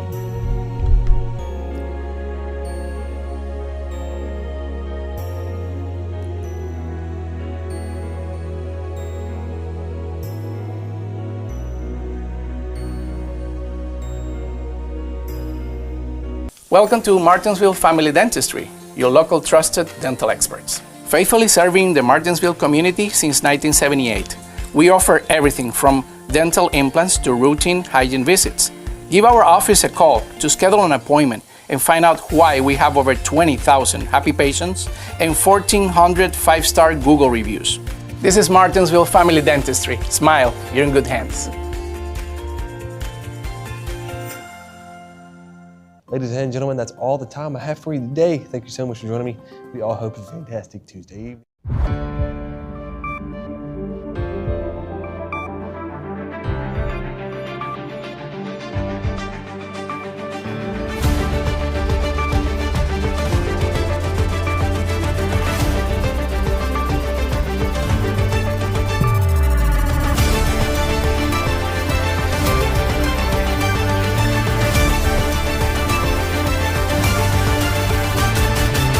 Good evening and welcome. I'm Christian Hall and you're watching BTW21 News. And everyone, thank you for joining me this evening. Firstly today, we're going to take it to Danville, where a teacher was relieved of her duties after a very controversial social media post.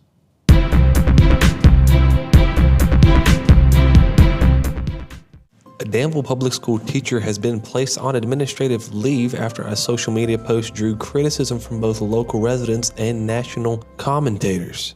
Dr. Sabrina Kent Morse, who teaches history and government at George Washington High School, reposted an image from Instagram page showing a rainbow-colored gun pointed at the back of a man's head with the text, "Put the pronouns back in the email." The post quickly gained traction after being reshared by Libs of TikTok account and X, formerly Twitter, leading to a national media attention, including coverage from Fox News. Community members voiced outrage over the post, saying it was inappropriate for an educator. And I quote, "One thing involving a gun to someone's head is never okay," said one resident. Another local, Javis Tucker, a graduate of GW High School, commented, "Teachers are supposed to set an example for students. That post simply crossed the line." In a statement, Danville Public Schools said it launched an internal review as soon as they learned about the incident. And I quote, "Upon learning about this post, DPS immediately began reviewing the situation in accordance with division policy and procedure. We have also been in contact with the Danville Police Department. The employees involved will not be on school grounds while the investigation is ongoing." Former U.S. Attorney John Fiswick noted the social media post can have serious professional consequences. And I quote, "People need to remember that what they share online is public. If an employer believes it harms the organization's reputation, they're within the rights to take action." A school division spokesman clarified that Danville teachers and students are not required to include pronouns in their emails. Morris's Instagram account has since been made private, and efforts to reach her for comments were not successful. And next, we're going to take it to our very own PNHCC Community College.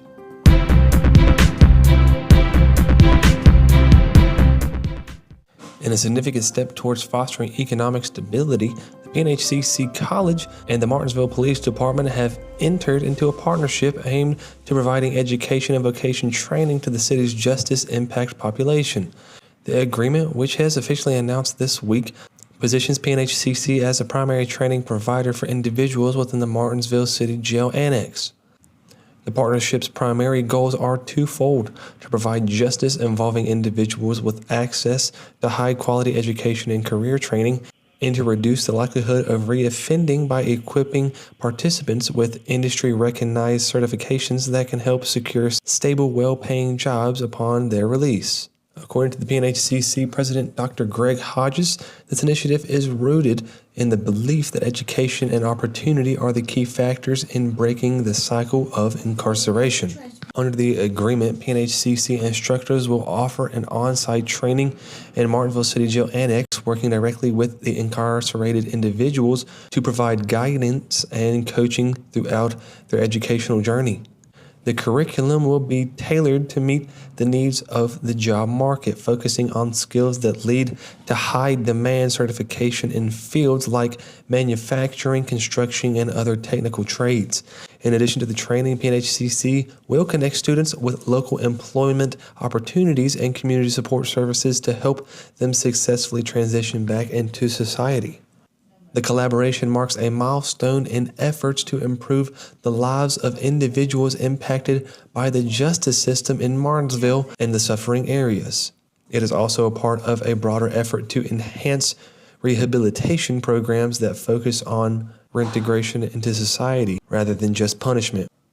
As Dr. Hodges concluded, education is the key to unlocking doors that were once closed.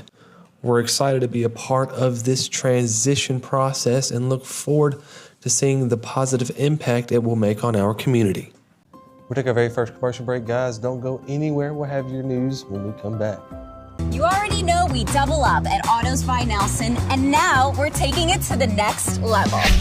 You'll still receive double the warranty on all new vehicles, but now we're offering triple the peace of mind. With free towing up to 125 miles and no collision deductible at our body shop for any new or used vehicle. It's just one more way we're tripling up at Autos by Nelson. Do you know her? Sova Martinsville encourages men to take charge of their health starting today.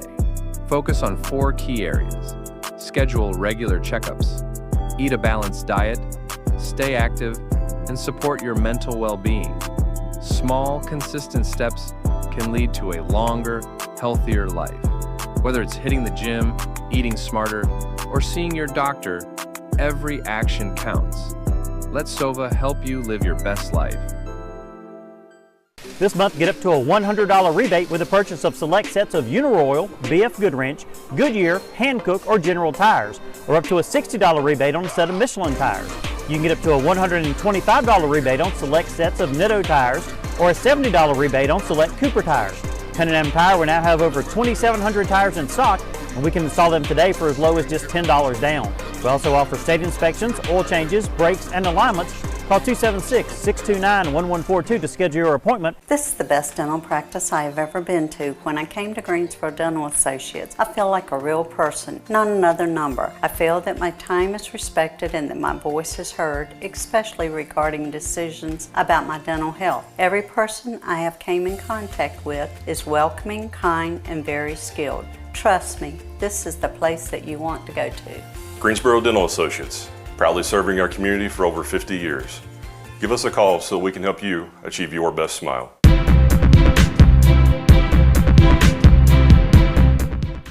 Welcome back and thank you for staying with us. Next, we're going to get into a hiking accident coming from Amherst County.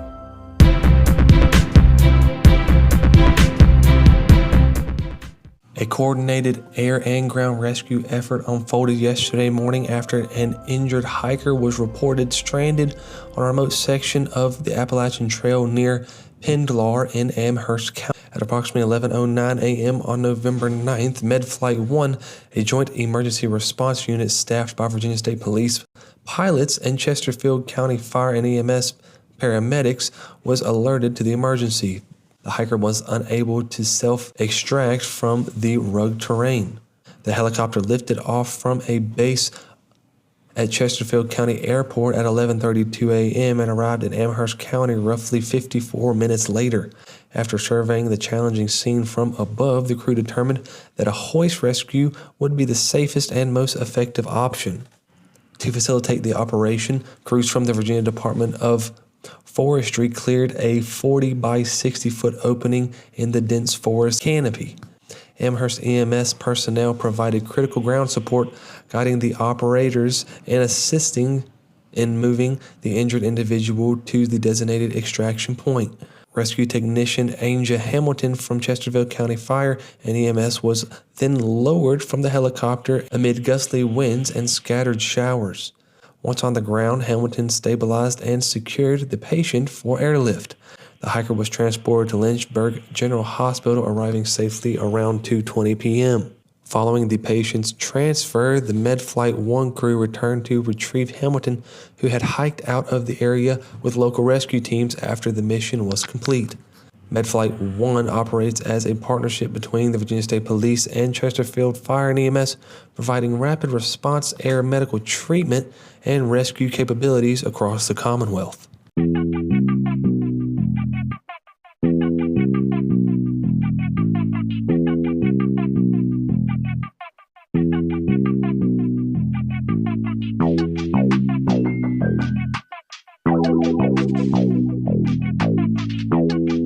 Hey, hold on.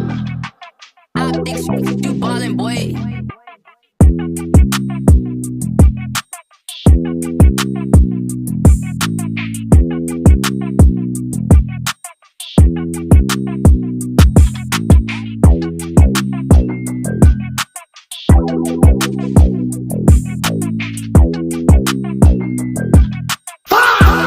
That's disgusting.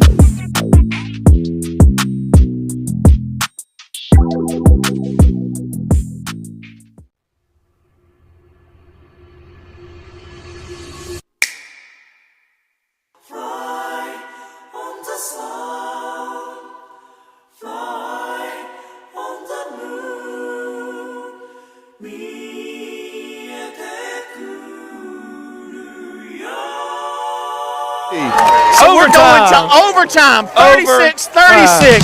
Warriors Eagles, Piedmont District Championship. Woo!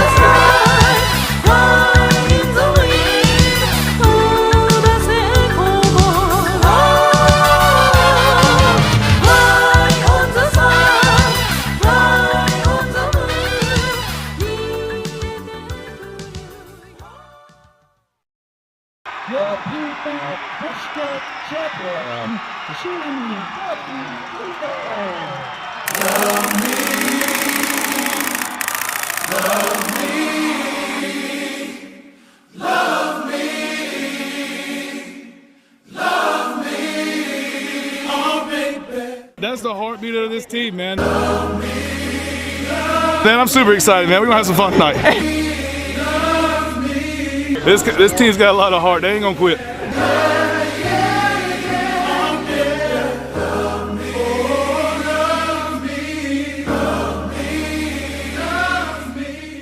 Now it's time for BTW21 weather with Chad Hall.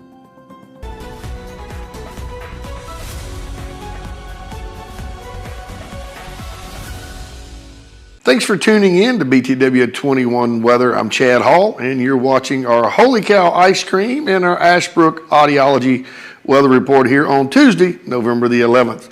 Hey, want to give a big shout out to all the sponsors that helped the Big Bird Toy Run.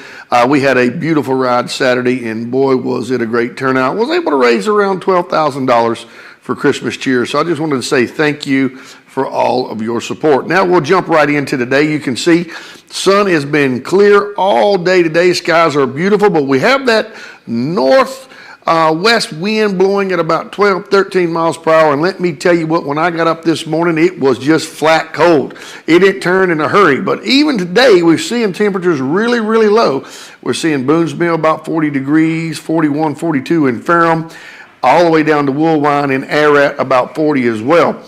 We're about 44 degrees right here in Martinsville, Oak Level about 43, Ridgeway about 45, but you can see everything within 2 or 3 degrees of one another. But boy, when I got up this morning, it was 26 degrees, and I ran out without a coat, and boy, was that a mistake. Same thing you're going to find in the morning. You're going to see those temperatures beginning to drop back down. Yes, we're going to see freezing weather throughout all the south side. You see Ararat about 25 degrees. Woolwine's going to have a big old heat wave there, 27 degrees with Ferrum, and also Boonsville up here at 25. We're going to be about 28, 29 degrees. Looks like Ridgeway is going to be the warmest at about 30. But unfortunately, everybody, you're going to wake up in the morning, freezing temperatures. So be careful if those roads look a little glassy, because it could be slick in the morning. If we get any kind of dew or anything overnight, it could be slick, a little slick in the morning, but I think we're going to be okay. I think we only got like a 1% chance of any kind of rain, but you just need to be very cautious due to this super cold weather. Now we'll take a look at today in general. We're going to give it about a number 7. Again, highs are 45, lows about 30. Again, that wind is about 6 to 12 miles an hour off and on, but we did have a sunrise this morning at 6:53 a.m. But overall today, it's a beautiful day. It's just that wind making everything super, super cold. Now let's take a look at our Holy Cow 5-day forecast. Again, today you can see those sunny skies, but those temperatures and that breeze at about 45 degrees. Look, tomorrow we're going to see about the same thing as the skies, but look at the difference. We're going to see about a 20 degrees, almost a 20 degree bump in the temperature, which I'm going to be kind of glad for. I'm not a big fan of this super cold weather, but unfortunately we're going to see some clouds coming in on Thursday. Cooled it back down to about 61 degrees, and as you can see, Wednesday night or Wednesday morning is going to be about 38 degrees. We'll stay above freezing, but then we're going to go right back to freezing on Thursday morning when we get up. Friday, again, we're going to see good temperatures, about 67 degrees, which is going to make for a great ball game for that first round. Magna Vista, folks, we will be there, but it's going to drop off to about 40 degrees, and it's going to get cold. And unfortunately, we're going to see 70 degrees Saturday, and it's going to be about 50 in the morning. So Saturday, if we can hang in there to the weekend, folks, I think we might at least warm up a little bit on Saturday. So that's our Holy Cow 5-day forecast. Thanks for tuning in. And everybody, stay warm. Get that coat on. Might even want to get that toboggan out in the mornings, because it's going to be very, very cold. You might even want to crank that car a few minutes before you take off in it as well. So big thank you again to Ashbrook Audiology and Holy Cow. Everybody stay tuned. We're going to get you some more weather. Well, I'll see you tomorrow. Big old hump day. Thanks for tuning in.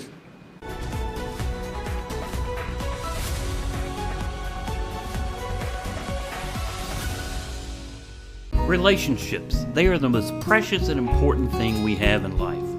An uncorrected or improperly corrected hearing loss negatively affects each and every one of those relationships. Did you know that you have hearing insurance benefits available to you? At Ashbrook Audiology, we are the region's go-to providers for benefits from affordable hearing care, true hearing, and many more. Ashbrook Audiology, where relationships matter, Martinsville and Danville. We'll take another quick commercial break, guys. Don't go anywhere. We'll be right back.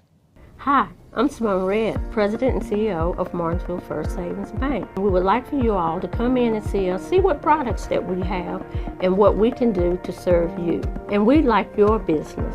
We're a part of this community and we love our community. Martinsville First Savings Bank is located at 25 West Church Street, Martinsville, Virginia. And our phone number is 276-638-8771. At PVT Express, we're fast, we're reliable, and we're here when you need us. From oil changes to major jobs, PVT has you covered with the best technicians in the business. Stop by our service center where our certified technicians will get your oil change done right. Visit us today at PVT Express, where speed meets service. PVT Express. Done right, done fast. My name is Patrick Sharp. I'm an attorney with the law firm of Gardner, Barrow & Sharp here in Martinsville. If you've been injured in a serious automobile collision or perhaps a minor injury with a rear end collision, we've been handling personal injury cases in the area for almost 50 years. Give us a call for a free evaluation of your case, 276-638-2455.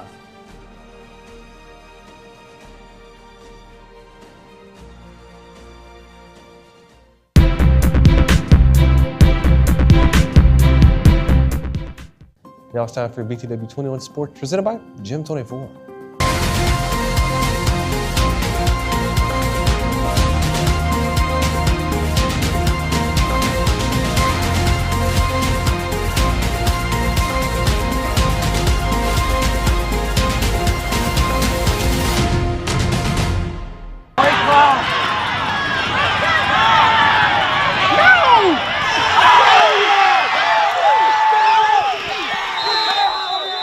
Can't tell, boys. These boys are fired up, man. There ain't no quitting this team, man. 2 overtimes, both teams scoring. You know, had to get a defensive stop right there. Yeah, I'm so excited about our guys, man. They played hard. That's the heartbeat of this team, man. They've done this numerous times. We've been down at halftime 3 or 4 times. Had to make drives late in the game to go score or tie it up. They did it again tonight. They've done it many times this year, man. This team's got a lot of heart. They ain't gonna quit.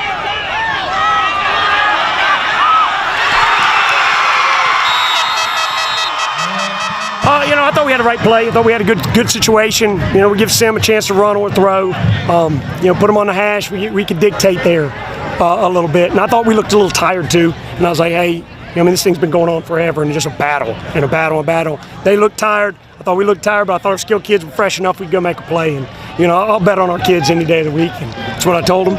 We just... unlucky they threw a ball backwards and scored a touchdown. And, he throws it backwards. I'm like, isn't that double pass? I still want to see it, but I know he tried to throw it, runs back, picks up his own ball, and then throws it in the end zone for a touchdown on 3rd down in overtime, or we probably, come out differently. But, that's the way the game comes down. It comes down to 1 or 2 plays, and both teams played great. Hats off to them. They got a really good football team. They're massive up front. I told our kids that, they're as good as anybody in 3A. We won't see a group up front as big and physical with those kind of backs all year, for the next 5 weeks. So, hurt because, we had a chance to win a championship and we didn't get it done. And that's disappointing, and you want to win.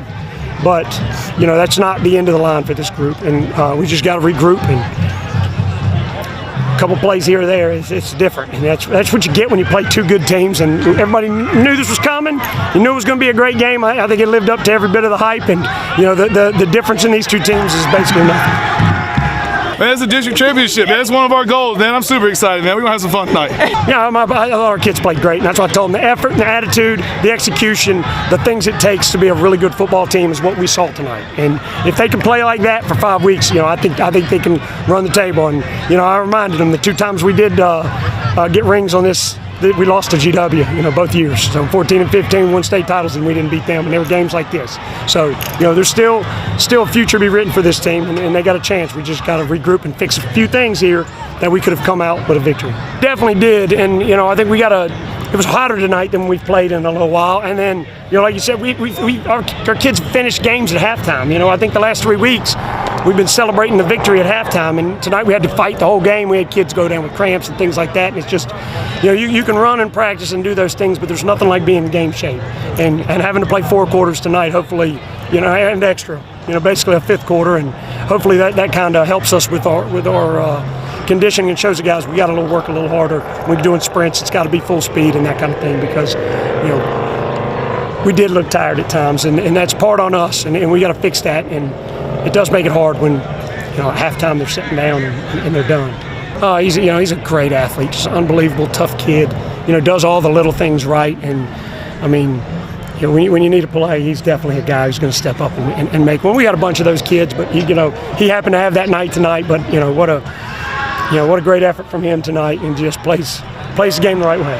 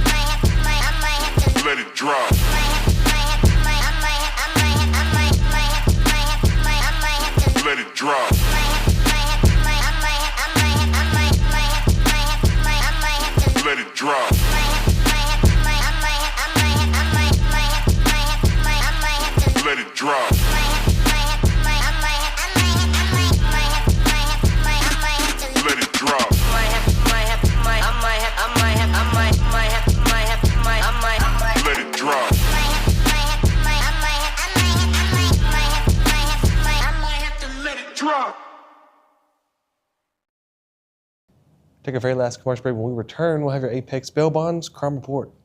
A broken or cracked windshield can ruin a day. At Daniels Auto Glass, it's our goal to make that unfortunate scenario as painless as possible. We have been servicing Franklin County and the surrounding area since 1995. Our customers are our neighbors, and we want you to know that you have the choice who repairs or replaces your windshield. And if you can't come out to us, we can come out to you. We also offer window tinting, and we are fully equipped and certified to reset all camera systems in any windshield, both in shop and with our mobile unit. When you need help on the road, trust the name that's always there. Harbor Towing and Recovery, located at 6010 Greensboro Road in Ridgeway, Virginia. We're certified, licensed, and insured, ready to serve you any time of day or night. Whether it's tires, brakes, or engine repair, we've got you covered. Call 276-632-2580, and remember, in a roadside emergency, tell the police to call Harbor Towing and Recovery, a name you can trust.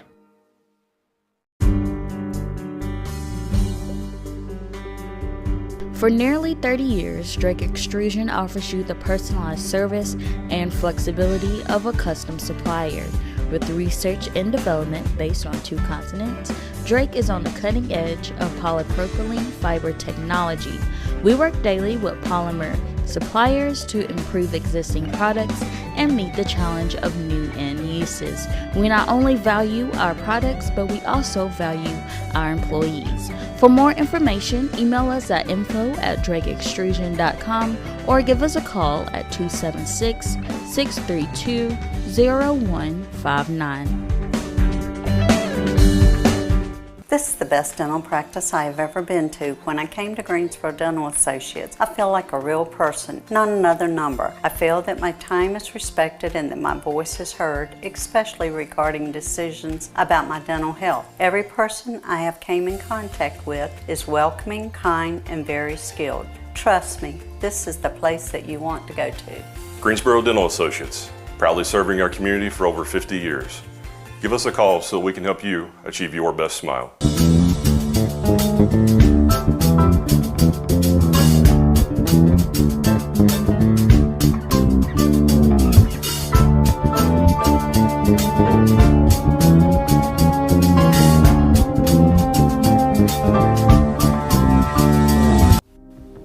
Thank you for being here for BTW21's Apex Bail Bonds crime report. First today, November 6th, Hilton, Melissa Pilson, Martinsville, Virginia. Probation, violation on felony offense, 2 counts. Brown, Mason Tyler, Martinsville, Virginia. Failure to appear on misdemeanor offense. Wilson Robert John, Martinsville, Virginia. Probation, violation on felony offense, 2 counts. Hyatt Kathy Lynn, Martinsville, Virginia. Failure to appear on felony offense. Williams Brittany Renee, Martinsville, Virginia. Probation, violation on felony offense. Franklin Brian Lee, Martinsville, Virginia. Assault and battery, family member. Oliver Amy Dawn, Martinsville, Virginia. Firearm, shoot in public place, not cause injury. Thank you for being here for BTW21's Apex Bail Bonds crime report. When you slip up, you need a bondsman you can trust at your side. At Apex Bail Bonds in Martinsville, our agents are with you at every step, not just the day you bond out. Need affordable bail? You'll get the same low rates we offer in Danville and Reedsville. Apex Bail Bonds has the only bail bondsman around licensed on both sides of the Virginia-Carolina line. Provides fast releases and affordable bail at the lowest rates allowed by law.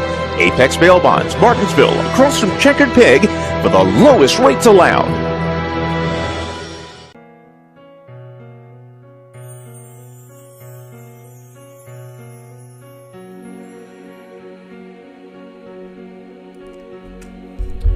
On Saturday, November the 8th, 2025, Bernard Moore, 56 of Lewis Avenue, Martinsville, peacefully transitioned from this earthly life. A visitation service will be held on Saturday, November the 15th at 11:30 a.m. with a funeral service at 12 noon at Greater International Pentecostal Assembly Building in Martinsville. A public funeral will be held Friday, November the 14th from 1 to 5 at Hurston Funeral Home. Robin Collier Gibson, 64 of Martinsville, Virginia, went home to be with Jesus Friday, November the 7th, 2025. A celebration of life service will be held Tuesday, November the 11th from 6:30 to 8:30 at New Life Chapel in Martinsville Loop, Stoneville, North Carolina. Wright Funeral Service and Crematory is serving the family. Gerald Wesley Carter, 59 of Martinsville, Virginia, transitioned from this earthly life November the 4th, 2025. The family wishes to express their gratitude for the love and support shown during their time of grief. Wright Funeral Service and Crematory is serving the family. Online condolences may be made by visiting wrightfuneralservices.net. Marie Coger Turner, 100 of Martinsville, Virginia, entered her heavenly home Wednesday, November the 5th, 2025. A funeral service will be held Saturday, November the 22nd at 12 p.m. at Mount Olive East Christian Church in Martinsville, Virginia. Visitation will be held 1 hour prior to that service. Wright Funeral Service and Crematory is serving that family.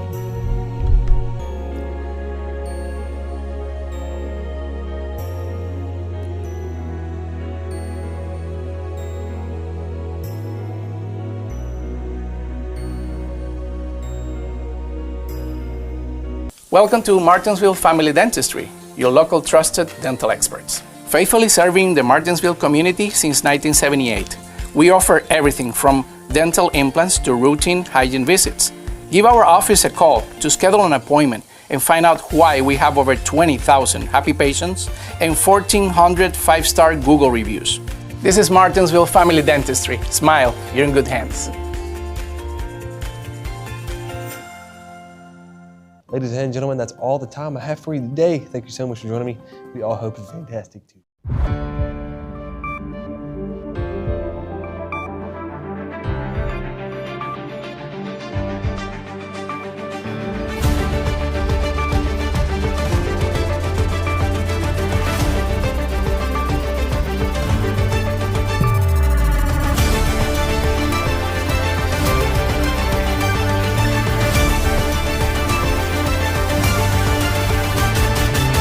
Good evening and welcome. I'm Christian Hall and you're watching BTW21 News. And everyone, thank you for joining me this evening. Firstly today, we're going to take it to Danville, where a teacher was relieved of her duties after a very controversial social media post.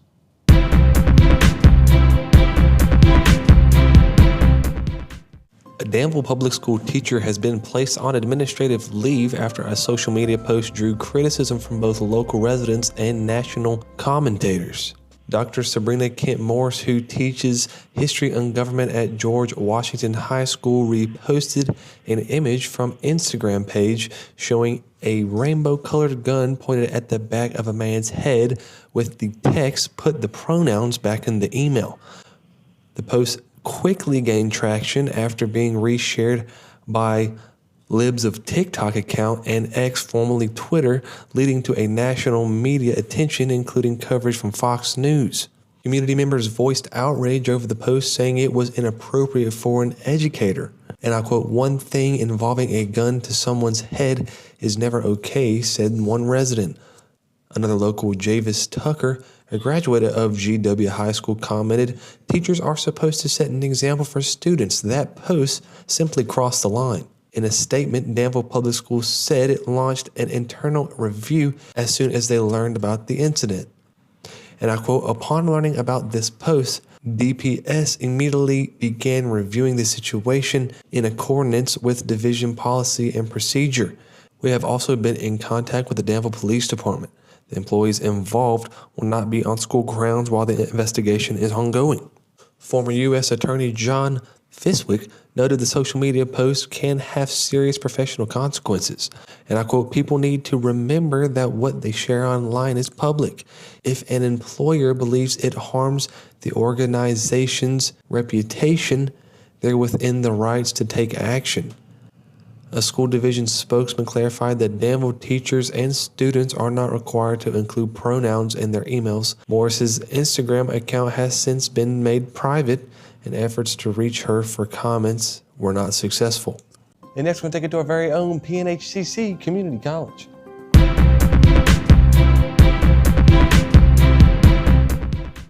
In a significant step towards fostering economic stability, the PNHCC College and the Martinsville Police Department have entered into a partnership aimed to providing education and vocation training to the city's justice impact population. The agreement, which has officially announced this week, positions PNHCC as a primary training provider for individuals within the Martinsville City Jail Annex. The partnership's primary goals are twofold: to provide justice involving individuals with access to high-quality education and career training, and to reduce the likelihood of reoffending by equipping participants with industry-recognized certifications that can help secure stable, well-paying jobs upon their release. According to the PNHCC President Dr. Greg Hodges, this initiative is rooted in the belief that education and opportunity are the key factors in breaking the cycle of incarceration. Under the agreement, PNHCC instructors will offer an on-site training in Martinsville City Jail Annex, working directly with the incarcerated individuals to provide guidance and coaching throughout their educational journey. The curriculum will be tailored to meet the needs of the job market, focusing on skills that lead to high-demand certification in fields like manufacturing, construction, and other technical trades. In addition to the training, PNHCC will connect students with local employment opportunities and community support services to help them successfully transition back into society. The collaboration marks a milestone in efforts to improve the lives of individuals impacted by the justice system in Martinsville and the suffering areas. It is also a part of a broader effort to enhance rehabilitation programs that focus on reintegration into society rather than just punishment. As Dr. Hodges concluded, education is the key to unlocking doors that were once closed. We're excited to be a part of this transition process and look forward to seeing the positive impact it will make on our community. We'll take our very first commercial break, guys. Don't go anywhere. We'll have your news when we come back. You already know we double up at Autos by Nelson, and now we're taking it to the next level. You'll still receive double the warranty on all new vehicles, but now we're offering triple the peace of mind. With free towing up to 125 miles and no collision deductible at our body shop for any new or used vehicle. It's just one more way we're tripling up at Autos by Nelson. Do you know her? Sova Martinsville encourages men to take charge of their health starting today. Focus on 4 key areas. Schedule regular checkups, eat a balanced diet, stay active, and support your mental well-being. Small, consistent steps can lead to a longer, healthier life. Whether it's hitting the gym, eating smarter, or seeing your doctor, every action counts. Let Sova help you live your best life. This month, get up to a $100 rebate with the purchase of select sets of Uniroyal, BF Goodwrench, Goodyear, Hankook, or General tires, or up to a $60 rebate on a set of Michelin tires. You can get up to a $125 rebate on select sets of Nitto tires, or a $70 rebate on select Cooper tires. Cunningham Tire will now have over 2,700 tires in stock, and we can install them today for as low as just $10 down. We also offer state inspections, oil changes, brakes, and alignments. Call 276-629-1142 to schedule your appointment. This is the best dental practice I have ever been to. When I came to Greensboro Dental Associates, I feel like a real person, not another number. I feel that my time is respected and that my voice is heard, especially regarding decisions about my dental health. Every person I have came in contact with is welcoming, kind, and very skilled. Trust me, this is the place that you want to go to.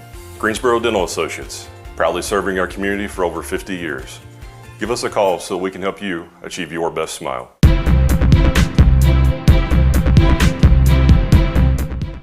Welcome back and thank you for staying with us. Next, we're going to get into a hiking accident coming from Amherst County.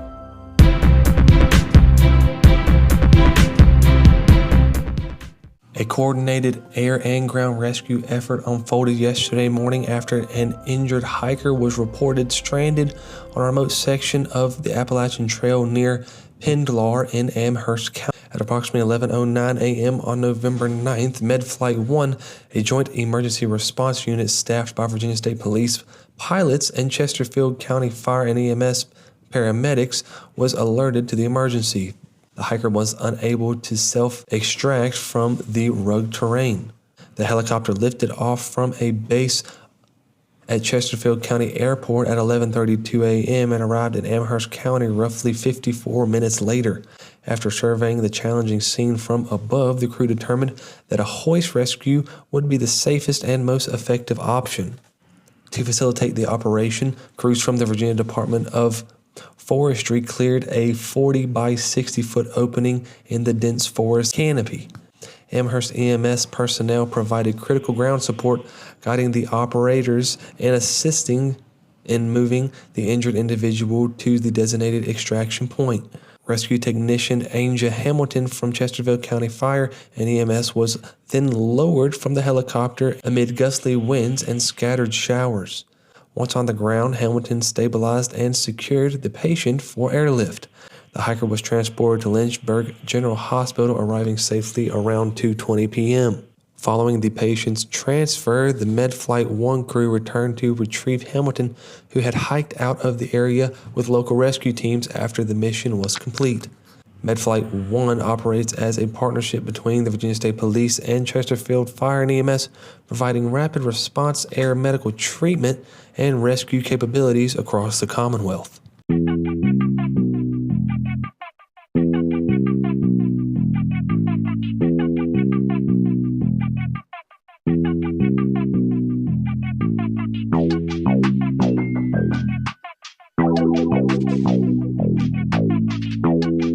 Hey, hold on. I think you ballin', boy.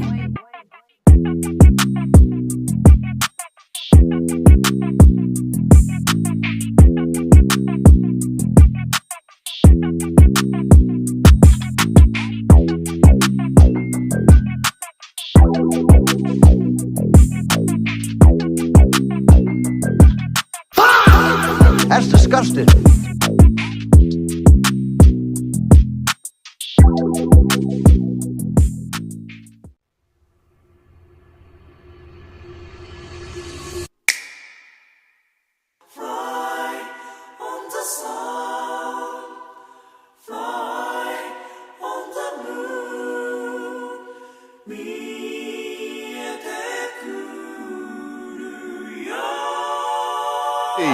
So we're going to overtime, 36-36. Warriors Eagles, Piedmont District Championship. Woo!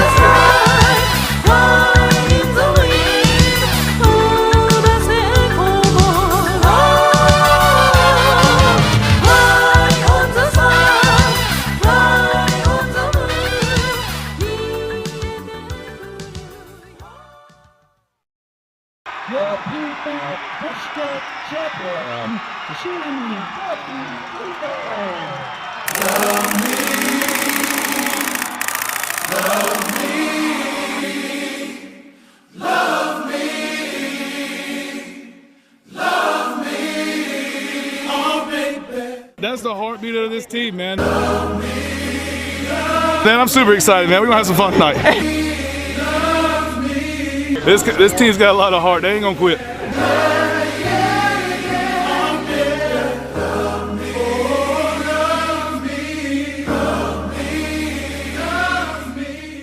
Now it's time for BTW21 weather with Chad Hall.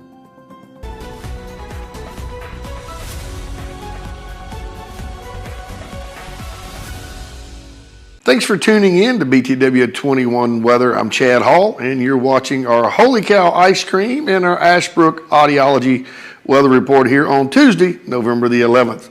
Hey, want to give a big shout out to all the sponsors that helped the Big Bird Toy Run.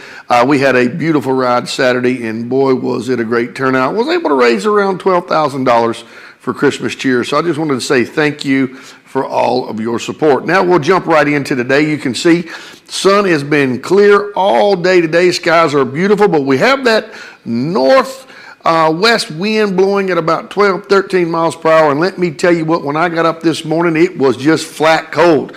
It didn't turn in a hurry. But even today, we're seeing temperatures really, really low. We're seeing Boonesville about 40 degrees, 41, 42 in Ferrum, all the way down to Woolwine and Ararat about 40 as well.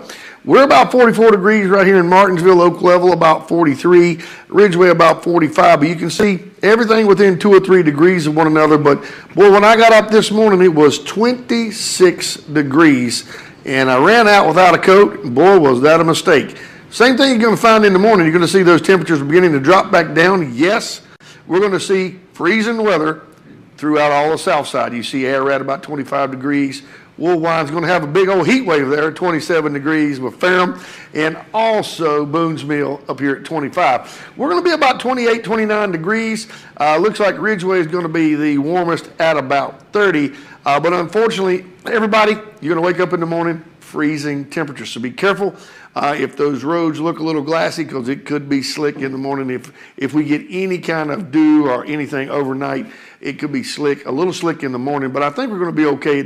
I think we only got like a 1% chance of any kind of rain, but you just need to be very cautious due to this super cold weather. Now we'll take a look at today in general. We're going to give it about a number 7. Again, highs are 45, lows about 30.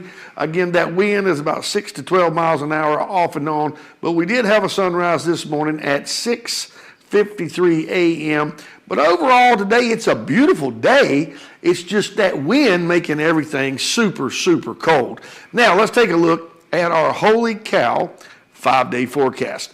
Again, today you can see those sunny skies, but those temperatures and that breeze at about 45 degrees. Look, tomorrow we're going to see about the same thing as the skies, but look at the difference. We're going to see about a 20 degrees, almost a 20 degree bump in the temperature, which I'm going to be kind of glad for. I'm not a big fan of this super cold weather, but unfortunately we're going to see some clouds coming in on Thursday. Cooled it back down to about 61 degrees, and as you can see, Wednesday night or Wednesday morning is going to be about 38 degrees. We'll stay above freezing, but then we're going to go right back to freezing on Thursday morning when we get up. Friday, again, we're going to see good temperatures, about 67 degrees, which is going to make for a great ball game for that first round. Magna Vista, folks, we will be there, but it's going to drop off to about 40 degrees, and it's going to get cold. And unfortunately, we're going to see 70 degrees Saturday, and it's going to be about 50 in the morning. So Saturday, if we can hang in there to the weekend, folks, I think we might at least warm up a little bit on Saturday. So that's our Holy Cow 5-day forecast. Thanks for tuning in. And everybody, stay warm.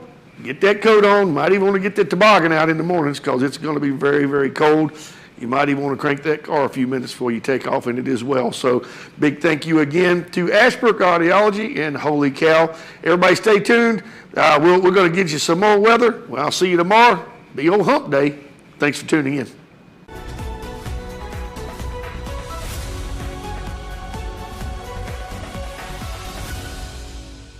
Relationships, they are the most precious and important thing we have in life. An uncorrected or improperly corrected hearing loss negatively affects each and every one of those relationships.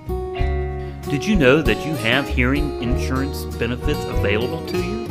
At Ashbrook Audiology, we are the region's go-to providers for benefits from affordable hearing care, true hearing, and many more.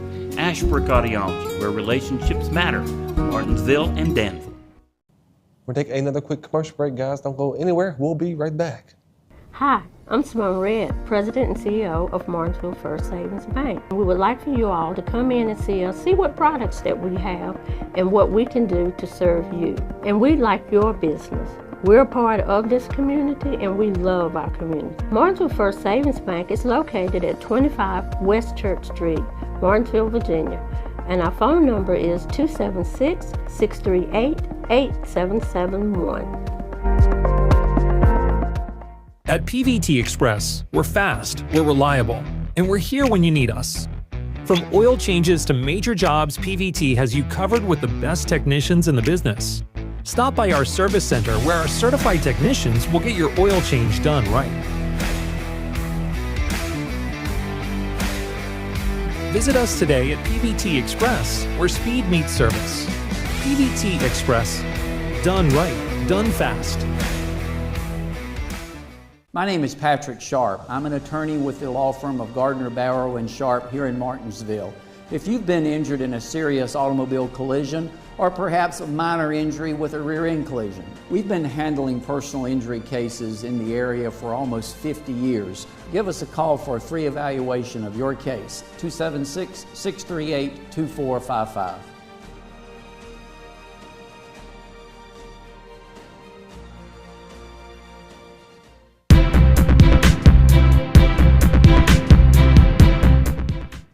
Now it's time for BTW21 Sports, presented by Gym 24.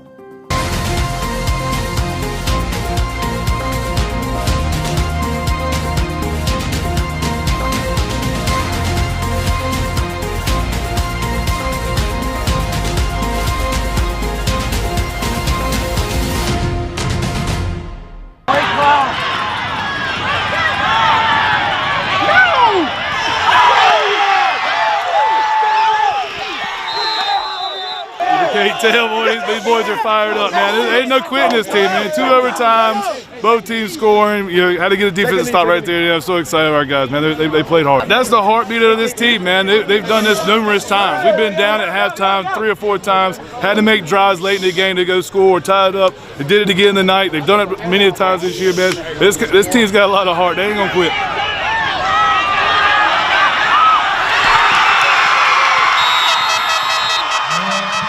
I thought we had the right play. I thought we had a good situation. We give Sam a chance to run or throw. Put him on the hash. We could dictate there a little bit. And I thought we looked a little tired too. And I was like, hey, this thing's been going on forever, and it's just a battle and a battle and a battle. They looked tired. I thought we looked tired, but I thought our skilled kids were fresh enough we'd go make a play. And I'll bet on our kids any day of the week. And that's what I told them. We just. Unlucky they threw a ball backwards and scored a touchdown. And he throws it backwards. I'm like, isn't that double pass? I still want to see it, but I know he tried to throw it, runs back, picks up his own ball, and then throws it in the end zone for a touchdown on 3rd down in overtime, or we probably, come out differently. But that's the way the game comes down. It comes down to 1 or 2 plays, and both teams played great. Hats off to them. They got a really good football team. They're massive up front. I told our kids that they're as good as anybody in 3A. We won't see a group up front as big and physical with those kind of backs all year, for the next 5 weeks. So, hurt because we had a chance to win a championship and we didn't get it done, and that's disappointing. And you want to win, but that's not the end of the line for this group, and we just got to regroup and. Couple plays here or there, it's different, and that's what you get when you play 2 good teams. And everybody knew this was coming. You knew it was going to be a great game. I think it lived up to every bit of the hype, and the difference in these 2 teams is basically nothing. Man, it's a district championship, man. That's one of our goals, man. I'm super excited, man. We're going to have some fun tonight. I thought our kids played great, and that's what I told them. The effort and the attitude, the execution, the things it takes to be a really good football team is what we saw tonight. And if they can play like that for 5 weeks, I think they can run the table. And, I reminded them the 2 times we did get rings on this we lost to GW, both years. So 14 and 15 won state titles, and we didn't beat them. And there were games like this. So, there's still a future to be written for this team, and they got a chance. We just got to regroup and fix a few things here that we could have come out with a victory. Definitely did, and I think it was hotter tonight than we've played in a little while. And then, like you said, our kids finished games at halftime. I think the last 3 weeks we've been celebrating the victory at halftime, and tonight we had to fight the whole game. We had kids go down with cramps and things like that. And it's just, you can run and practice and do those things, but there's nothing like being in game shape. And having to play 4 quarters tonight, hopefully, and extra, basically a 5th quarter, and hopefully that kind of helps us with our conditioning and shows the guys we got to work a little harder. When we're doing sprints, it's got to be full speed and that kind of thing, because we did look tired at times, and that's part on us, and we got to fix that. And it does make it hard when at halftime they're sitting down and they're done. He's a great athlete, just an unbelievable tough kid. Does all the little things right, and I mean, when you need to play, he's definitely a guy who's going to step up and make one. We got a bunch of those kids, but he happened to have that night tonight. But what a great effort from him tonight, and just plays the game the right way.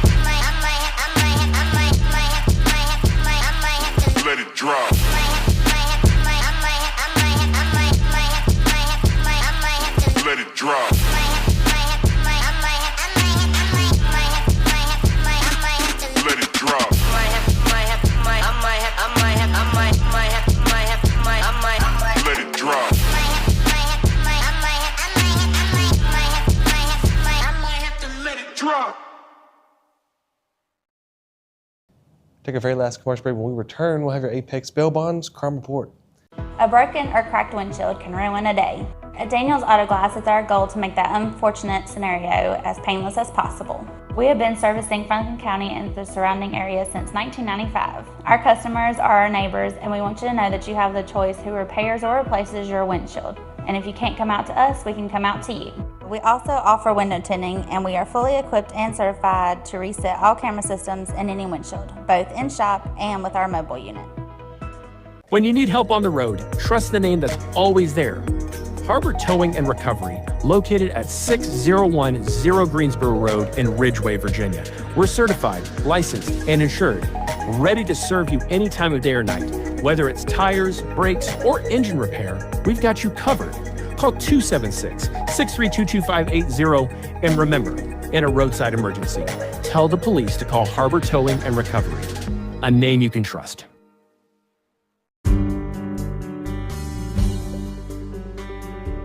For nearly 30 years, Drake Extrusion offers you the personalized service and flexibility of a custom supplier.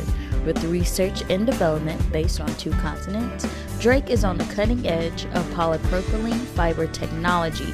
We work daily with polymer suppliers to improve existing products and meet the challenge of new end uses. We not only value our products, but we also value our employees. For more information, email us at info@drakeextrusion.com or give us a call at 276-632-0159.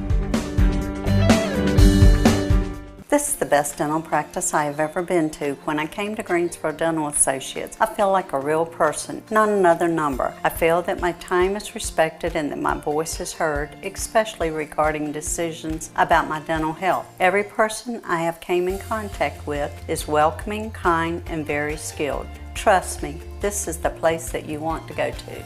Greensboro Dental Associates, proudly serving our community for over 50 years. Give us a call so we can help you achieve your best smile.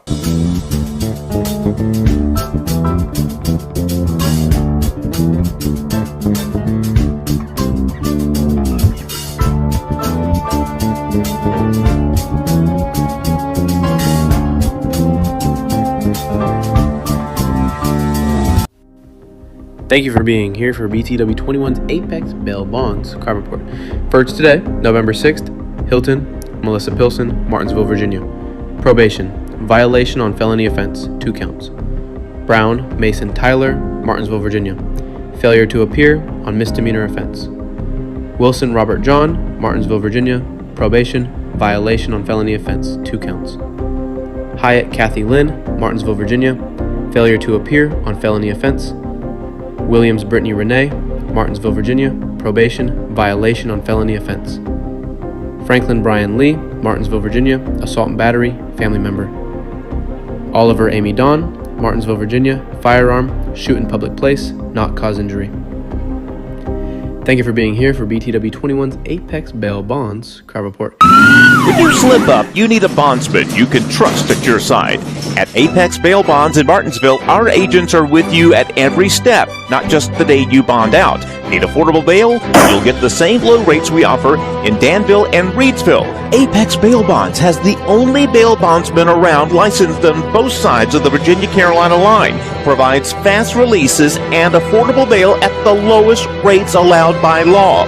Apex Bail Bonds, Martinsville, across from Checkered Pig, for the lowest rates allowed.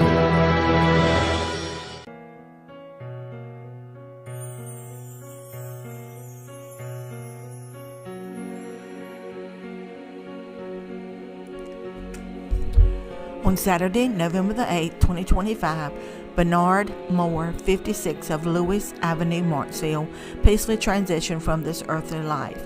A visitation service will be held on Saturday, November the 15th at 11:30 a.m. with a funeral service at 12 noon at Greater International Pentecostal Assembly Building in Martinsville. A public funeral will be held Friday, November the 14th from 1 to 5 at Hurston Funeral Home. Robin Collier Gibson, 64 of Martinsville, Virginia, went home to be with Jesus Friday, November the 7th, 2025. A celebration of life service will be held Tuesday, November the 11th from 6:30 to 8:30 at New Life Chapel in Martinsville, Loop, Stoneville, North Carolina. Wright Funeral Service and Crematory is serving the family. Gerald Wesley Carter, 59 of Martinsville, Virginia, transitioned from this earthly life November the 4th, 2025. The family wishes to express their gratitude for the love and support shown during their time of grief. Wright Funeral Service and Crematory is serving the family.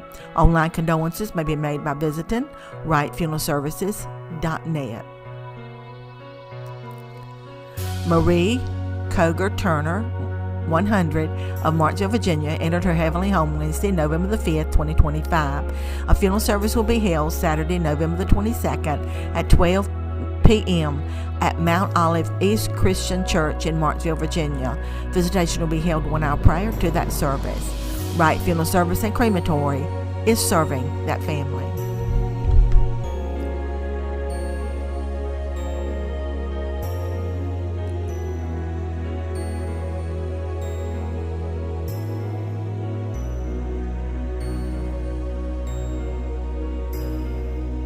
Welcome to Martinsville Family Dentistry, your local trusted dental experts. Faithfully serving the Martinsville community since 1978, we offer everything from dental implants to routine hygiene visits.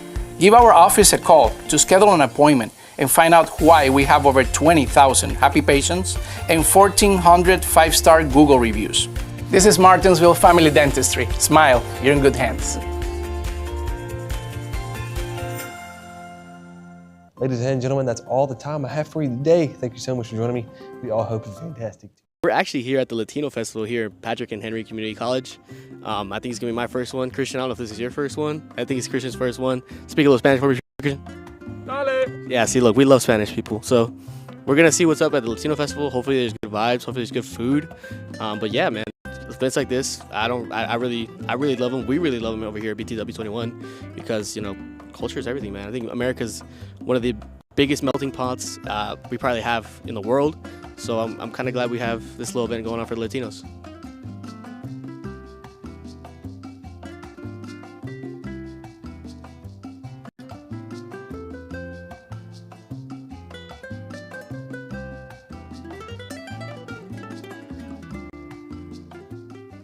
My name is Jose Reyes. That's my name too. No way, dude. His last name's Rosas. My last name's Solis.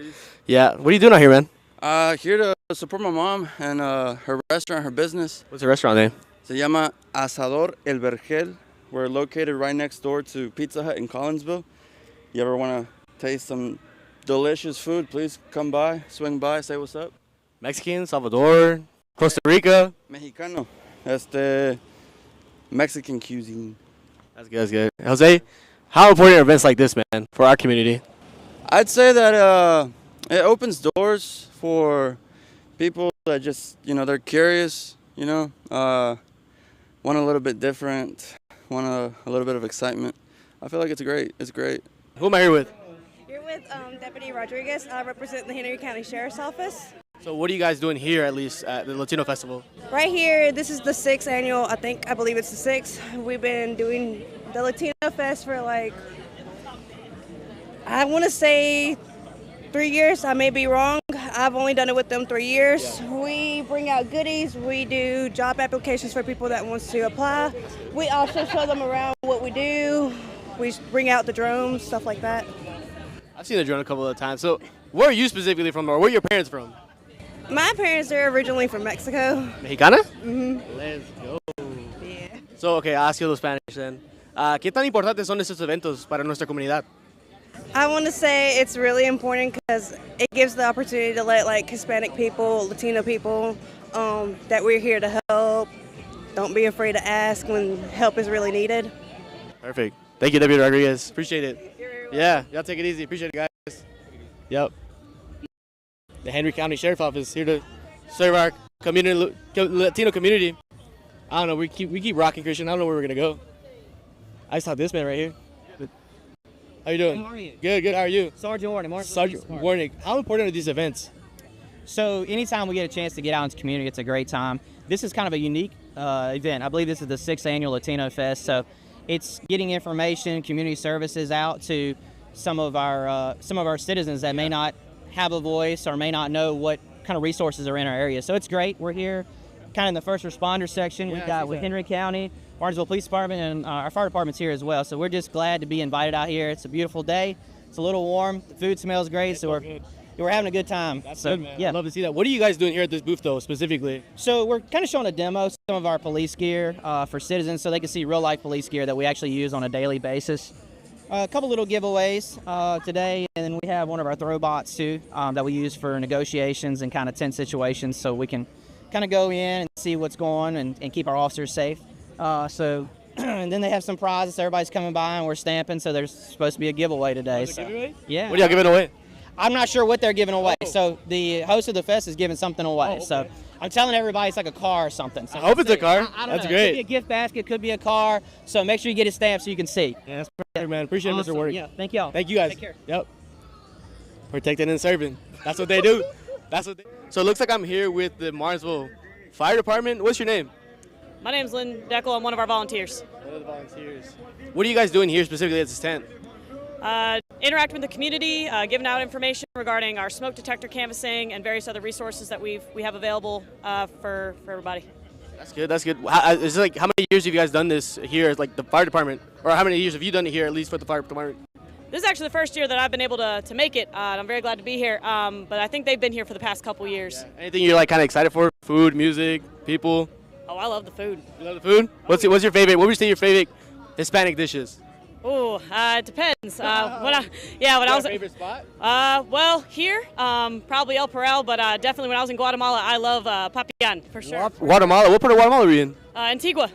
Bro, Guatemala. You know I'm half Guatemalan. What? I'm half Guatemalan. Nice. That's insane, bro. Y'all be traveling. That's good. Well, I'm glad to see the fire department out here supporting the community. That's really great. Any parting words?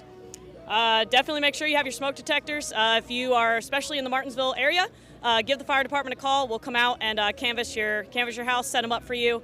And if you have any questions about volunteering or any other opportunities with the fire department, give us a call and we'll hook you up. Appreciate it. That's good. Thank you, guys. Thank you. Appreciate it, guys. Yeah. Beep. Just in case you gotta change your your smoke detector, change that battery, guys. Change that battery. So what do we got here? So my name is Maria Amaya Chavez. I'm with United Way of Martinsville and Henry County. Just a couple different things we have going on. We've got a couple different crafts for kids to do here. We got some bookmarks. You can sign your child up, any child 5 and under in the household, up for the Imagination Library, which is getting a free book once a month. A lot of times they do come in both English and Spanish as well too. We also have this program here, which is our Path to Financial Fitness, which is going to be one-on-one personalized financial coaching, where you meet with me once a month for 5 months, and we discuss some basic topics that are very important when it comes to being able to manage your finances. We also sit down first meeting, create a budget together, and then every session we're reviewing your budget, reviewing your expenses to see, like, did you follow the budget? Do we need to adjust the budget? You know, different things like that. And then this right here is our Bank On program. This is getting you set up with some safe and affordable banking where there's going to be minimal fees on it. Like, you're not going to get any overdraft fees. If you have to pay a monthly service charge, it would be a maximum of $5, if anything. Typically it's free, $3, but a max of $5. And then you're going to have like all the perks that you should, like, you know, having a debit card, different things like that. It's just kind of to keep, you know, fees down to a minimum sort of thing, because a lot of people do end up getting like super overcharged when it comes to fees with banking accounts. That's great. That's great. So I heard of Maya Chavez. Is that Mexican, Guatemalan, Salvadorian? So it's Mexican. My father is from Mexico. That's good. Yeah. So how important are these events for you guys here at the United Way? How what? How important are these events for you guys here, like the United Way? Very, very important. You know, it helps us get the word spread out because, you know, even myself prior to working for United Way, so many programs that like I could have benefited from that I never even knew about. Like we have our VITA program that our my coworker Lisa Frick handles. That's getting a down payment of up to $10,000 where you only yourself contribute $1,000. For every dollar that you put into this account, it's matched with $10. That's something that would have definitely helped me out a lot, you know, when I was buying my first home. But, you know, I didn't know about it. And so just events like these really help us kind of get the word out on the different kind of stuff that we do offer, you know. We do have an eviction reduction program for people that are going through some financial hardships and whatnot. And we might be able to help in that situation as well, depending on like funding and just kind of certain criteria you have to meet for that as well. Well, thank you, Ms. Chavez, for the information. Y'all got financial troubles? Y'all know where to come see this. The United Way. These guys are going to help you out, so we appreciate it. Thank you, guys. I'm Zach. Zach. So, Zach, nice to meet you. Virginia Museum, what you got here at this booth, man? What do you talk about here at this booth? Yeah, so we're just showing people some of the stuff, showing people some of the stuff that we have at the museum. So right now we have a Tyrannosaurus Rex tooth, cast specimen, claw specimen, as well as a footprint there. But we did bring out a real fossil. This one is our ancient whale fossil, so about 14 million years old. That's 14 million? Yes. That's actually really old. So how important is it for like the museum to come out to events like this and kind of like put your name out here to the community? Sure. So we'd like to come out to as many events as possible here in the community, get the word out about the museum, what we offer, educational, fun, everything. So I saw this little flyer right here too. Could you give me a little bit of information about this right here? Yeah, so Bones and Booze is coming up October 25th from, it's going to be 4 to 10 p.m. It's a Halloween fall festival. So we're going to have fire breathers, fire performers. We'll have stilt walkers, costume contests. Really fun community event. That sounds pretty good, man. Well, appreciate it, Mr. Zach. Yeah. You take it easy now, man. Appreciate it. Yeah. Fire breathers, swords. That sounds like my kind of party. I can't lie. But no, this looks beautiful, man. La comunidad, bro. I love this community, especially my Hispanics. I think the most beautiful thing about this is, you know, we get a little bit of a spotlight. In Martinsville and Henry County, to have a little spotlight like this is beautiful. So I love it. I think we got Southern Virginia Latino Association. I don't know if I get an interview from one of you guys. What's your name? Eli? Manny. Okay, I'm looking for Eli. You guys know where he's at by chance? Somewhere over there? So what does SOVALA do for the community? So Savala is the one in charge of making sure this event happens. Yeah. We are the organizers, and it's just a little something for the Hispanic community to feel like they've got some representation. Yeah, I think I love that you guys put these events on. Like, esto para la comunidad. O sea, like, en 10 años que he estado aquí, es la primera vez que yo vengo una.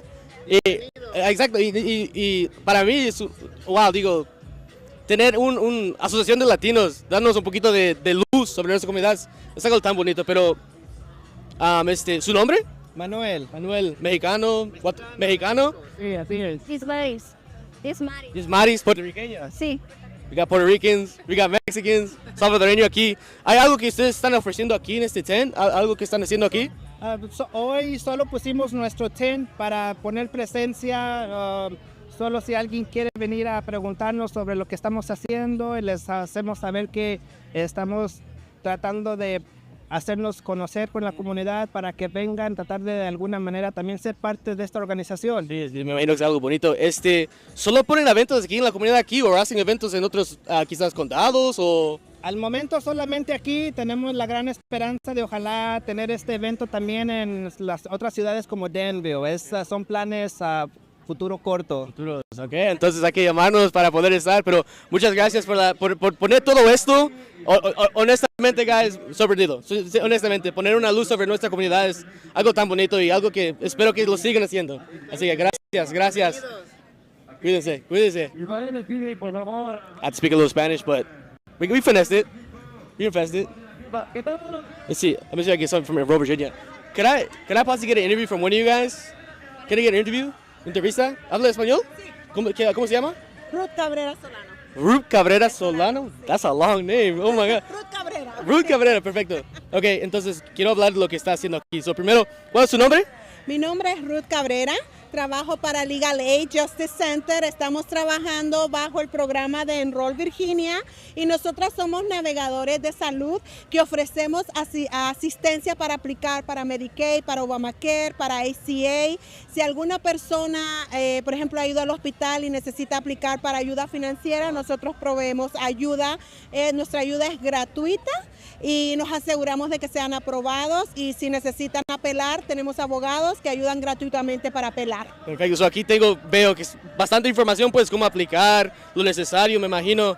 Qué bonito, ¿no? Tratar de ayudar a nuestra comunidad como en eventos así. ¿Qué tan importante, diría yo, son estos eventos como este Festival Latino para Enroll Virginia?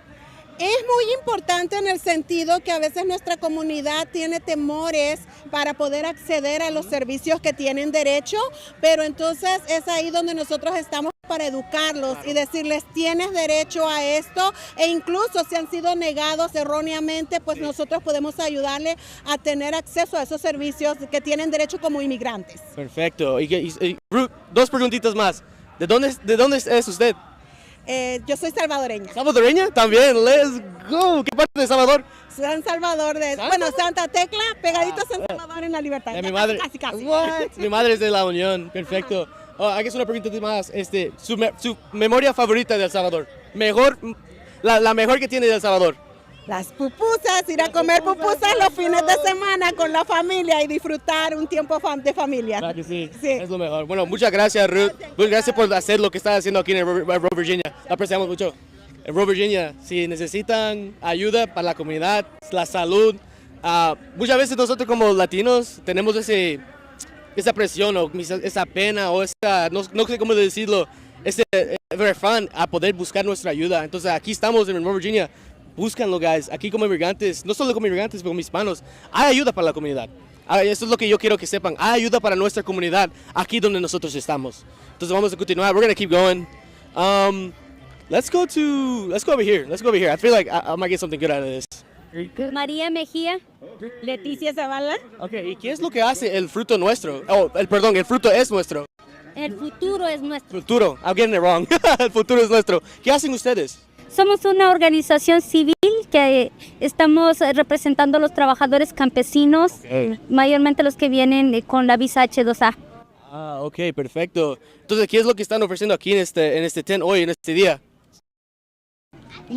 Bueno, estamos ofreciendo información acerca de sus derechos. Por ejemplo, cuando llegan, muchas veces no conocen sus derechos o especialmente compañeros que tienen accidentes de trabajo, por ejemplo, no saben qué hacer, cómo documentar y todo eso. También informamos acerca de robos de sueldos también, que muchos trabajadores a veces no saben o también tienen tiempos cuando están esperando esperando que haya cosecha y eso también informamos qué hacer. Entonces, dando a conocer nuestros derechos como inmigrantes de este país, básicamente. Qué bueno, qué bueno. Dos preguntitas más. ¿De dónde son? De Guatemala. Guatemala, ¿usted? México. México. ¿Cuáles son sus mejores, memorias favoritas de sus países? Cuando era niña. Cuando era niña. ¿Va que sí? Es lo que me han dicho muchos. ¿Usted? Okay. Sí, también jugar a la cuerda, al resorte, tronco. Sí, verdad que la vida aquí es muy diferente de donde nosotros nacimos, ¿verdad? Muy, muy diferente, pero qué bueno que están ofreciendo estos derechos a nuestra comunidad, que deben de saberlo, creo yo. Estamos felices y no lo sabíamos. ¿Va que sí? Pues éramos tan felices cuando éramos niños y ahora que somos grandes aquí en este país, uno desea muchas veces ir para donde nació y qué bonito. Bueno, gusto en conocerlas. Muchas gracias por hacer lo que están haciendo para nuestra comunidad. Yeah. Gracias, cuídense. Guatemalans. There's a bunch out here. I didn't know there's a bunch of Guatemalans out here. Can I get an interview for one of you guys? Either or? She's ready. She said she's ready. What? Christian, can you get a shot on this? What is that? Spotted lanternfly. What? It's invasive. Uh-huh. It's invasive. It will hurt your fruit trees and grapevines. It's an attack on the agriculture. Really? So yes, we have to tell everybody. It does not hurt humans, doesn't sting, doesn't bite. We want people to kill it. Really? Okay. Yeah, get rid of spotted lanternfly. That's good. That's good. What are you guys doing here at? We are Dan River Basin Association and the Virginia Master Naturalists. And so we have information about riparian buffers and how to protect the river. Perfect. Thank you. What was your name? I'm Belinda. Melinda. Nice to meet you, Jose. Thank you for letting us know all information. Kill those flies. They're bad for vegetation, apparently. So we got Just Call Granny. And it looks like they offer also Spanish stuff. It's called Llámale a la abuelita. And I don't know about you guys, but I got an abuelita and I love her. So we're just going to take a little look at this. So, provean asistencia y recursos para mejorar nuestras vidas. Dan consejos para abuelos acogedores. Se ve que dan ayuda voluntaria en cuanto a básicamente como en terapia. Escuchan preocupaciones, entienden las responsabilidades paternas. Dan información y recursos comunitarios, oración, son gente que oran. Aquí también tenemos su contacto, su número de teléfono, la cual es 276-734-2331. O también tienen un Facebook called Just Call Granny Ministries. Y aquí dice atrás, porque yo, Jehová, soy tu Dios, que te sostiene de la mano derecha y te dice, no temas, yo te ayudará. Y aquí creo que viene nuestra abuelita, our grandma. Perfect. Miss Cindy, how are you doing? Good. Let me put this right here. Jose Reyes, nice to meet you. So, can you tell me just a little bit about Just Call Granny? Sure, I'd be glad to. Just Call Granny is a non-profit organization that supports grandparents who are raising grandchildren full-time. And basically what we do is we have monthly conversation coffee meetings where grandparents can find out about the resources that we have in Martinsville and Henry County. But anybody is welcome to come. And our next one is going to be in October, and it's going to be on October the 13th, and we have the Salvation Army that's going to be coming to tell about their services. So I also see the pamphlets here. It says here, llámale a la abuelita. So you guys do have Spanish speakers, I'm assuming. Yes, we do. We actually have people there that can help in either language. That's beautiful. To serve the whole community in Martinsville and Henry County is beautiful. The whole community, everyone. And you don't have to be a grandparent. You can actually be a parent that just needs some extra support. But we would love to have anyone that would like to find out about the resources that we have here in Martinsville and Henry County. Well, thank you, Miss Cindy. I'll be calling my grandmother. I'll call her abuelita here in a couple of seconds, tell her she's fine. But thank you guys for what you guys do in the community. So I've heard a little bit of SSRC, and you guys actually have a show on BTW, but can you just give me a little bit of more preface of what Southside Response Center really does? Okay, I'm the bilingual advocate. I'm Paula Vivas. And basically what we do, we go out in the community. We teach the community about domestic violence and sexual assault. As far as SSRC, we help victims of domestic violence and sexual assault. But it's very important for us to go out in the community and teach the community how it affects not only the victims, the families, but also the community. So I heard Vivas. What Hispanic relation do you have? Mexican, Salvadorian? Colombian. Colombiana. You guys, we got a Colombiana right here. In Martinsville, Henry County? Yep. Ay, ay, ay. So hay unas arepas por ahí. Hay unas arepas por allá. Sí. Yo hablo 5 idiomas. Perfecto. So, I guess, te preguntaré, ¿qué importantes son, no solo para quizás nuestra comunidad, pero nuestra comunidad hispana, reconocer o quizás saber que estos servicios existen aquí en Martinsville, Henry County? Sí, es muy importante porque también ellos piensan que los recursos que están en la comunidad no aplican para ellos, pero no es verdad. Entonces nosotros como agencia tratamos de hablar con la gente hispana también y decirle que aquí estamos para ofrecerle apoyo y para ayudarles también. También vamos con ellos, los acompañamos a servicios de corte, legales o médicos, porque a veces necesitan a alguien que le intérprete y todos nuestros servicios son gratis, o sea que ellos no cobran nada. Si quieren hacer donaciones, las aceptamos sin ningún problema, pero sí, los servicios son gratis. Los servicios son gratis para nuestra comunidad. Qué bueno, porque muchas veces nuestra comunidad se refranan o se paran de poder quizás recibir ese apoyo. Qué bueno que eso es así. No simplemente sirven nuestros habladores de inglés, pero también nuestra comunidad hispana. Dos más preguntas. Como colombiana, I guess, ¿cuál es ¿qué lo puedo decir? Tu memoria favorita de Colombia, si fuiste o si no de tu cultura colombiana?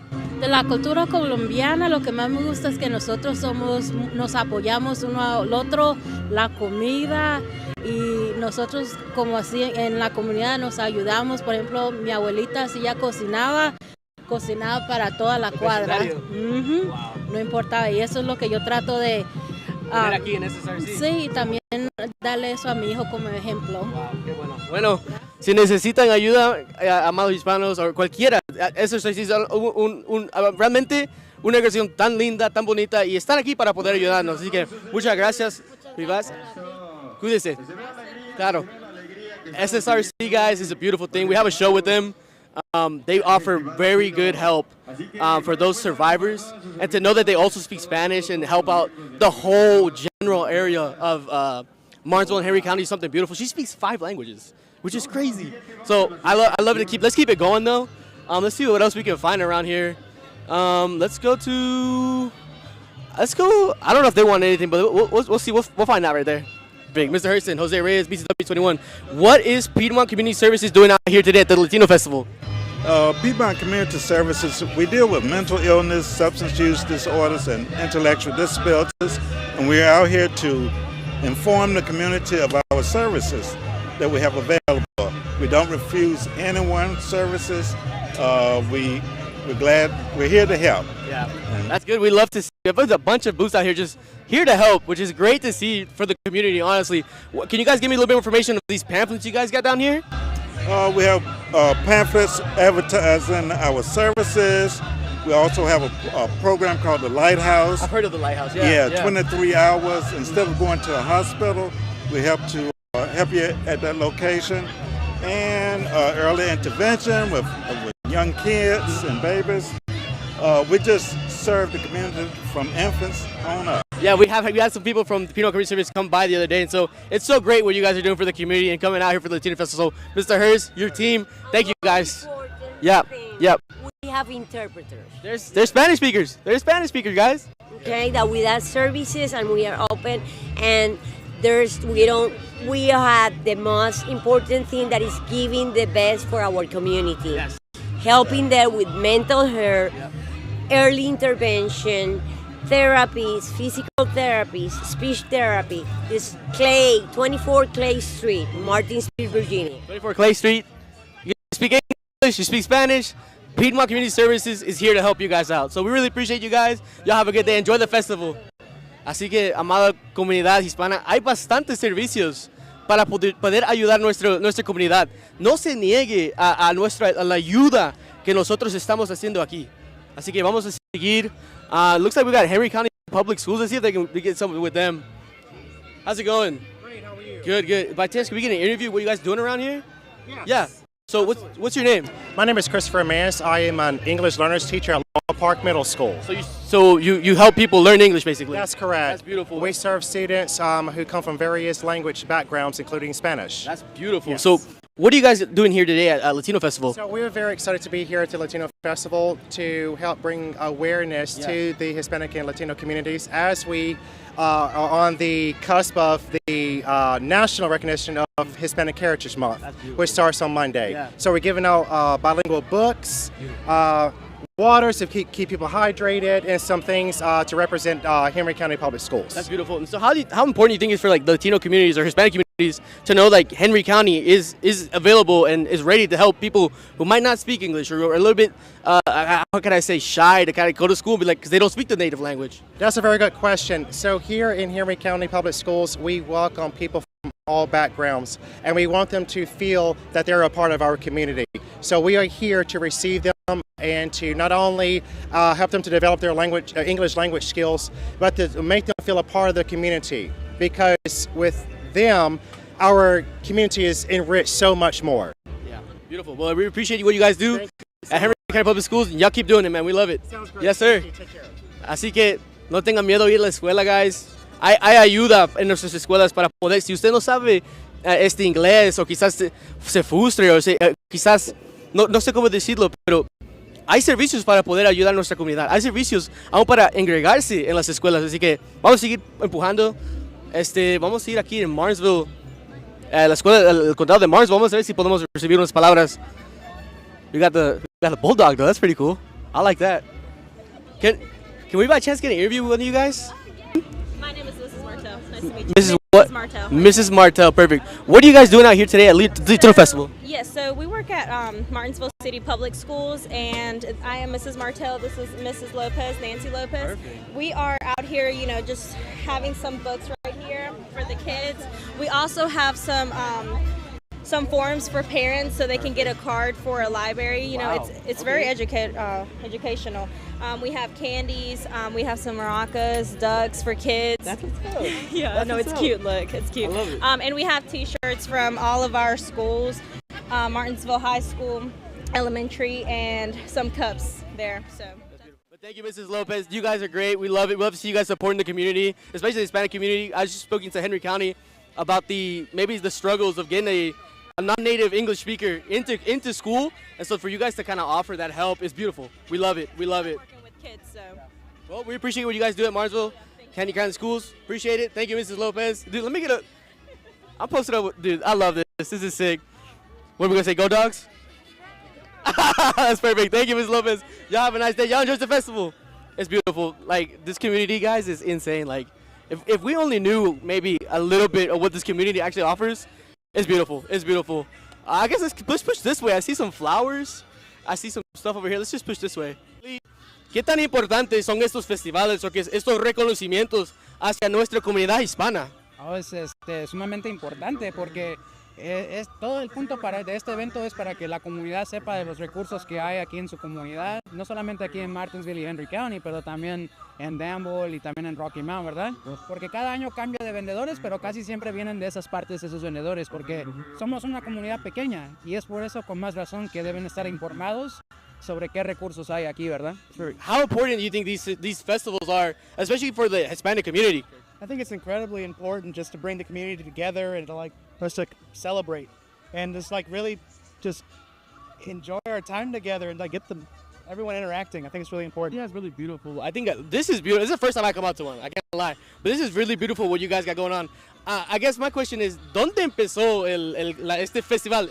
O sea, yo sé que no empezó un día para el otro. ¿Qué pensamiento tuvieron ustedes? What thoughts did you guys have together when you guys came together to be like, let's put a festival on for the Hispanic community? Bueno, ¿quieres que te cuentes en español? Inglés, español, lo que sea. So, I'll answer in Spanish and English. Entonces, en español te voy a decir que esto empezó en el 2013 cuando unos organizadores, unos líderes hispanos se unieron y dijeron que ellos querían hacer un evento sobre la salud y entonces invitaron a las organizaciones que tratan temas de salud para que den información a la comunidad latina.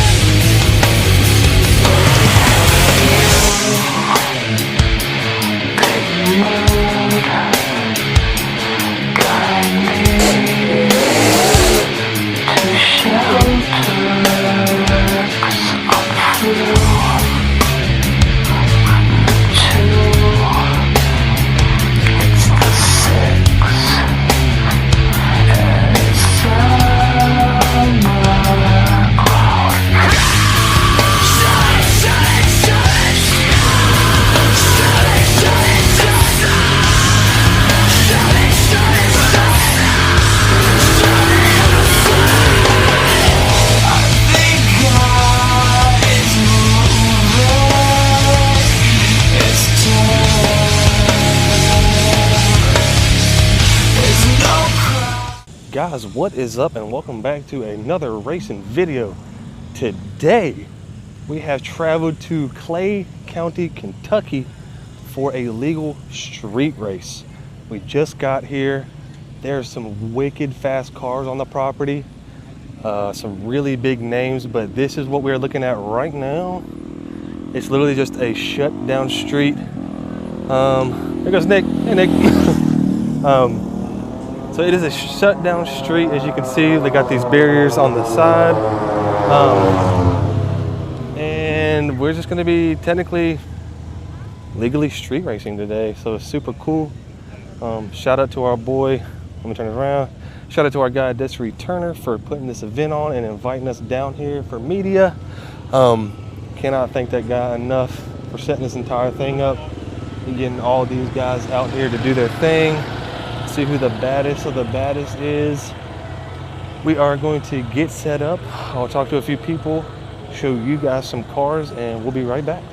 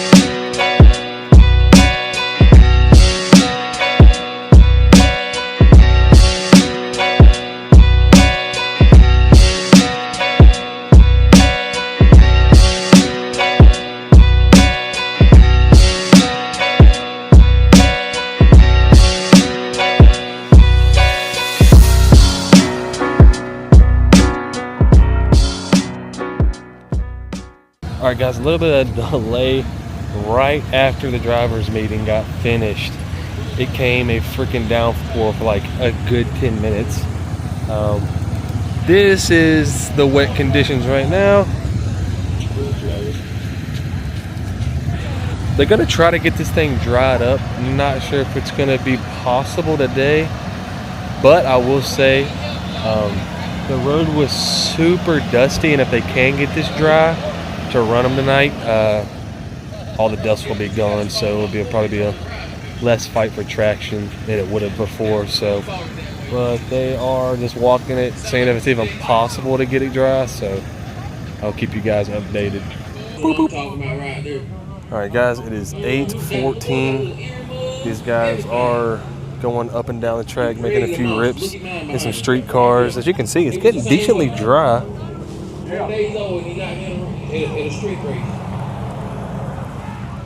So we may be racing tonight, but if we look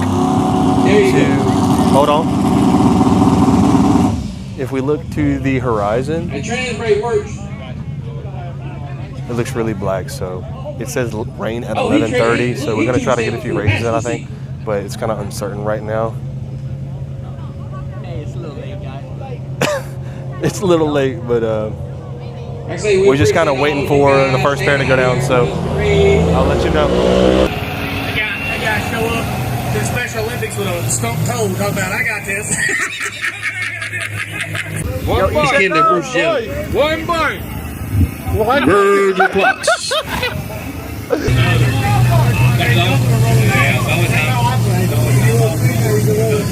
Look, y'all said y'all can't make no money in racing, so you got to make some money like this. Hey, how much you down? bring in the golf cart. When he comes back by, throw it back on there.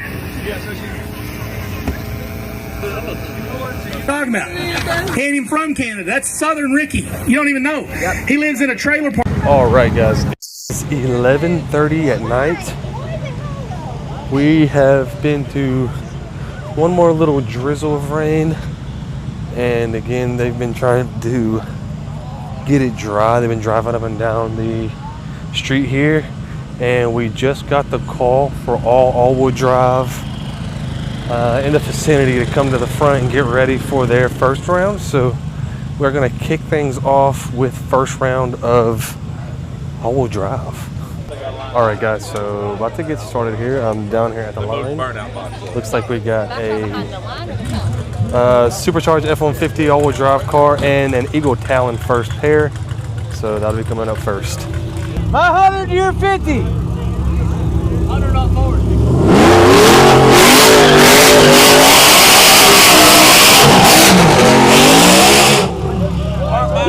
Let y'all know, the Able guys move them. They got all the rice in the state of Kentucky under the hood of the car right here. Every drop, every grain of rice in the country is right there. In the gas station. 2 to 1. Everything rainbows in. You got the lamp, the man mail wave on it right here, 1 minute.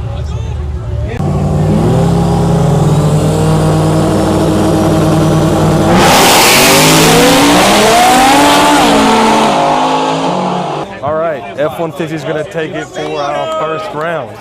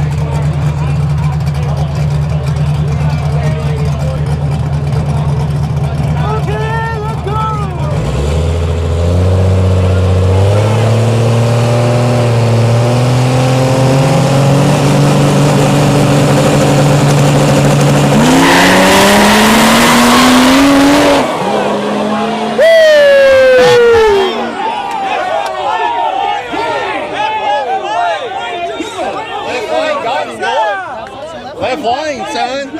Drove around him. Yeah. Left lane drove around him. Left lane drove around him. Who you got this? Who you got?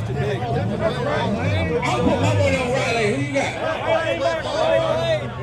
Riley!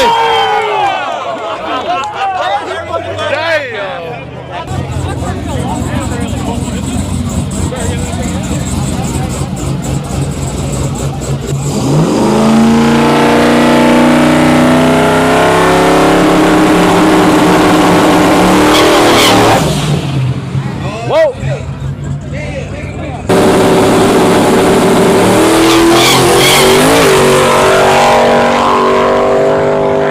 The next day. All right, guys, so I think it's been about 24 hours since we talked. So last night, the last 3 pairs that went down of the all-wheel drive, right after it came an absolute monsoon down this street, and it's been like 24 hours, I think, right around 24 hours. So we're back, and it is, let's see, pull my phone out. It is 9 o'clock the next day, so Where can we turn around? we're gonna try to. They're still trying to get the road dry They're about to be running a bunch of cars down here, so we'll eventually race tonight, and I got a feeling we'll be here until the morning and still be here Sunday. So we'll see what happens. Nesri and these guys are like trying their best to do what they can, but I'll continue to update you when I know more information. She said it's my shirt's better.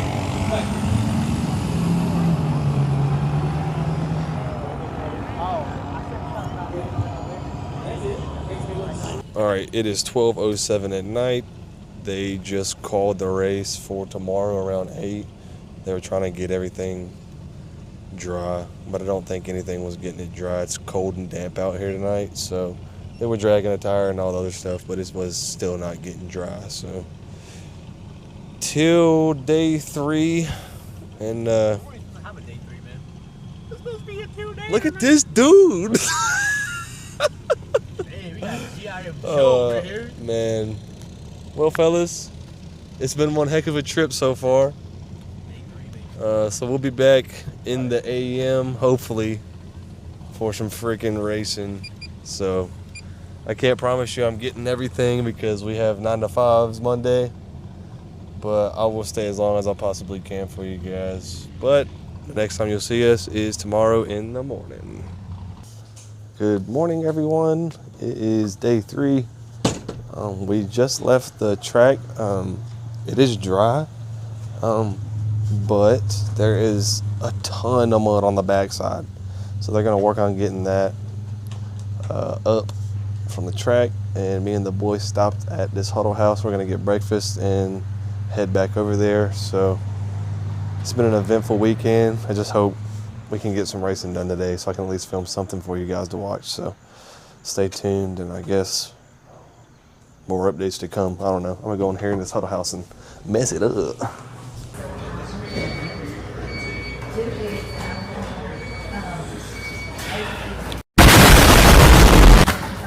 Day 3, guys, and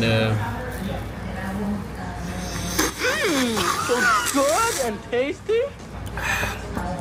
they say they ain't gonna race. And I done bet the barn on that they're gonna race today.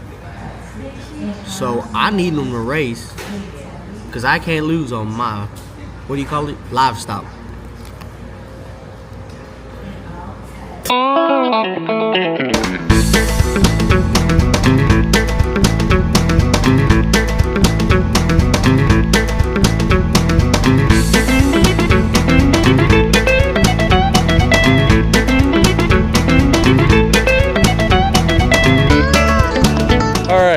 It is what time, fellas? It is 11:30. 11:30, day 3. We are about to get started racing. The first 5 pair of small tire are on their way down to the bottom, and so are we. So we'll have, I know Mr. James Teague first round. I'm not sure who he races, but that'll be a cool one to start off the round with. So here we go.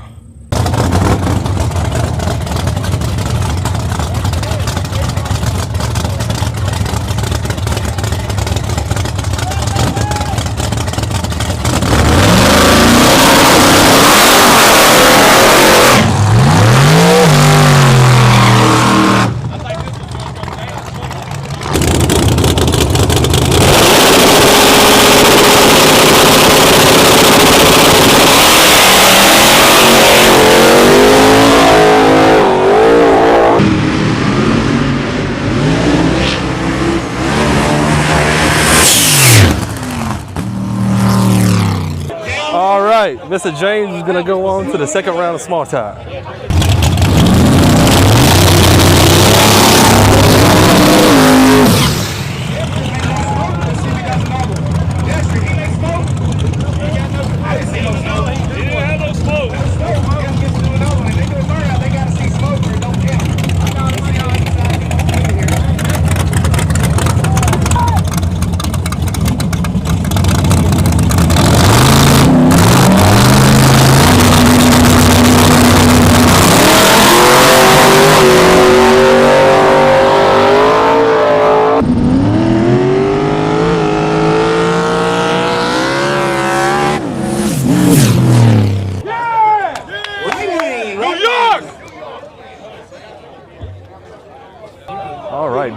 Buzz is going to the next round.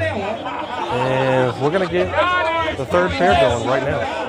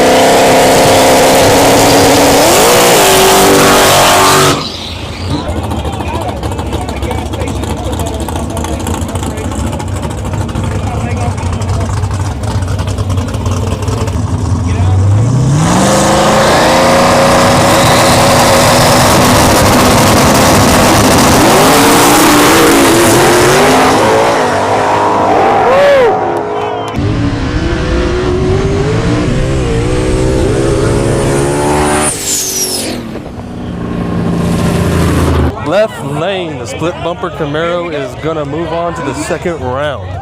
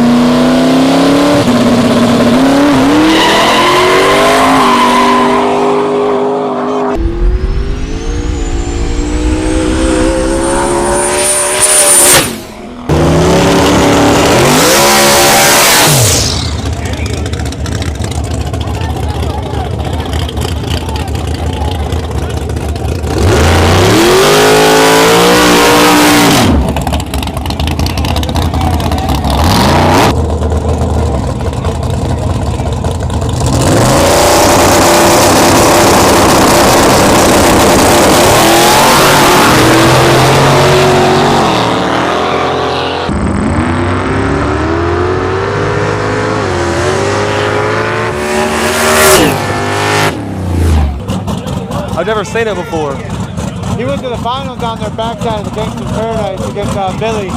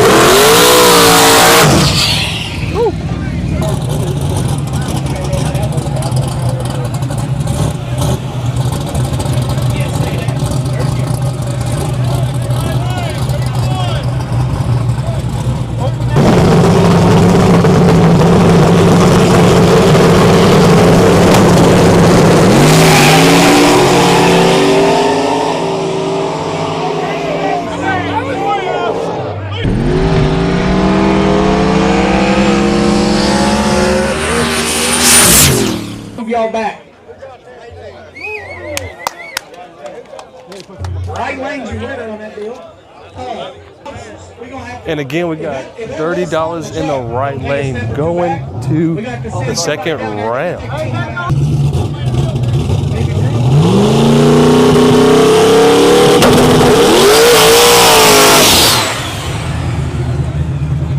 Look at that, slow them back. Yep, let him go. We ain't gonna slow it down for nobody. Y'all pack him down here. I want to know, how many of them going in back there you think they like that and hold your hand on it?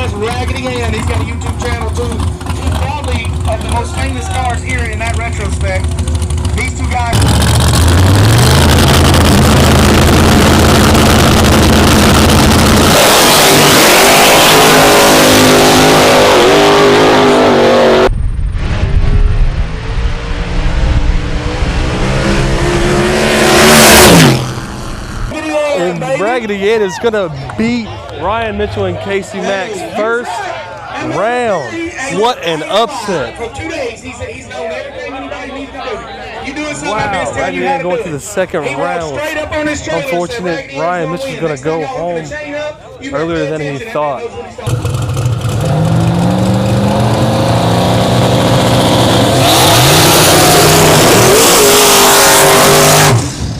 I ain't gonna lie, this is the first. That's a bad man right there. That white car, that's a bad man. I'll tell you what. Let that old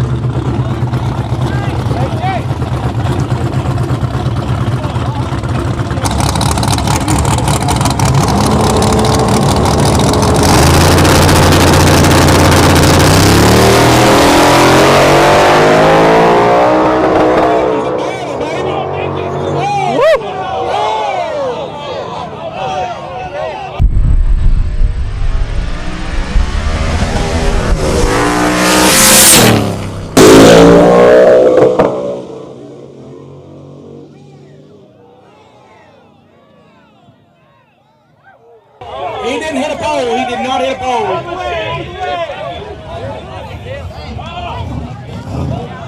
Why you cannot be on that wall?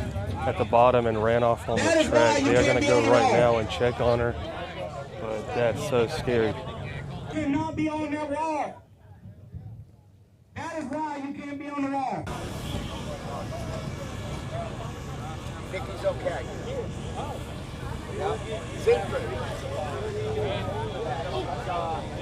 She's not even shaken up. She is. Right now.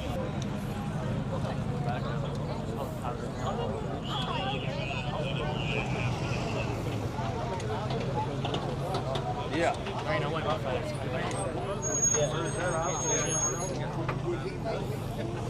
All right, so I just talked to Nikki. She is okay, so thank God. She said she's gonna have to replace all her rear suspension because it's cooked, but good thing is she is okay.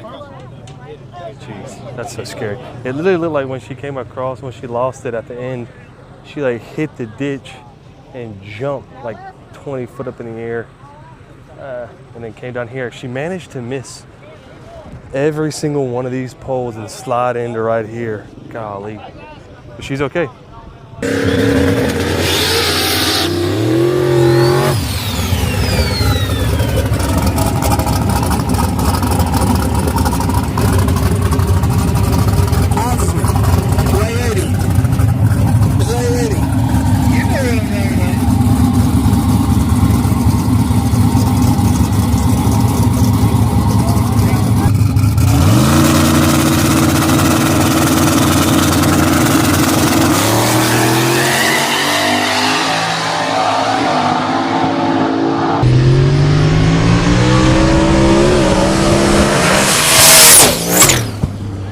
All right, and Mr. Newcomb is going to be going to round 2.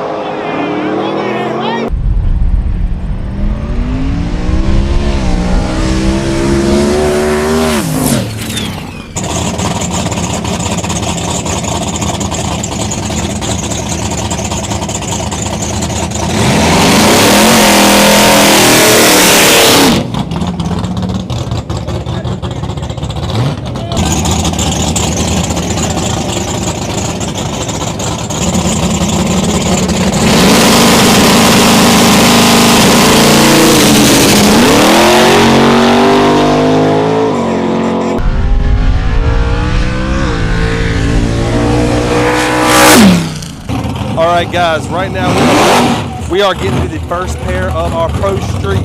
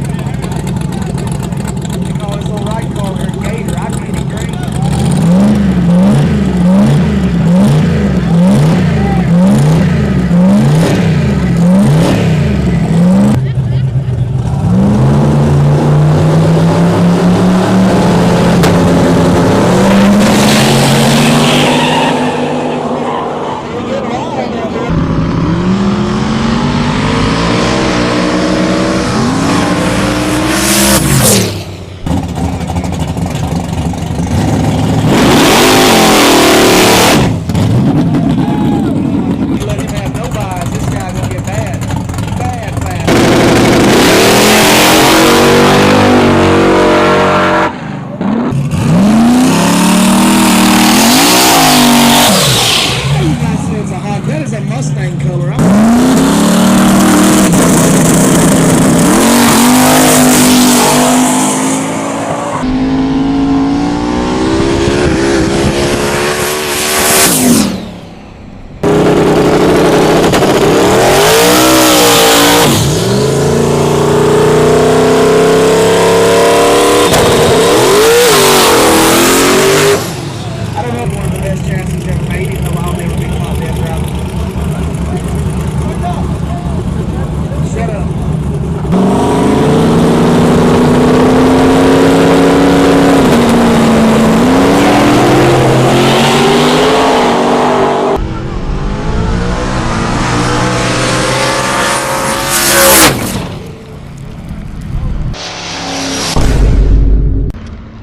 All right, so the Sylvia in the right lane, 240, is going to move to the second round of the Extreme Street class.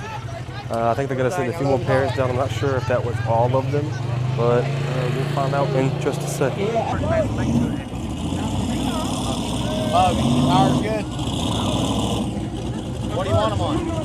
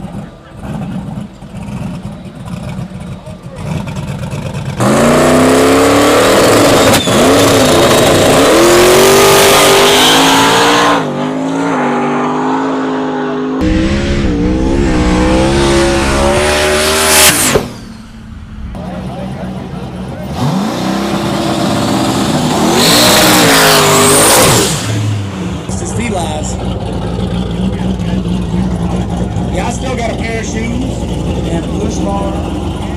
Come on, get them up here.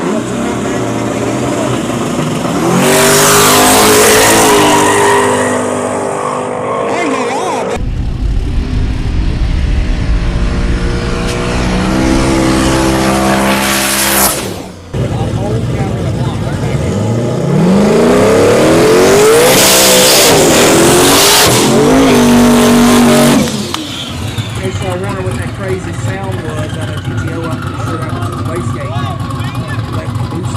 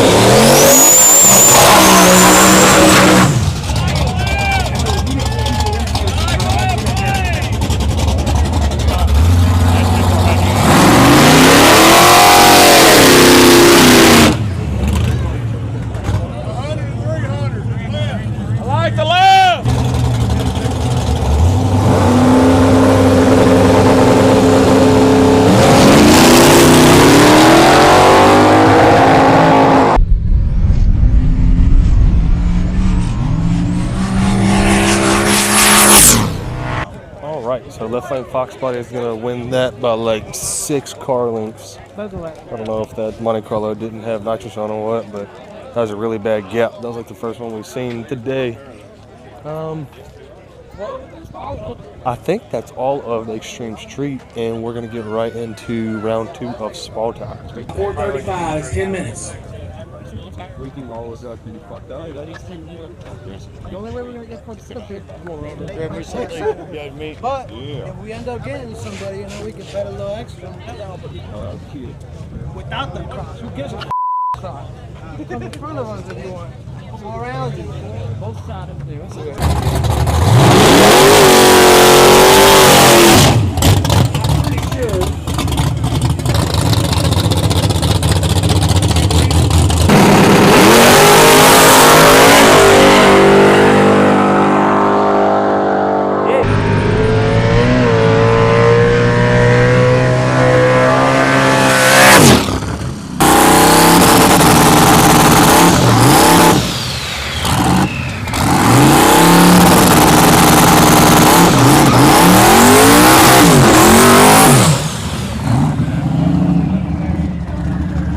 You see it? It looks like you're on a bunch of other stuff.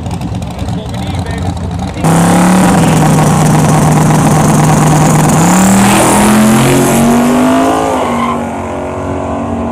Like a four-wheel drive truck.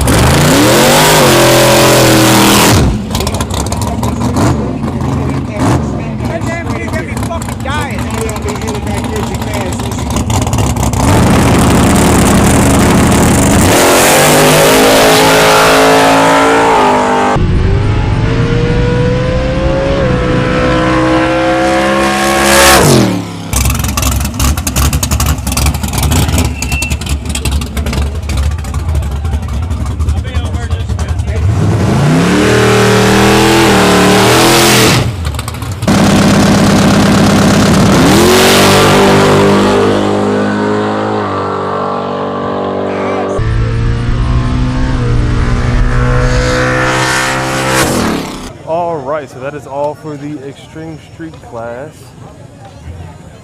Next, we are going to get into second round small talk.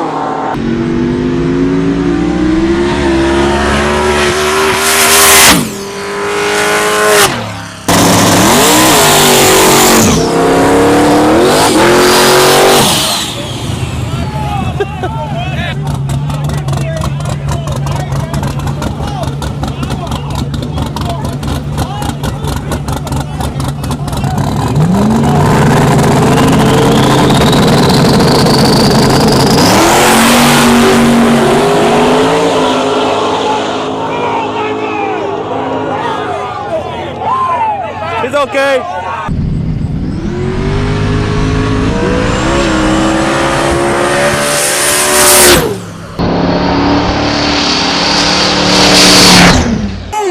And Charles is going to win that race with the little Tokyo Drift action at the end of the track. My goodness. Man. Yeah, for sure.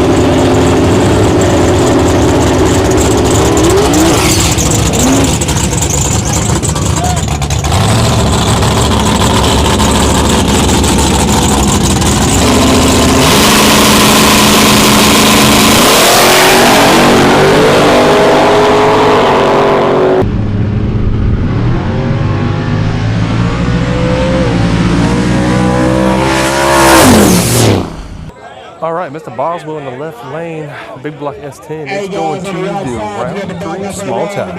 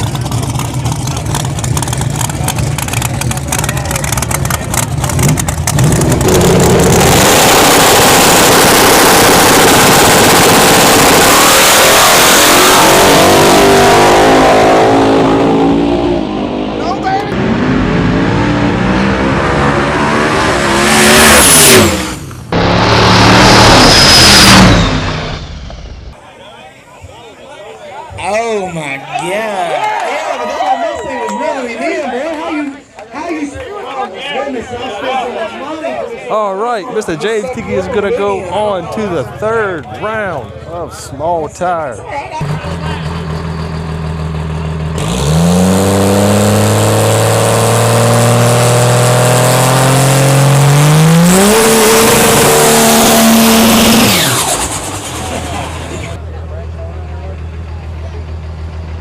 Yeah, Nick Green.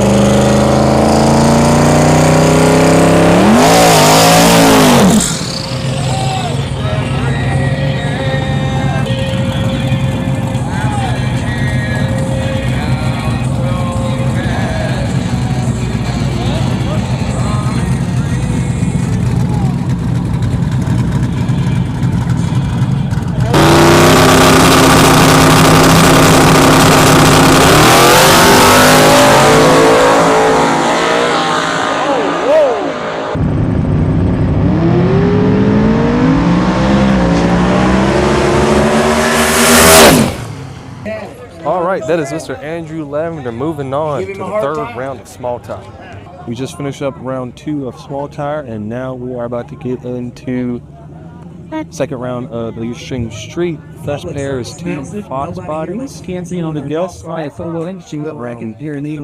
But they should go pretty quick. And they just called the third round chip draws. Caught a few of them. Interesting one is Charles Apache. This is going to be racing that all-wheel drive. I guess the car is okay. I haven't talked to him, so I don't know. Because he didn't slide like a corner and foot down at the bottom. You guys saw that. But just kind of simple waiting around here, and we'll have Extreme Street round 2 coming up next. They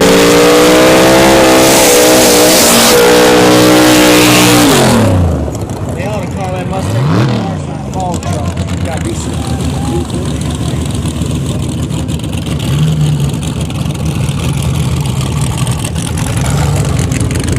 You gotta look at that car in the right way. That's like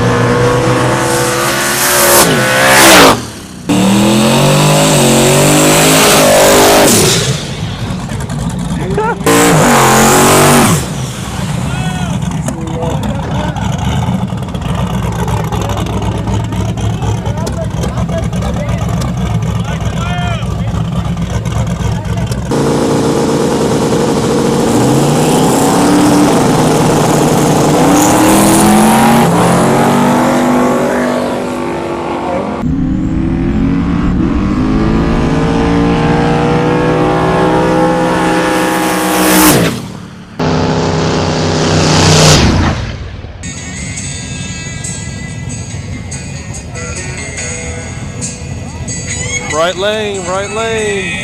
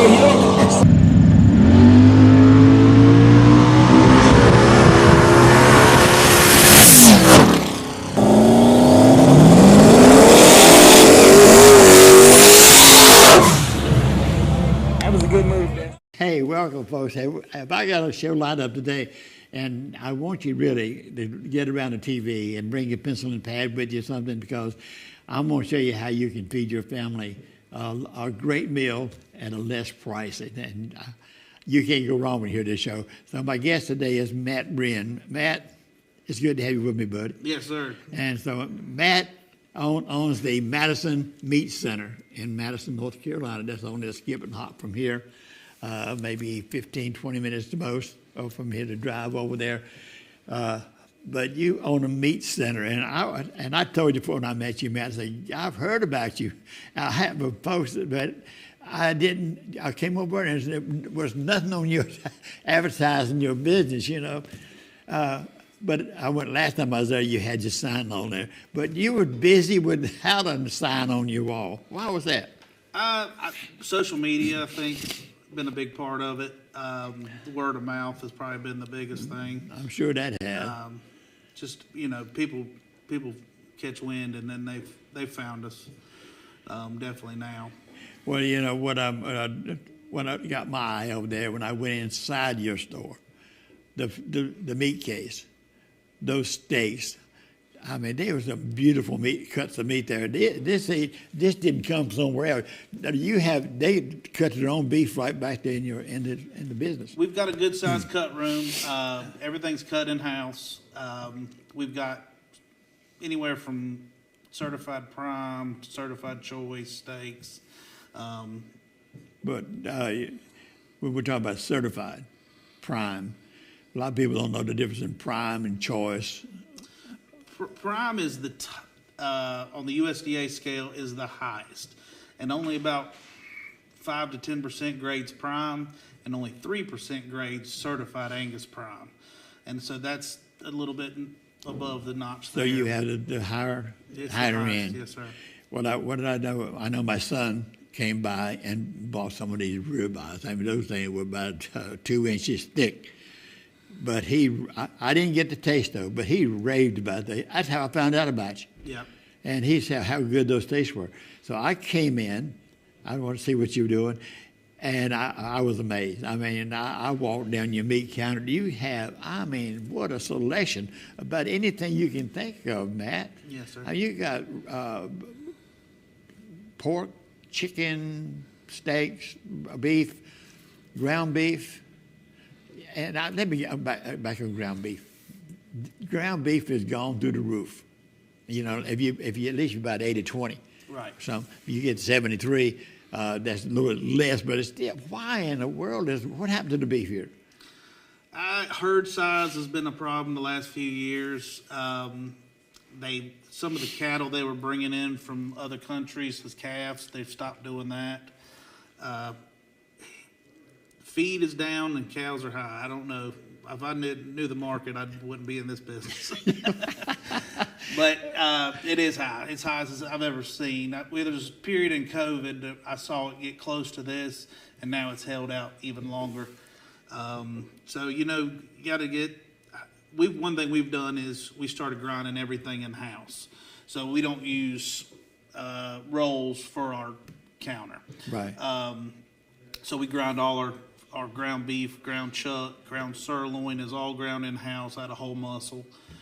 That's made a difference, especially with, I'm able to buy a lot, and that's helped me on pricing. And so we're able to, our ground chuck right now is $4.98 a pound, where in the grocery stores it's much higher. Over $5 or more, yeah. I've been shocked to go in and see them, and they just like it happened overnight. I would look back when ground beef was about $3 and something a pound, $2.99 or something. It wouldn't have been that long ago. Yeah. And that was the 2080. Yeah. And now at 2080, I'm going over $5 a pound easily. Yes. So like I said, our house ground beef is $3.98 a pound. I do sell a lot we sell a lot to restaurants, wholesale, to several customers, and we're able to purchase like large quantities of frozen ground beef, and that's something we have been offering onto the retail, and we're able to offer. It's a certified Angus 80/20 10-pound roll, and it's $2.99 a pound. It's $29.90 a roll, and we'll cut it in we'll cut it on the bandsaw into 1 pound, 2 pound, or the patties, and so it goes in a freezer bag, and then they're able to pull out what they need. And that's helped a lot of people save some money. You seal it too for them? Sir? You seal them? So, yeah, seal the bag, yes, sir. If you cut it in a pound bag, you seal those? We can, yes, sir, we can. Well, hey, that's a great flip. You know, folks, if you freeze your meat, it should be frozen with airtight. That's what it should be. Because if it don't, it's going to go bad. And if he will cut your ground beef in the pound, whatever size you want, and if he will seal those things, what a blessing. You can leave them in there for a year, and it's still good. Yeah, freezer pepper we use is, I think it's about 2 years. 2 years. Yeah. Well, I'm sure now they ain't going to be. Yeah, you need to go faster than that. Go faster than that. But, man, I'm going to get back to you. When did you get into meat business? Why are you so, how are you so expertise on meat? I was born in the grocery business. My great-granddad was raised in South Carolina. He brought Piggly Wigglies to North Carolina, and over the years he had several stores and ended up building one or leasing one in Stokesdale, North Carolina. He opened a buy right in 1965, and that's where I worked as a teenager, and I got thrown back there with the old Billy Goat market manager, and I picked it up. Took a long time to pick it up, but I picked it up and learned the trade, and I've been doing it ever since. But it's you know, if you worked in it that long, you learn meat. That's for sure. You know, and I know when I had the Western Steer Steakhouse, we made our own pat. We cut our steaks, and we, you know, when you cut the meat, you save the meat, you grind up into ground beef and all this stuff. And I learned a little bit about it, but you know, but not to the extent you do. But I know, talking about your dad too, he has the buy right there, and you still have Thomasville? Is it? Stokesdale. Stokesdale. Yes, sir. And that's been there a long time. That's been there a long time, yes, and sir. That's a very busy store too. I know it is. Yes, I've sir. heard a lot about it. But you know, it's what I want to relate to the folks out here is to save them some money, Matt. People are hurting right now. They're hurting really bad. And you have some products down there that can save them some money and they can eat good. And that's what I want to relate. And I'm just glad you came on. And I want people to really know where you are. And if you got a pencil and paper, I want to give you the address on this, where it is. And it's so easy to find.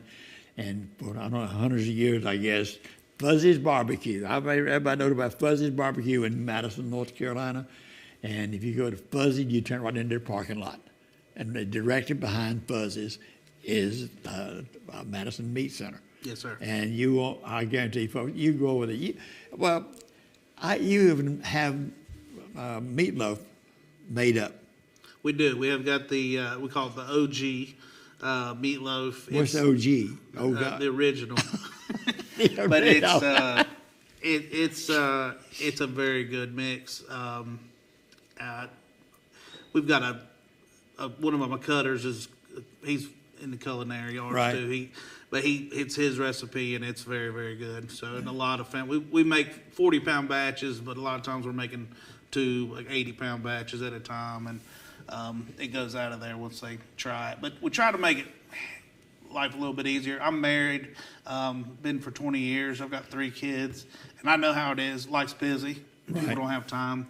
And to make it a little bit easier, you know, hey, that night you're running short on time, you can grab that meatloaf, or we're doing a chicken pot pie now that's really good. Just, you know, heat it or cook it and put it in the oven, and then it's ready to go. Well, I say it's already made up, folks. You go down there, and I haven't tasted those, but I want to. I will. I definitely want to try them out, because I'm not through with you yet. I think down the road we're gonna get you back, and I'll let folks know more about what you're doing. But we on a 30-minute show, and you're out. I didn't write your hours down, Matt. We're Tuesday through Saturday, 8 a.m. to 7 p.m. 8 to 7? 8 to 7. 8 to 7.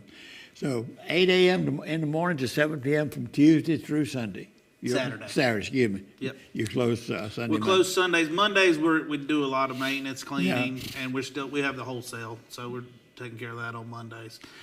Another thing we get into somewhere to show that catering.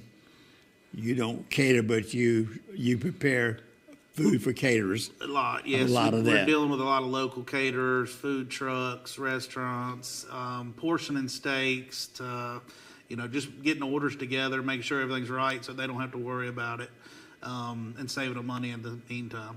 My goodness. So you folks out there, you're doing catering. You might have let's say a party of 200. Christmas is coming up now, and parties are coming out. And you might not know exactly, or you might want to know what certain item would cost. And I would get with Matt, and I'd have a list of when your customers come in, this is what I can do. I mean, that's what you do. Yeah. You have a printout of your meats, and that's mainly meats, Right. Then you can do the rest. But if you have the meat that you want and the cost of it, well, who knows what month by month goes by, but you know what I'm talking about. Yeah. You know how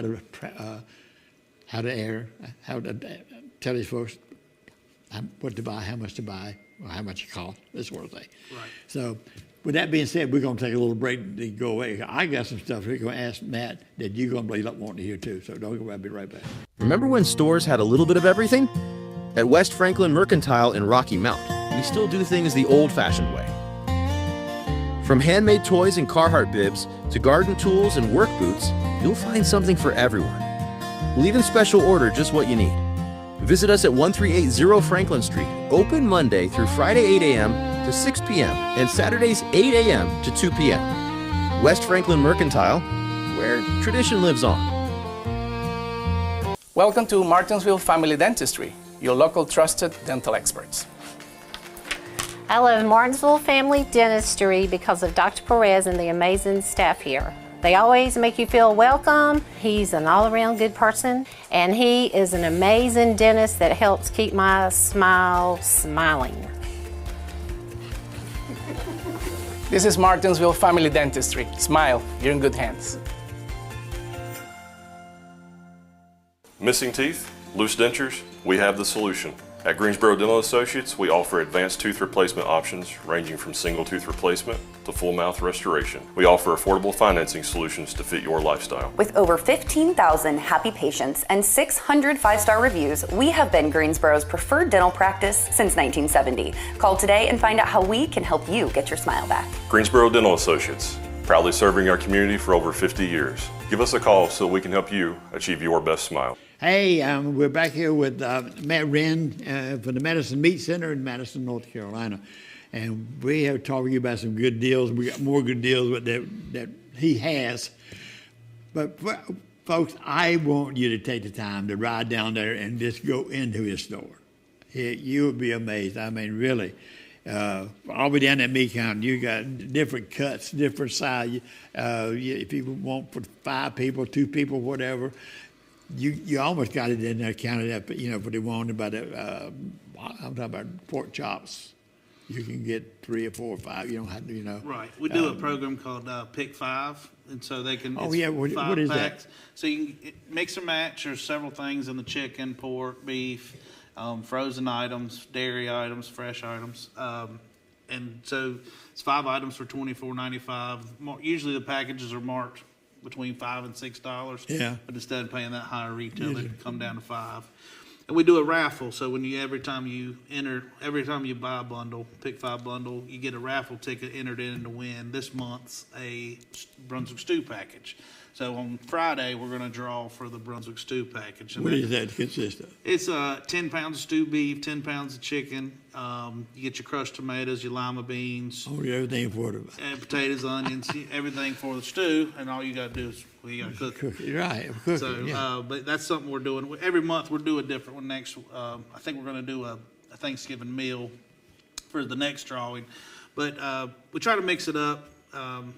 We do have several packages that we work Right. on. Now Thanksgiving is coming up here. It's less than a month now. Mm-hmm. You gonna have turkeys? Working on a deal now. It's turkey's tough. Parts are higher than I've ever seen them. Breasts are really high. We're shooting on having some. I don't have a definite price now, but Are you gonna cook any of them for them? Can you buy them cooked? no. But I can put you in touch with the right people. They can. that can. You're very informative down on there. Yeah, I'm out of the cooking game, but but I can put you in touch with some people that can. But yeah, right behind it, right on one shelf there, you have little containers of slaw, potato salad, and if you want, if you don't want to buy a whole lot, you just for a meal. Yep. You can just portion down. It's the chicken salad, one of my favorites. But chicken salads, we've got desserts, we've got potato salad, macaroni salad, pasta salad.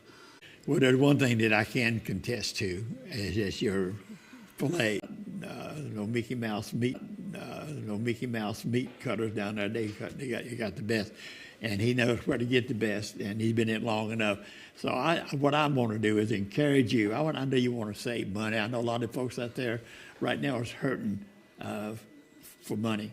Things are tough, but if you take your time to drive down to Madison and go in Matt's store, the meat market there, I guarantee you, you're going to come out with a smile on your face because you can buy something chicken or pork or beef or something that will fit your budget.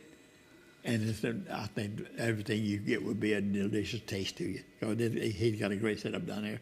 And ain't no way in the world that I have time on the show to tell you everything that they got in that market down there because it's impossible. I've seen it and I still can't remember all of it.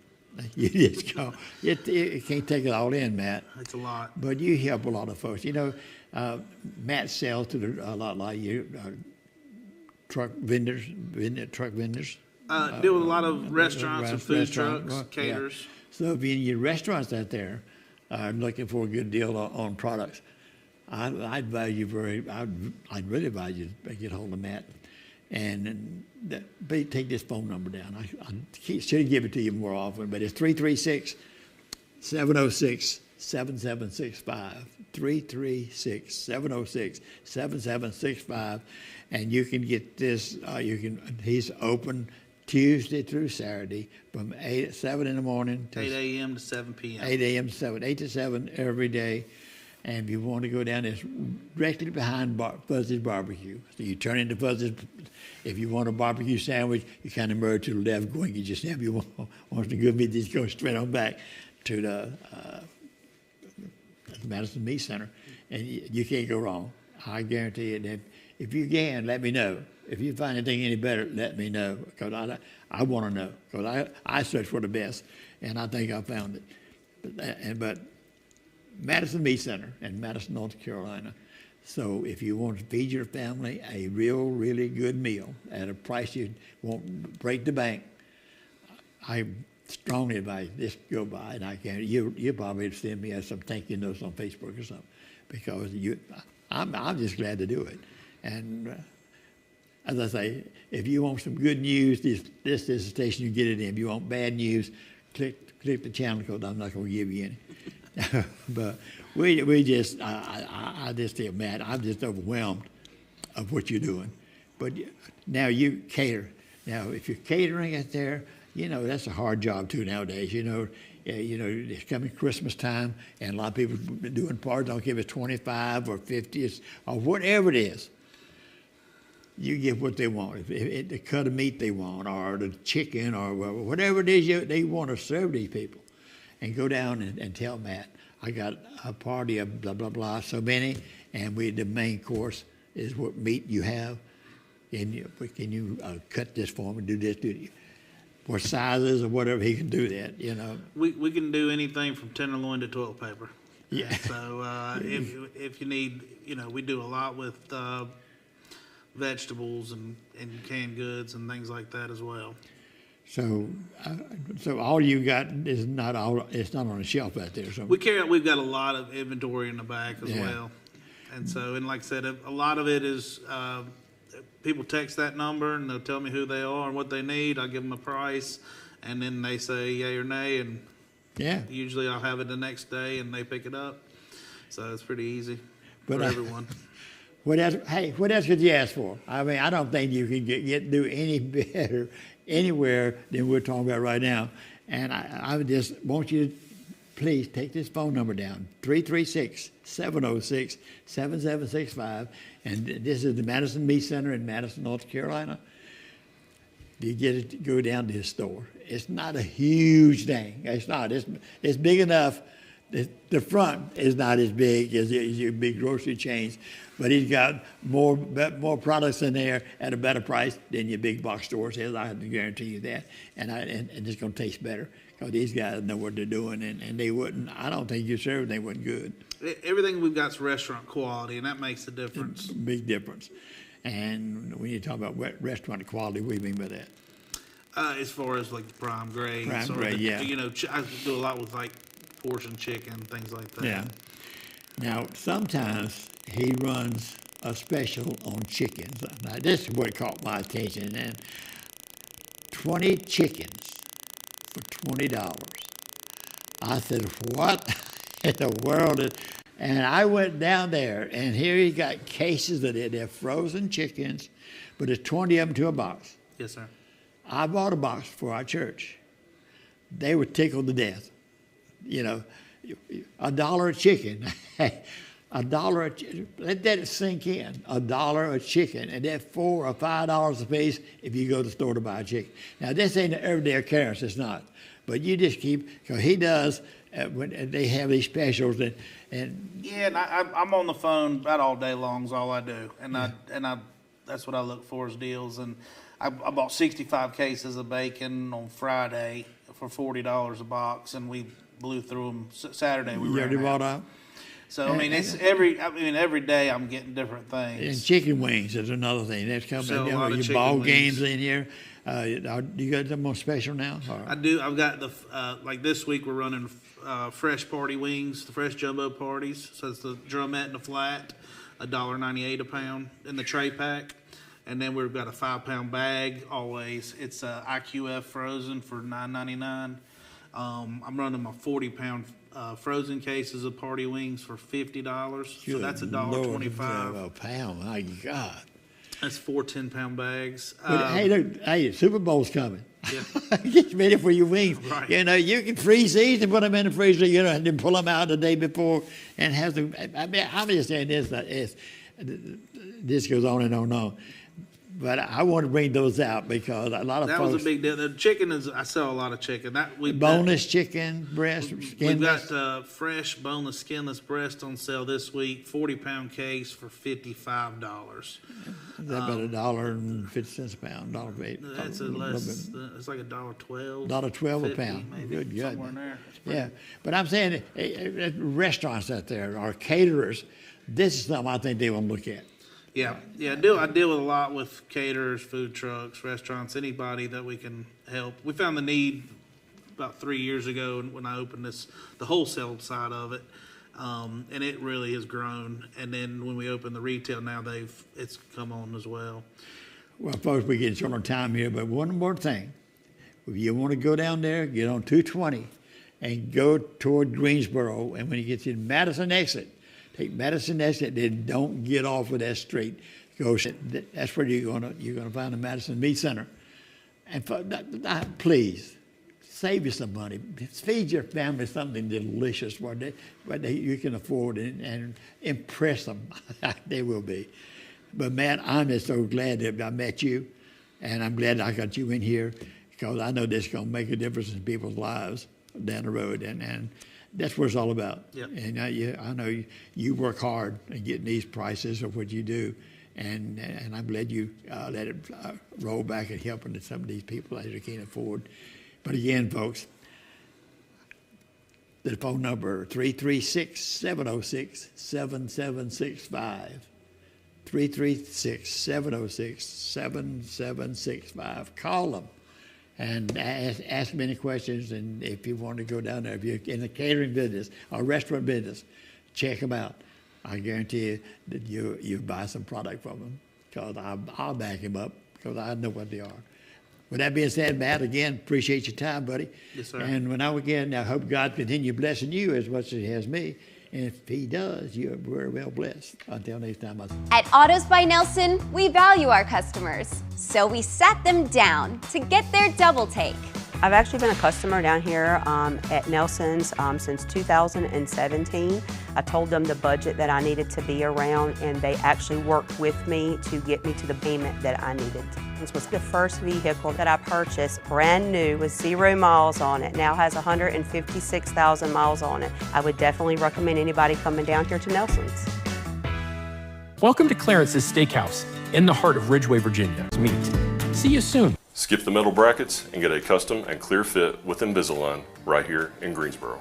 Serving our community since 1970, Greensboro Dental Associates offers custom Invisalign plans tailored to you and your lifestyle. We even offer affordable financing solutions right here in our practice. Call today and find out how you can get your dream smile for as low as $99 a month. Greensboro Dental Associates, proudly serving our community for over 50 years. Give us a call so we can help you achieve your best smile. Discover comfort, care, and community at our boutique Fork Mountain North. Enjoy beautiful surroundings, compassionate care, and the peace of mind that comes with knowing your loved ones are in good hands. Whether you're looking for assisted living, independent living, memory care, or a welcoming place to call home, Fork Mountain locations provide a safe, nurturing environment where residents thrive.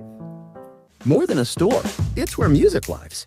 At Junior's Music Store and more, we've got guitars, lessons, sound gear, and everything your student needs to rock the school band. Do you need church sound that fits your space? Whether it's 50 or 5,000 seats, we'll build it right. And upstairs, that's Upper Level Studio, where artists drop beats, record tracks, and chase big dreams. Start small, dream big. Junior's Music Store and more, where your music journey begins.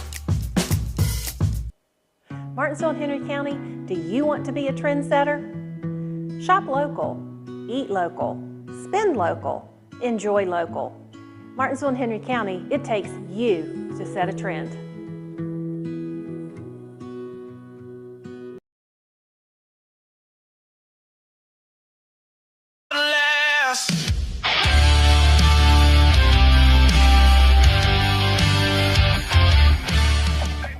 Welcome to another Friday Night Football with the boys. We got a good one for you. We got the Martinsville Bulldogs versus the Floyd County Buffalo. Now, see, we were talking.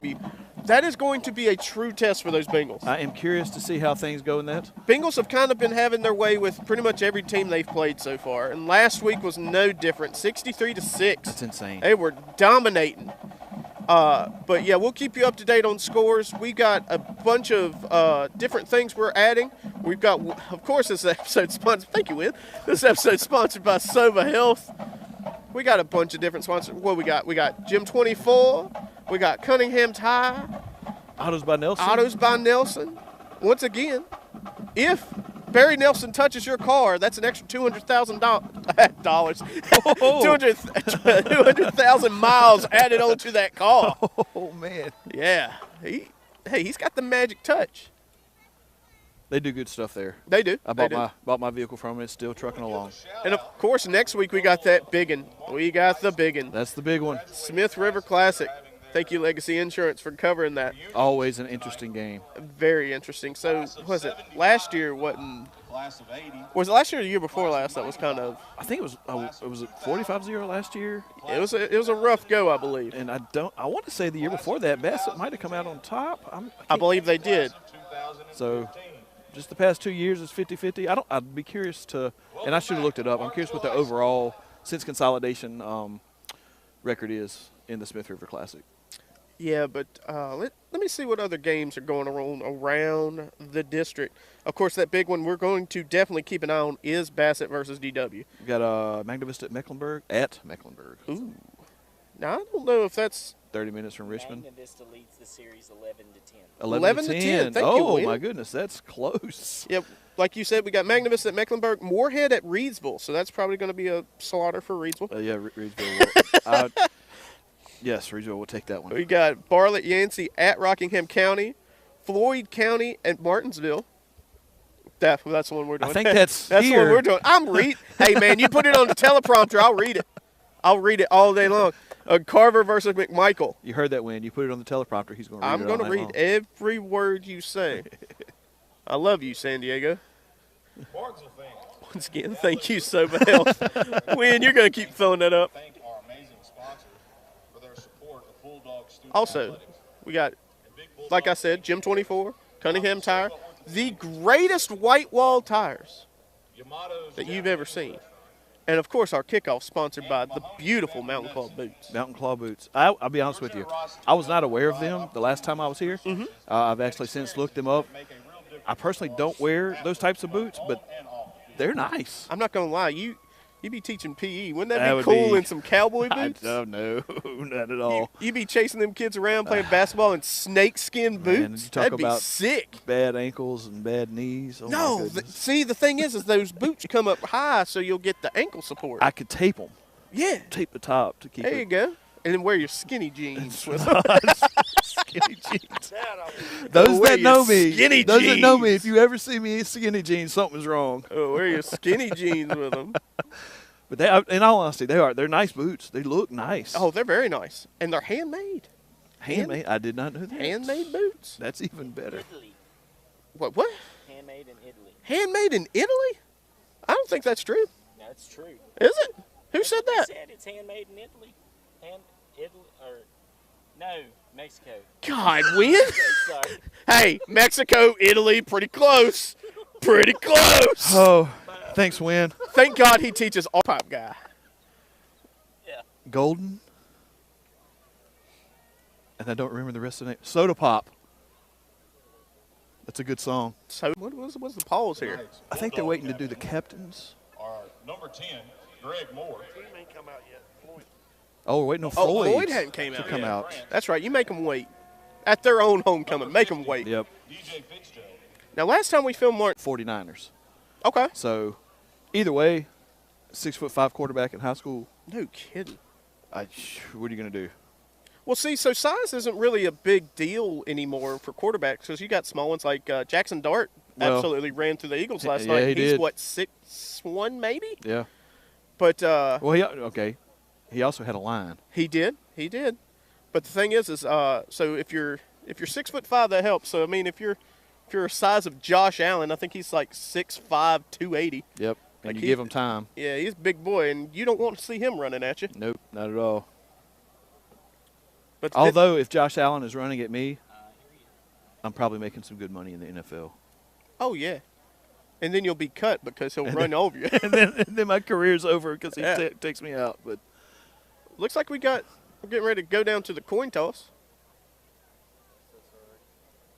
Ain't no need to apologize. We still love you.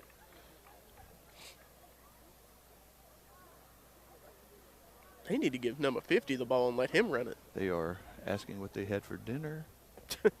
Did y'all eat? I want to make sure y'all eat. Of course, we had the old iPhone charger. I got to get in the USB-C game. I wonder.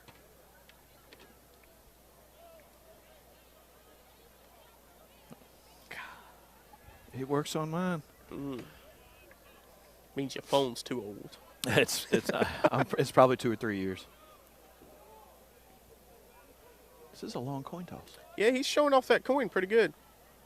I wonder if it's one of them Donald Trump minted ones that they're getting ready to release. It might be the. I wonder if that one has double heads. This is heads on this side, and then this is heads on this side. He hits them with a heads I win, tails you lose situation. Yes.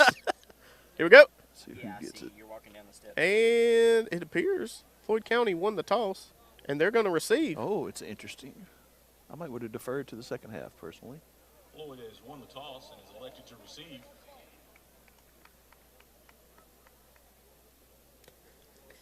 Hearing the one fan from Floyd just clapping. It echoes in here, dude. It does. I'm glad the band started playing. It was getting kind of eerie. It was quiet. Yeah, I'm glad the band started playing. It was getting kind of eerie. It was quiet. Yeah, we heard them walk in, and then it was silence. Yeah. Cameras are expensive. They might have saw some of that camera during the coin flip. Cameras are expensive. They might have saw some of that camera during the coin flip. That's probably the touchdown. Yep.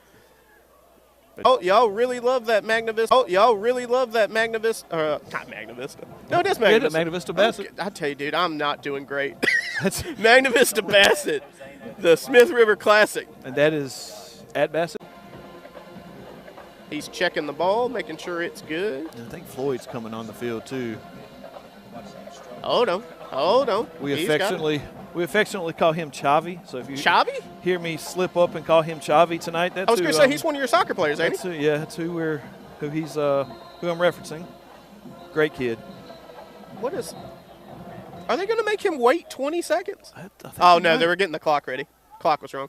All right, here we go. I think he's good. Here we go, Chavi. Little squib kick. Fielded by. Once again, that was our 11. That was our Mountain Claw boot kickoff. Squib boot. I wonder if he could get one of those at Mountain Claws. What, a squib boot?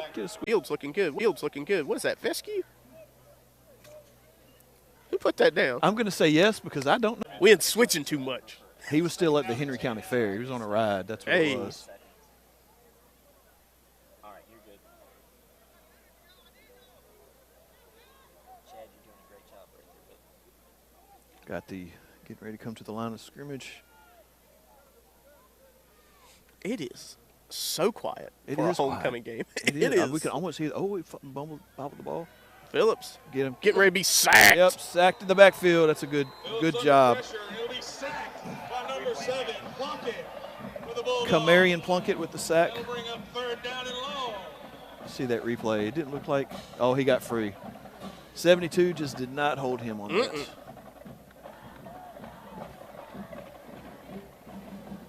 Bad snap, too.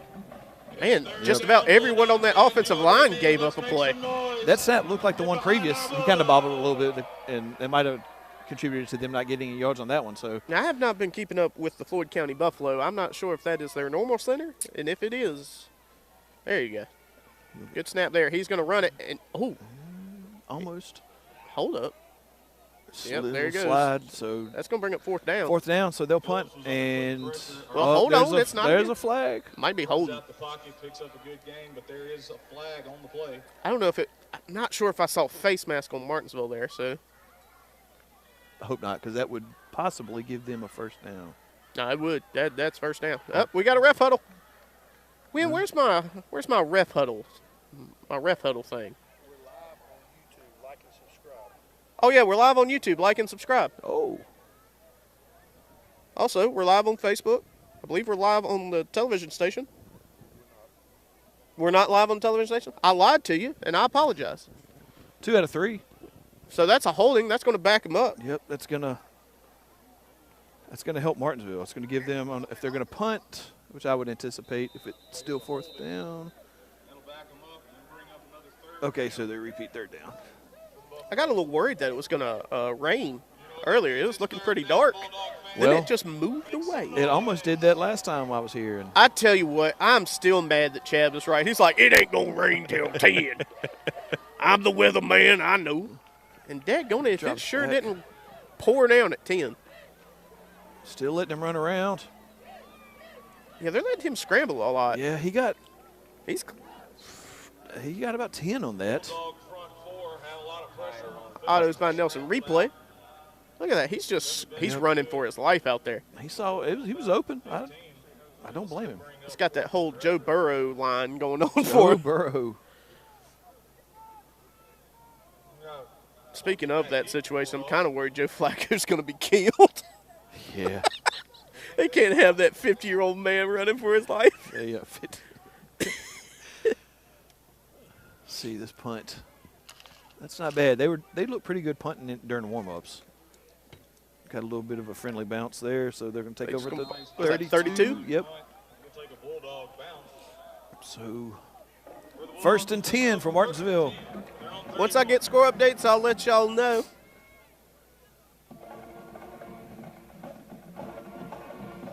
Lots of guys wearing pink tonight. October's Breast Cancer Awareness Month. I myself. I know you bedazzled out. Rocking the pink. You're looking real pretty over there, Patrick. I am, man. You're looking so pretty. Look at you. Oh, no, I love these. Oh, the pink Adidas. Oh, I love it. I love that me and you have matched Adidas pants. Yes. Heck yeah, I got the camo on. Oh, I didn't see it because it was camo. Yeah. Get your dad joke and leave. Go ahead and take that somewhere else. So what is it? Did you see that guy wearing camo? No, I didn't. No, I didn't see him. Didn't see him at all. They didn't get anything on that first drive.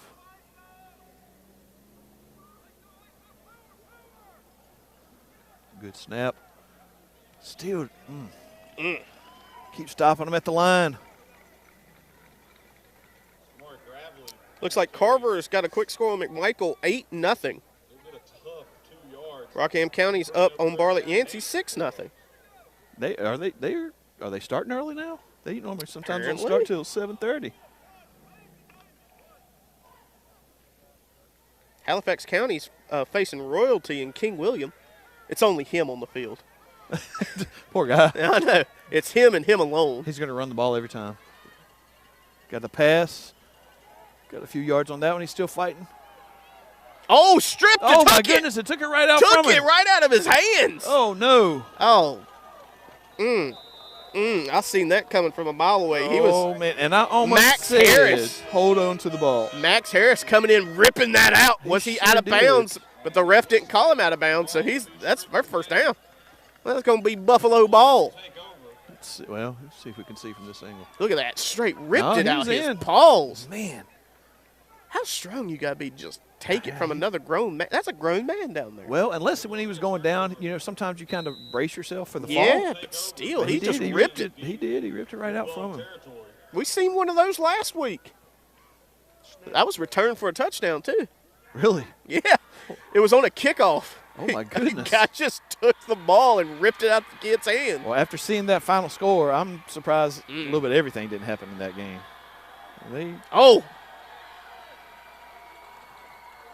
Strong running. I will say, compared to the last time I saw Martinsville play, the defensive line is doing a little bit better because that first drive against Glenver, Lord have mercy. I mean, they did whatever they wanted to. And they've held Floyd their first drive. Buffalo. And they really didn't get a lot on that one. So far, so good. Knock on plastic. On plastic. End around. Oh, almost. Just over his head. Yep, so that's going to come to third down.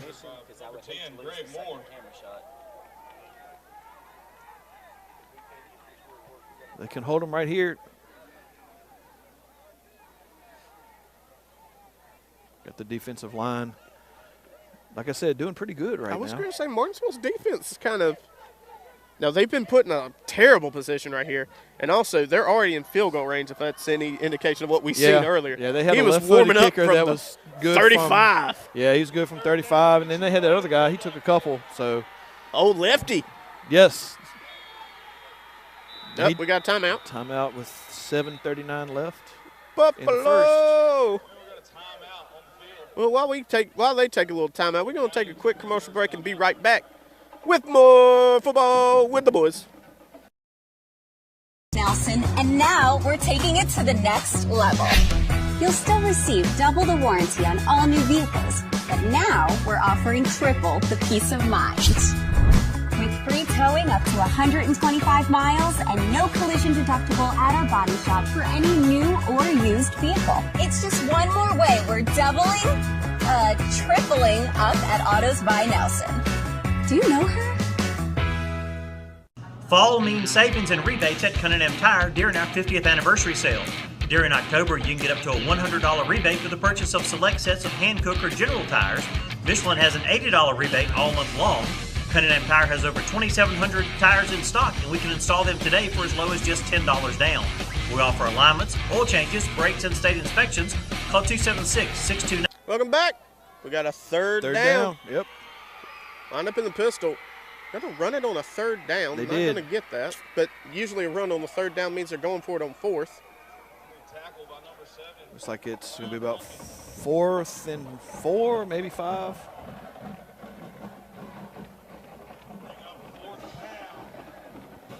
Yep, it does look like they're going to go for it. Martinsville's defense holds right here. That's a good sign. Let's get behind our defense. Make some noise, Bulldog fans. I think just for the Bulldogs, they just need to get a stop here. Yes. They need something to boost their confidence from the season that's not been great so far. Well, there it goes. They might get him. They might. No, he got it. It's hard to tell. Yep. Yeah, he got it. He got it by about 2 yards. Once I seen that, once that late reaction from that defensive line, I seen that coming. Yeah. Yep. Oh, goodness. Oh, no. About took out a Cameramen are having some tough times today. Hey. All right, Martinsville can't let that get them down. They can still hold them.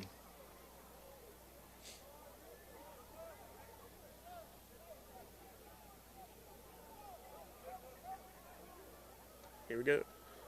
Got some trickeration going on. Handoff, a little bit of reverse. I'm a passing guy. I'm not liking all this running. I want to see someone slang it. Yeah, throw it down 65 yards. Yeah, on the on the 10. On the 10, sling it 65 yards. Yeah, it'll end up at the scoreboard. Second and 1.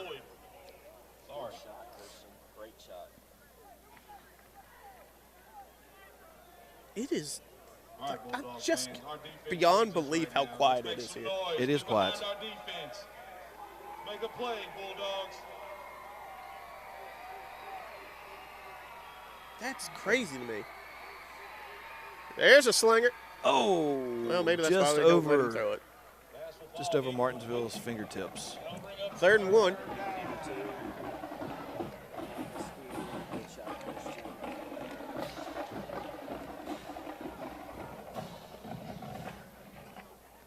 The band's going strong.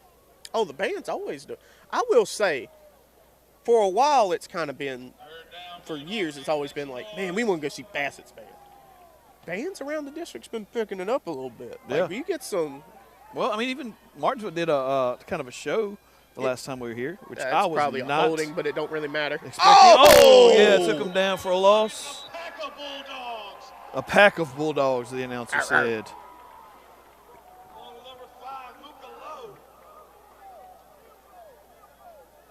God. Actually, speaking of Bassett. All right.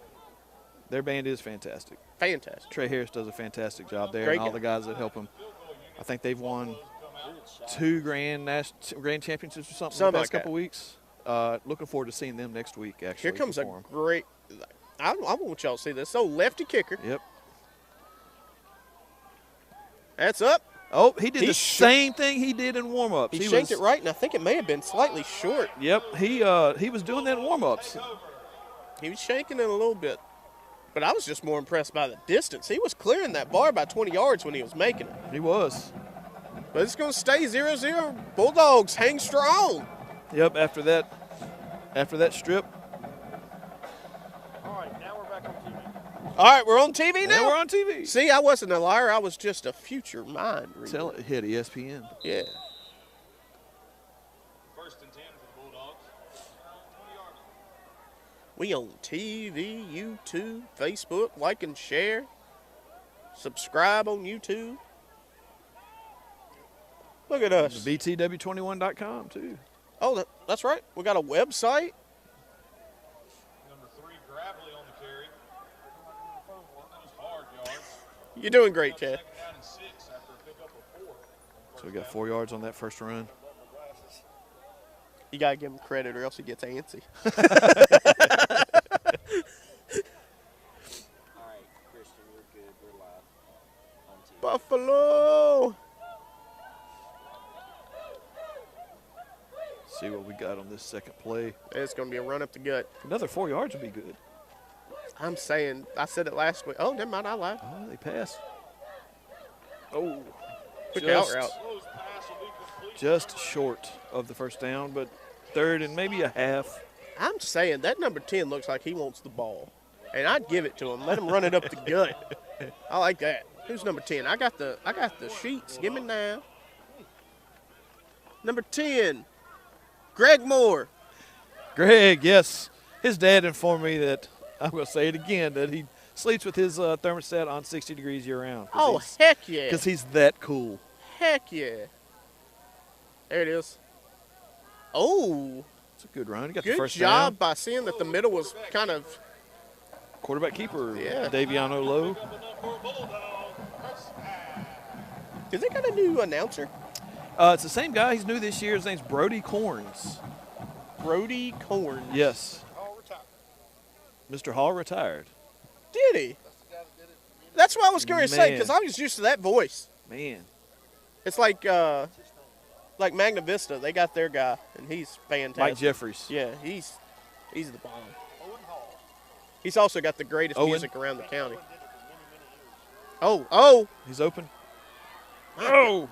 Great Got a little job. bit extra on that dive. Not a bad start right now, to be honest with you. Good job making chicken salad out of chicken salad. Here's an Auto Spot Nelson replay. Got to maybe the 40. Looking for your next home? Discover Hillcourt Apartments in Collinsville. Choose from spacious 1, 2, or 3 bedroom units. Perfect for singles, couples, and families alike. Enjoy community perks like a sparkling pool, a fun-filled playground, and on-site laundry facilities for your convenience. Comfort, affordability, and community, all in one place. Hillcourt Apartments. Your next chapter starts here. This month, get up to a $100 rebate with the purchase of select sets of Uniroyal, BF Goodwrench, Goodyear, Hankook, or General tires, or up to a $60 rebate on a set of Michelin tires. You can get up to a $125 rebate on select sets of Nitto tires, or a $70 rebate on select Cooper tires. Cunningham Tire will now have over 2,700 tires in stock, and we can install them today for as low as just $10 down. We also offer state inspections, oil changes, brakes, and alignments. Call 276-629-1142 to schedule your appointment. Hey, I'm Chris Lawless, and I want you to know that leadership isn't just about sitting behind a desk or even being on a board. It's about getting boots on the ground, getting dirty, and getting results. I've took a little and made a lot out of it, and I want to do the same for Collinsville, not just Collinsville, but Henry County. So please join me on November the 4th and vote Lawless. I will not let you down. Paid for and authorized by Chris Lawless for Board of Supervisors, Collinsville District. Planning for retirement? Let Beth Hale be your guide. As a retirement advisor with Futurity First Mid-Atlantic Advisors, Beth helps clients in Henry County and Martinsville and beyond prepare for the road ahead with trusted advice on retirement, life insurance, and health coverage. Reach her today at 276-806-4846. Futurity First Retirement. Life. Health. Where your future comes first. Discover the comfort of Elizabeth & Grace Clothing Company. In a world of fleeting trends, Elizabeth & Grace stands apart. We craft more than clothing. We design confidence. From outerwear to weekend elegance, our collections speak a language of sophistication that transcends time, where timeless style collides with confidence.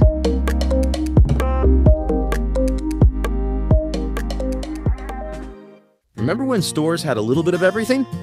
At West Franklin Mercantile in Rocky Mount, we still do things the old-fashioned way. From handmade toys and Carhartt bibs to garden tools and work boots, you'll find something for everyone. We'll even special order just what you need. Visit us at 1380 Franklin Street, open Monday through Friday 8 a.m. to 6 p.m. and Saturdays 8 a.m. to 2 p.m. West Franklin Mercantile, where tradition lives on. More than a store, it's where music lives. At Junior's Music Store and more, we've got guitars, lessons, sound gear, and everything your student needs to rock the school band. Do you need church sound that fits your space? Whether it's 50 or 5,000 seats, we'll build it right. And upstairs, that's Upper Level Studio, where artists drop beats, record tracks, and chase big dreams. Start small, dream big.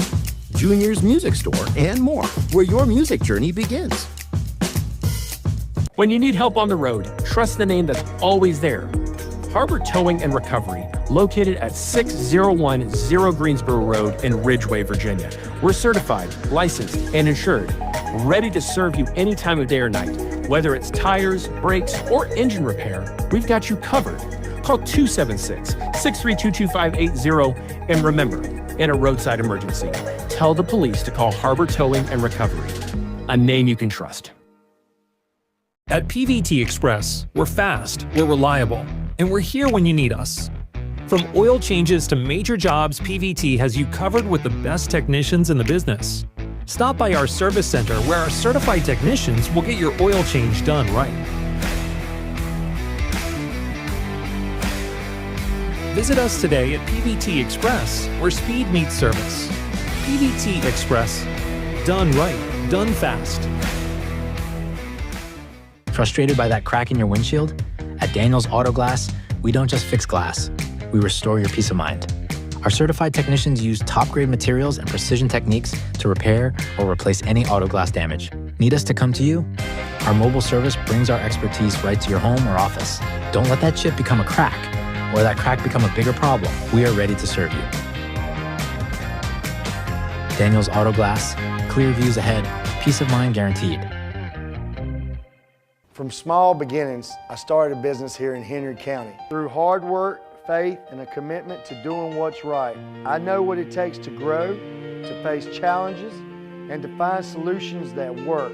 It's the same determination that I'll bring to the Board of Supervisors. Together, we can strengthen our community, create opportunities for our families, and build a future that Collinsville can be proud of. This ad's been authorized by Chris Lawless for Board of Supervisors. For me, it all starts with family, guided by faith, and rooted in the community. I've worked hard to serve my neighbors, support local growth, and create opportunities for the next generation. On the Board of Supervisors, I'll bring fresh ideas, strong values, and a heart for service. Because when we put family, faith, and community first, we all thrive. Vote Lawless. You already know we double up at Autos by Nelson, and now we're taking it to the next level. You'll still receive double the warranty on all new vehicles, but now we're offering triple the peace of mind.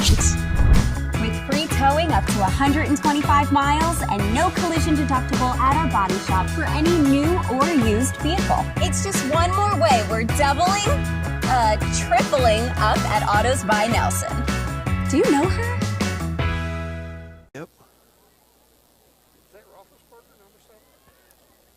Big Ben is number 7, but he's been retired for a while now. There's also horrible joke in that. Be quiet. I'm not going to say it. Also, his number was 5. His number was 5. So no, that is not. That is not Big Ben Roethlisberger. Oh my goodness. Big Ben was number 7. That quarterback was number 5. Oh yeah. Oh, He is okay. correct. My bad. My right bad. there. Yeah, There it number is. 7. There it is. He's nowhere near as big as Big Ben Roethlisberger. The funny statistic as a Steelers fan, Big Ben lied about his weight his entire career.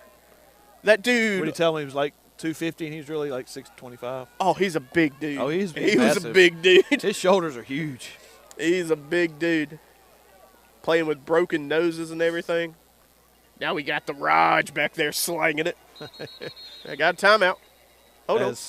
It was a timeout or was it a flag? It looked like a flag. Delay a game. Nope. False start. First. If I say enough flags, I'll get it right. I think that's Martinsville's first one tonight. I believe so. Look at that. False start. Flag. Just in case you didn't hear me, you can see it. And if you can't read, that image looked pretty, didn't it? Uh-oh. What we got? Got a false start again? Hope not. Timeout maybe? No? Are we making up stuff now? I mean. He's like, man, I totally forgot to see what you ate at Chick-fil-A today. Hey, man, 5-yard penalty, goaltending. His foot was on the line. Foot was on the line. Three-pointer's not good. There's rules, man. This isn't Nom. Don't think I don't get that reference. All right, got you. You're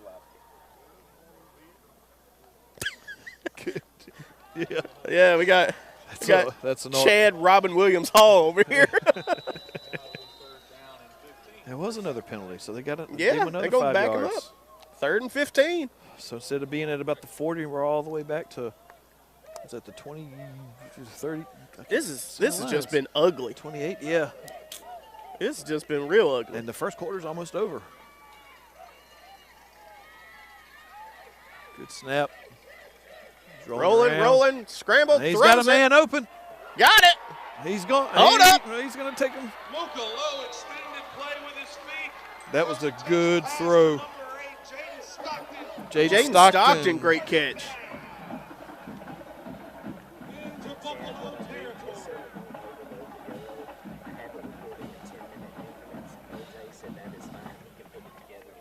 Beautiful. So that way it's Beautiful throw on the run. It was. good shot, Christian. I'll keep probably say it until they prove me wrong, but they look a lot better than the last time that I saw them.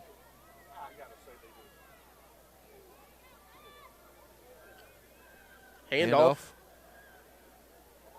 Got him by the leg. That offensive line's got to stand a little bit stronger on them run plays, though. For about another second and a half, I think he would have. Hold him just a little bit. He would have had a seam right there. Wear white gloves when you play a team in a white jersey. And just kind of get a little bit of hold in there. Yep.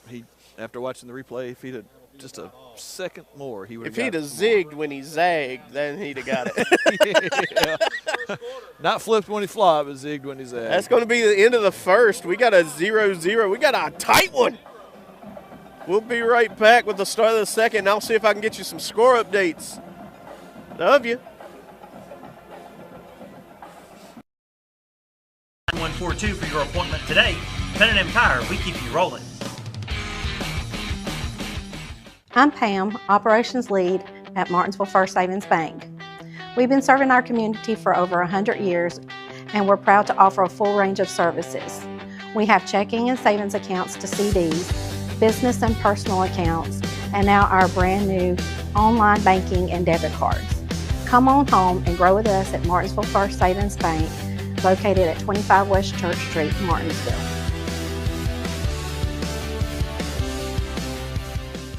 I might have to let it drop.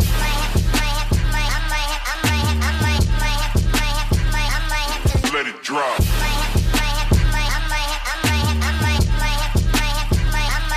Let it drop.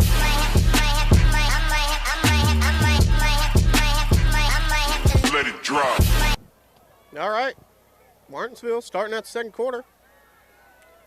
Oh, my God. Running for his life. Oh, he got hold three. up. Oh, good What a catch. play. Holy crap. That was nice. Mooka to Kamarian Plunkett. Ooh. That was a good catch, too. What a play escaping there, getting out of that. What looked to be disastrous. Yeah, and I had already called that. I was like, it's a sack. I agree with Chad, too. That was fantastic camera work on that. Oh, my. That's right. You got to give him credit. He gets sad. Yeah. Oh, yeah, you get sassy, all right. You get sassy, all right. Martinsville's in scoring position. And will not score on that one.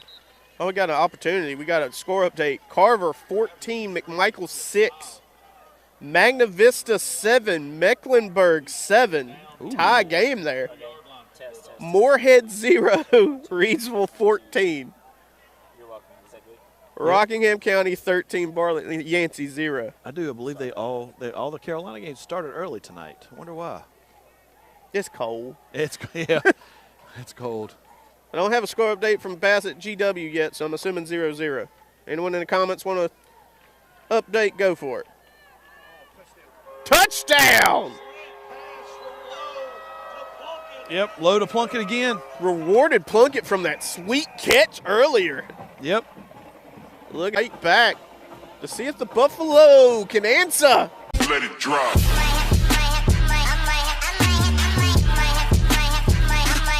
Let it drop. Right to him. Kicked him right in the chest. Right to him. Kicked him right in the chest. But he caught it. And they took him down about the 40. That seems to be the popular line tonight, the 40-yard line. I think he's going to be about a yard short of that 40. The 39-yard line. I think he's a popular yard line, the 39-yard line. It's 39. So popular. It got dark quick. It did. Not a star in the sky either. Mama, I'm scared.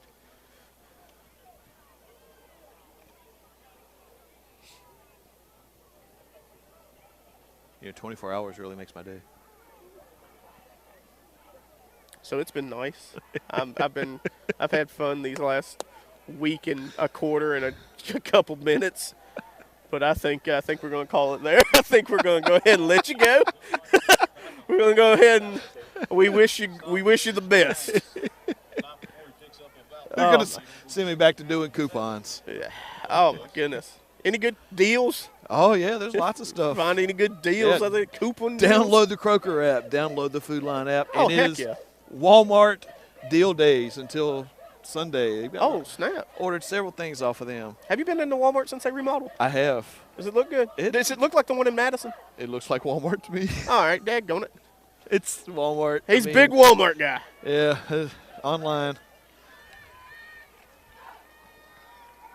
Going for the pass. Oh, he's open. Wide open. Oh, hit him in the head. Oh, no. Man, he slipped up. Chipped over that blade of grass. Yeah, he slipped. That's got to be Fiske. It might be. That was a good hit. And we got a replay. That was a strong hit. I think we got a flag. At least I thought I seen something. Yep, I believe it is right there at the lovely 40-yard line. Oh, my God. I wonder if they're going to call helmet to helmet on that. I was going to say that was pretty close. I don't think it's targeting. Well, hold on. Did he launch at the head?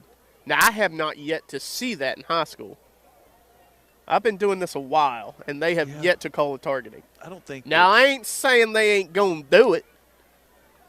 Yeah, it was good. What's this flag on, baby? Oh, snap, another flag. Oh, they pulled it up. And the flag will be waved off. Waved off. Heck yeah. As he's waving it, they wave it off. You think when the official judge picks up the other guy's flag, he's like, "You idiot! That ain't no flag." Yeah, what were you doing? Yeah, really. God, you foolish. Yeah, keep this in your pocket, buddy. Yeah, really. In Bulldog territory. All right, so there. Oh, Shiny Pants returns next week? Uh-oh. Oh, they love him in Bassett. Shiny Pants. They love him in Bassett, that's for sure. Well, quarterback keeper. Keeps running. They stopped him. He might have got a yard or two. I don't know if they're going to the well a little bit too much on that quarterback keeper. Martinsville's over it. Well, the past couple weeks, that's what some of the teams have been doing. They've been letting the quarterback run up the middle. Maybe they thought they were going to do the same thing, and Martinsville's fixed it. What's going on, baby? How you doing?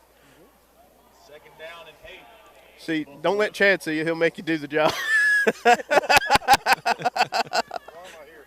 Yeah, really.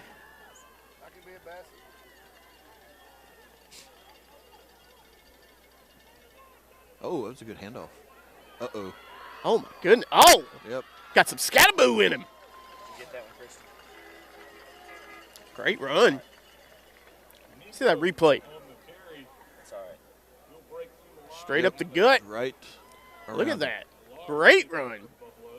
Buffalo. 56. Yeah, hey, they're very bunched up, so it's not your fault. Brother, I'm high on Mucinex right now, so I'm living the dream. Mucinex. At least you didn't say Benadryl. Easy. Benadryl, because then he'd be asleep.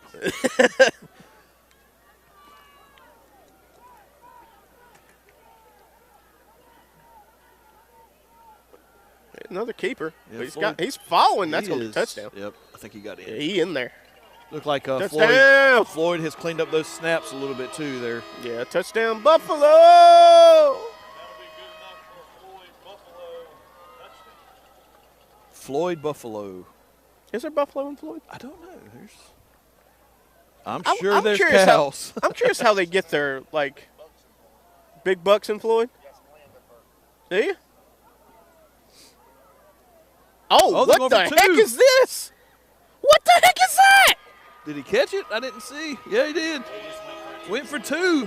Well, that confused the crap out of me. What the heck was that? I think it threw everybody off except for Floyd. Threw off the camera guy, too. Hey, going it. What the heck was...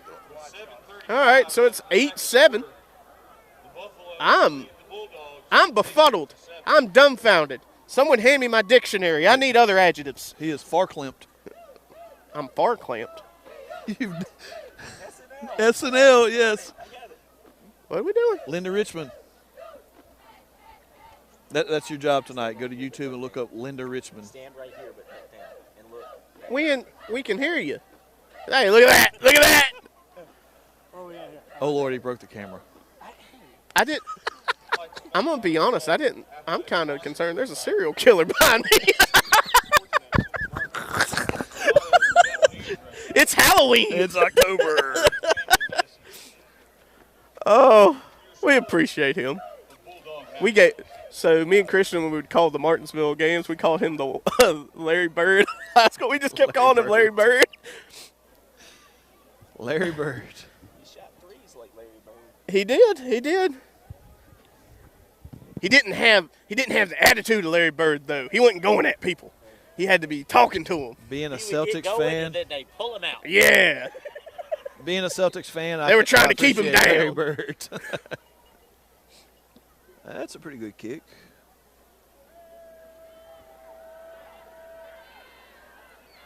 Oh, he's got some blocking. Oh, hold up. Hold up. Run. Oh, don't slow down. Oh, whoa, whoa, whoa, whoa, whoa, whoa, whoa. A little bit of extra activity. But whoa. What's that ref going to do? That ref is the smallest one in that circle. He is. Almost a face mask. He took his hand off right at the last second. Hodge with a great return. We've heard his name a couple times tonight. It bad, but you did get the coach in there. I kind of like that shot. That ref's pants don't fit. He's cold. He's trying to stay warm on the field. Uh-oh, we got flag. That's coming back. That's coming back. Yep, all the way back there. You know what? We need a podcast mic, and we're all going to start commentating. We don't need headsets anymore. Just need a podcast mic smack dab in the middle. We're all just going to talk football. And when you're not using it for the football games, you can set it in the middle and you can all sing.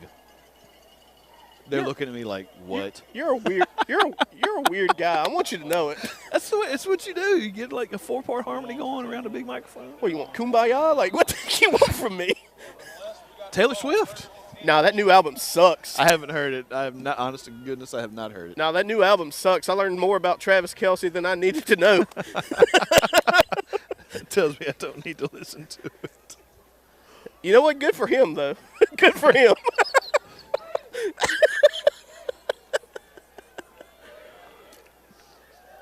Hand off up the gut. Oh! Yeah, he got hit by a buffalo. So evidently that penalty was on Martinsville. Oh, yeah. Dude, if you get a good YMCA. Pretty close. All right, word. That works. Word.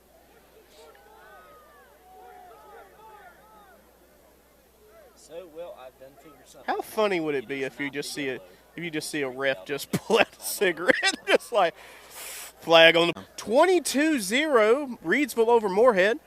Rockingham County's getting some things done. Hold on, what we got going on here? You got jerked down. Rockingham County 20. Now they've had to make some plays. Now it's not been easy, but he was throwing it like it was a Sunday picnic game. No, that's just. He was throwing it like it was a Sunday picnic game. No, that's just. See, what you got to do, you got to imagine you're Brett Favre, and you got to throw your arm out every single throw. Yeah. You got to sling it in there. Yep, get it.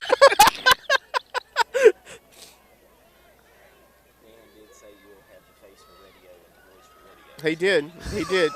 Dan the man. Yeah, I'm telling you, Chad, we need a podcast mic so you can start saying things. It's kind of been lackluster. 21-11. 21-11. King William himself is winning that ball game. If I remember correctly, King William was of the matriarchal dynasty back in the. No, I have no idea. I was curious to say. I was like, how much? I was about to say something long bad. pass. Uh-oh.